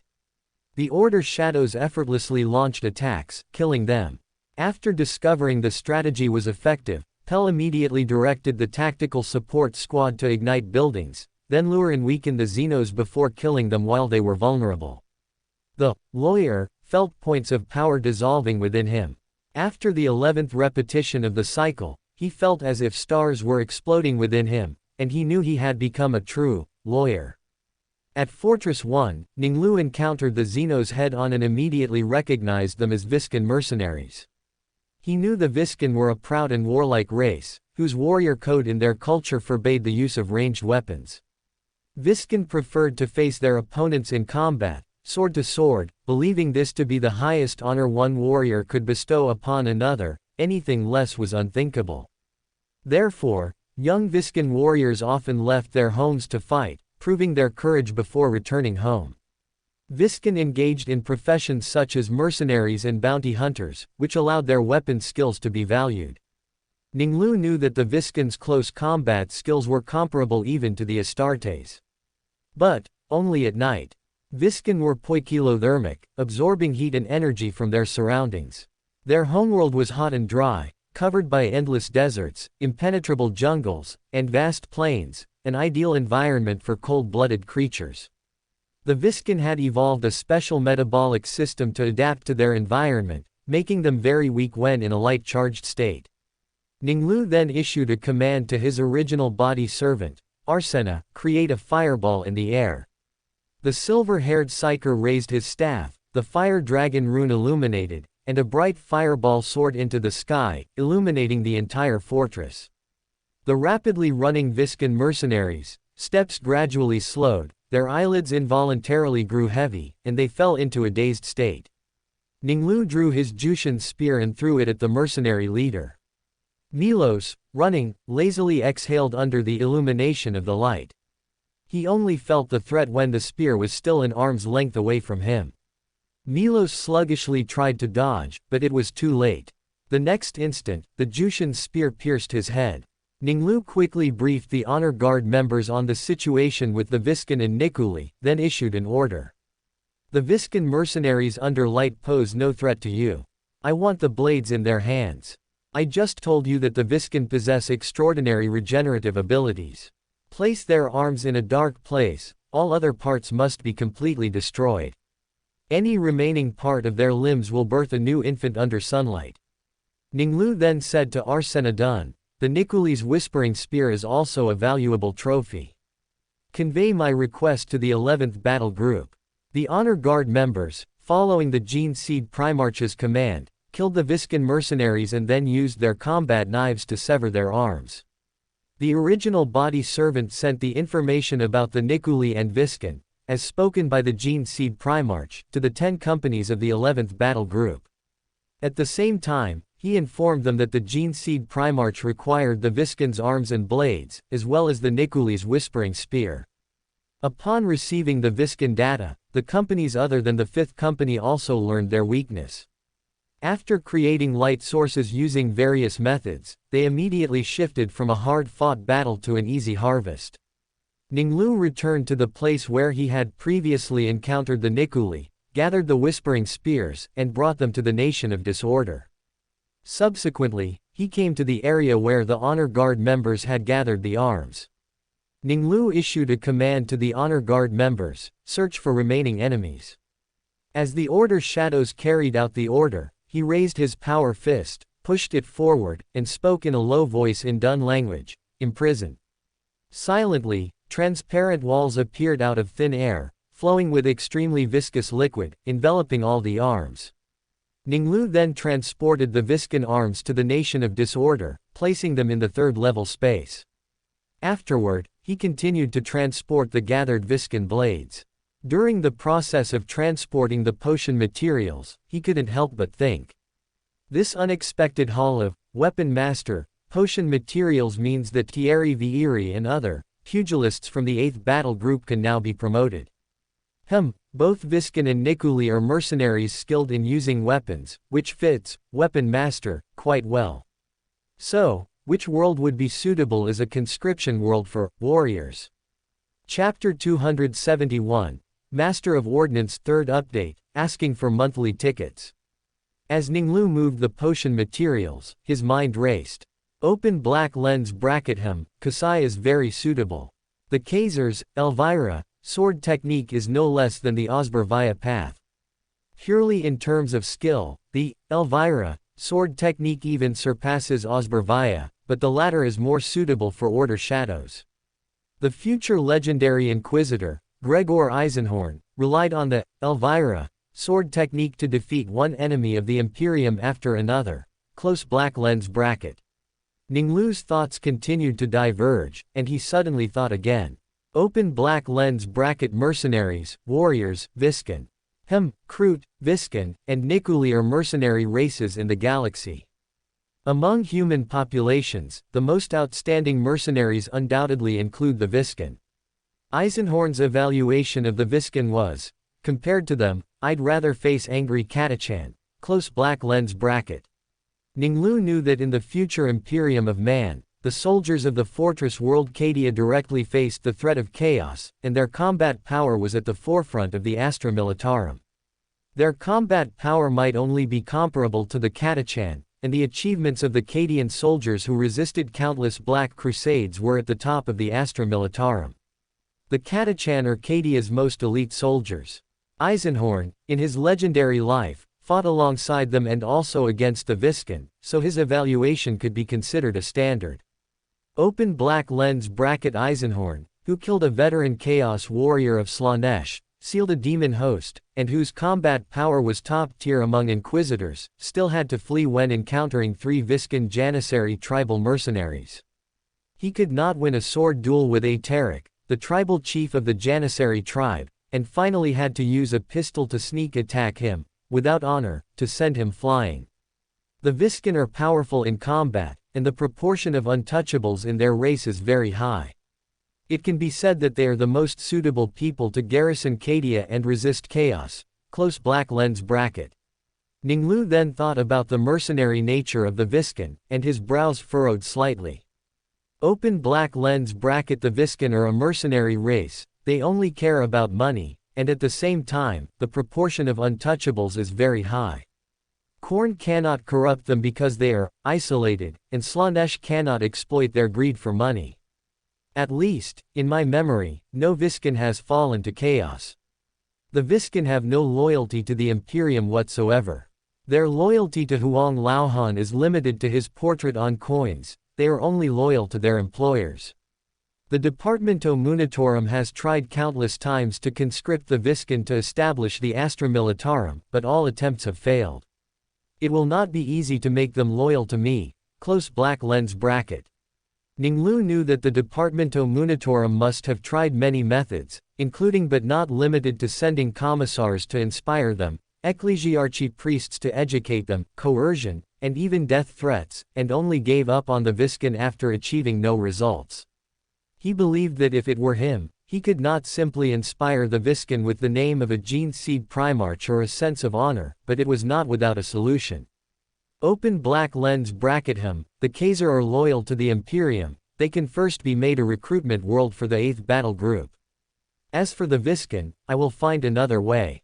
Compared to the Departamento Munitorum and the Imperium, I still have extraordinary abilities I can use. Close black lens bracket. While Ning Lu pondered how to subdue the Viscount, he traveled to various fortresses, repeatedly sending potion materials back to disordered country. The war in the Sidai system was largely over. While the two legions were clearing out the remaining flow, Ning Lu summoned Gabriel and other observers sent to the Iron Hands to hear their reports. After listening to the reports, Ning Lu asked Gabriel, "In your opinion, does Amadeus Decanes, Storm and Warhammer, have any drawbacks?" Gabriel, facing the scrutiny, thought for more than 10 seconds before replying.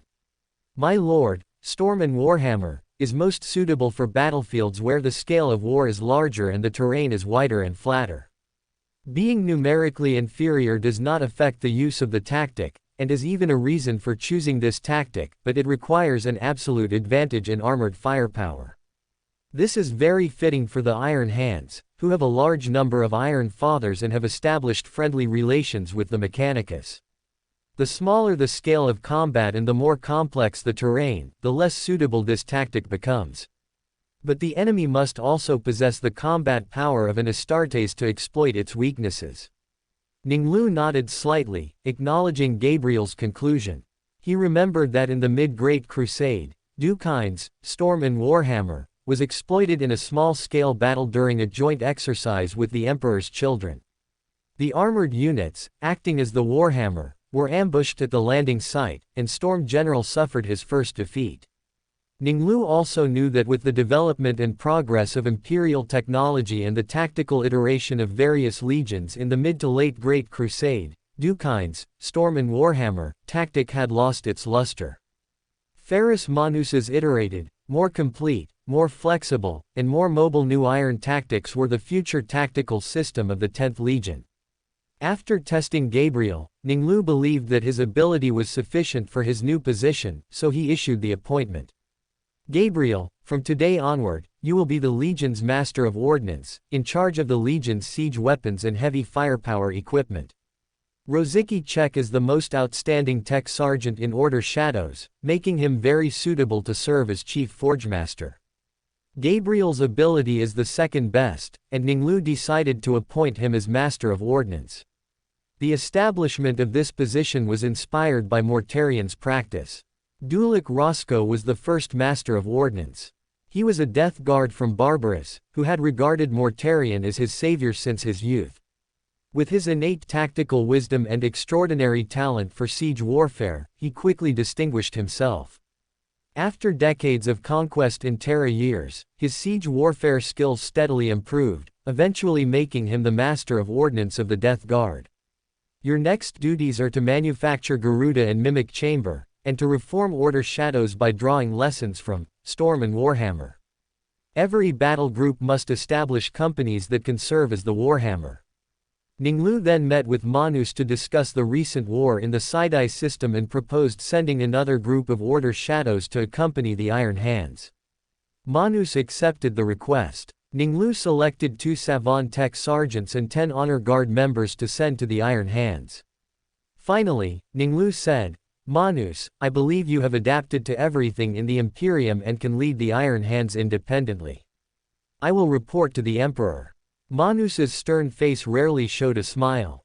He said in a leaden voice, "Ning Lu, I heard that Vostronia is a developed industrial world. You have established an efficient and self-operating system throughout the star system. I would like to visit Vostronia and learn from you. You are welcome to visit Vostronia, Ning Lu replied. Subsequently, the fleets of Order Shadows and Iron Hands set off for the Vostronia star system. Along the way, Ning Lu ordered the 8th Battle Group to be dispatched to Vostronia. Refusing Manus's suggestion. Upon returning to Vostronia, Ning Luo had Gabriel represent him and accompany Ferris Manus on a factory tour. Originally, Arsenadun, the original body servant, was supposed to represent him, but since the guest was Manus, the Master of Ordnance was more suitable. Immediately, Ning Luo returned to the palace and summoned Maria Kurnikova, the assassin. My lord, Maria said with a bitter smile, even if I screen Voskid with the most stringent standards, no one on this world can be called your opponent. The last target we assassinated was 11 months ago.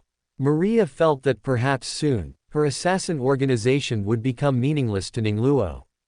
No need to worry, Ning Luo looked down at Maria, I have many enemies that need assassins to deal with for me.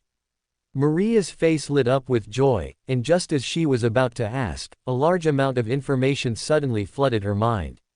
Ritual. Black Emperor. As she was thinking, a voice sounded in her mind. Perform the ritual, and you will receive revelation. As you command. Maria's golden braids hung down, my lord. Maria then returned to Tezvok Hive. Yelena had already moved the Kurnikova family's headquarters to Exemplar City, the political center of Vostronia, but Maria still maintained her base in Tezvok. This was where Lord Ning Luo started. This hive city had undergone immense changes compared to the past. On one hand, in addition to the hive dwellers who had lived in the upper nest for generations, there were now also some residents from the lower nest. On the other hand, the barriers between factories, and even between hive cities, had been broken down. Maglev trains physically connected the factories, and Yelena, with the support of the monarch, broke down ideological barriers, allowing various industries to integrate organically. The assassin vanished into the shadows, avoiding the gaze of the hive dwellers, and returned to the Assassin Temple. The Assassin Temple was built 350 meters underground, constructed from marble. The surface was disguised as a Kurnikova family warehouse, where purchased food and other living supplies were stored. Svetlana and Dementiva, seeing Maria return, approached her with anticipation. Maria glanced at the assassin apprentices who were training nearby. They had not yet received the power bestowed by the Black Emperor, only the 3 of them had. We'll talk later. The 3 walked into a secret room, and after closing the door, Svetlana activated the shielding field, and Dementiva eagerly asked. Lord Ning Luo, what are his instructions? Svetlana also looked at Maria worriedly. Since Lord Ning Luo returned to the Empire and took control of the Astartes legions, he had not assigned them any more tasks. They could only strictly train apprentices daily, gather information on the remnants of the various hive kings and the major families who had lost their interests, search for targets, and take the initiative to attack. But in the past 3 years, they had rarely found targets, and Svetlana even worried that the Assassin Temple, having lost its reason for existence, would soon perish. My lord. Svetlana frowned slightly. She felt that Maria's tone was somewhat different from usual. He commanded us to perform a ritual. A ritual? What ritual? Dementiva asked, puzzled. My lord. Maria looked at the 2, and said with a deep tone, it is the Black Emperor, we must offer devout prayers to gain his revelation. After Maria explained to the 2, Svetlana and Dementiva felt invigorated. They finally saw hope, an opportunity to continue serving Lord Ning Luo, no, the Black Emperor.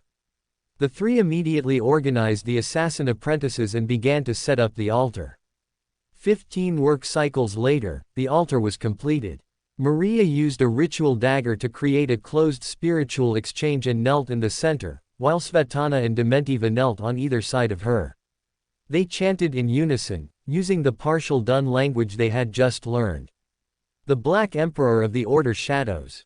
I implore your gaze. I implore you to grant me revelation, to enlighten me on how to serve you. The monarch's iron law, the foundation of the chaotic kingdom, please transmit power to my incantation. Invisible forces surged within the altar, causing the candlelight to flicker. It was not until they had chanted for the 5th time that black mist emerged, enveloping their bodies. When the three regained their senses, they found themselves in a mysterious space. As they were shocked, Ning Lu, from a high vantage point, spoke. Drink the potion, this is the power I bestow upon you to advance further.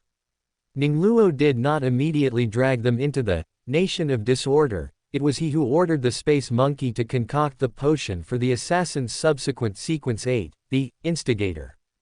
Upon hearing this, Maria and the other two bowed excitedly and said, "Thank you, my lord, for your bestowal." They had long become true assassins, but after waiting for several years, they had received no new missions and no new power bestowals. The long wait finally ended today, and they unhesitatingly picked up the purple potion floating on the black mist before them and drank it all. Moments later, the three gathered their strength and whispered, "Instigator." Ning Lu nodded, and he said majestically, "On Terra, there is a force that fabricates and slanders the Order shadows. Your mission is to assassinate them and use your new abilities to incite them." "As you command, my lord," Maria replied joyfully. "I will surely punish those evildoers." Dementiva's eyes were filled with killing intent. She was already eager to punish them with her blade. "Besides inflicting the punishment of death upon them, you must also unearth talents among your subordinates," Ning Lu said. The instigator's subsequent sequence 7, which can control black flames and ice, and master abilities such as invisibility. At that time, Ning Lu would have them act with the Legion. "As you command, my lord," Maria accepted the order, and Ning Lu finally said. 3 days later, the frigate, Glory of Vostronia, will depart for Terra. You will infiltrate the ship and travel to Terra. With that, Ning Lu cut off his connection with the three, and they disappeared into the black mist. He then came to the 3rd layer of space and found that the divination dice had been charged, and could be used for a new divination. Ning Lu did not immediately perform the divination. He first returned to the palace, called for original body servant Arsenadun, and gave him an order. Select a team of Order shadows with leadership potential and send them to Terra to provide protection for the Vischer family. The original body servant was stunned for a moment. The Black Emperor's order was not included in the previous agreement with the Navigator family. "As you command." Seeing that the Black Emperor had no intention of explaining, he did not ask, and instead said, "Lord Manus's tour of Vostronia has concluded, and he is on his way back, expected to arrive in 1 standard hour. Prepare for his reception." After Ning Lu gave the order, the original body servant executed the Gene Seed Primarch's command. 1 standard hour later, Gabriel accompanied Ferris Manus into the palace. Ning Lu rose to greet him, and they sat down in the reception area. Manus took a sip of red tea and praised, "Good tea. At first taste, it's slightly salty and tender. Upon closer examination, it's rich and mellow, with distinct layers yet a harmonious whole." Grosseto is the island in the sea cradle with the largest diurnal temperature variation, producing top-grade red tea. Arsena, prepare 10 caddies for Manus.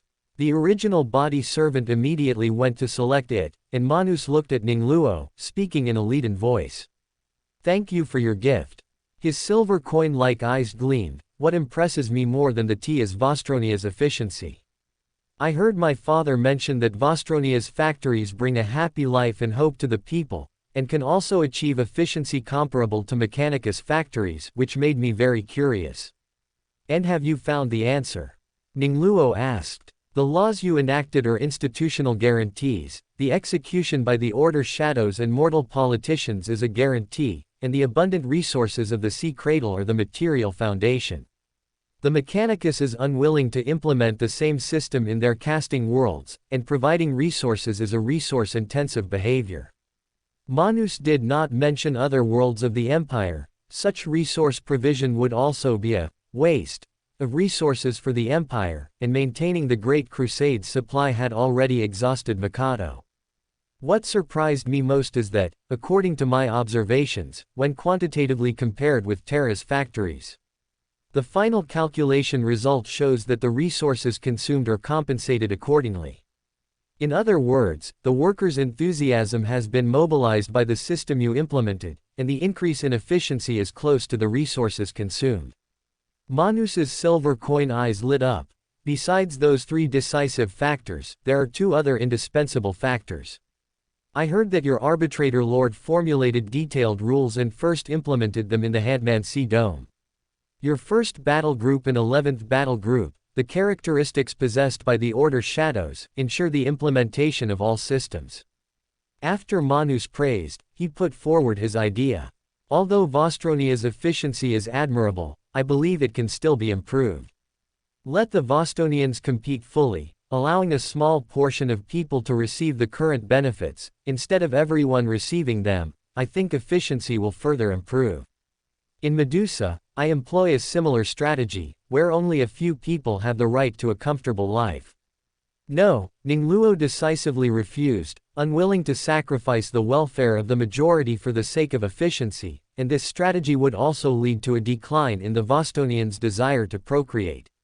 Manus's method of almost plundering populations from other worlds was even more unsuitable, and he said, "That is not the Vostronia I want." Black eyes met silver coin eyes, and moments later, Manus rose. Your world, your decision. I'm returning to Medusa. After the original body servant and the master of ordnance, representing Ning Lu, saw Ferris off, he began to consider what to divine using the divination dice. For more thrilling fanfiction stories like this, check out my channel Fanfic Audiobook. Dive into epic adventures, mysterious realms, and legendary journeys brought to life through immersive storytelling. Don't forget to like, share, and subscribe for more amazing audiobooks.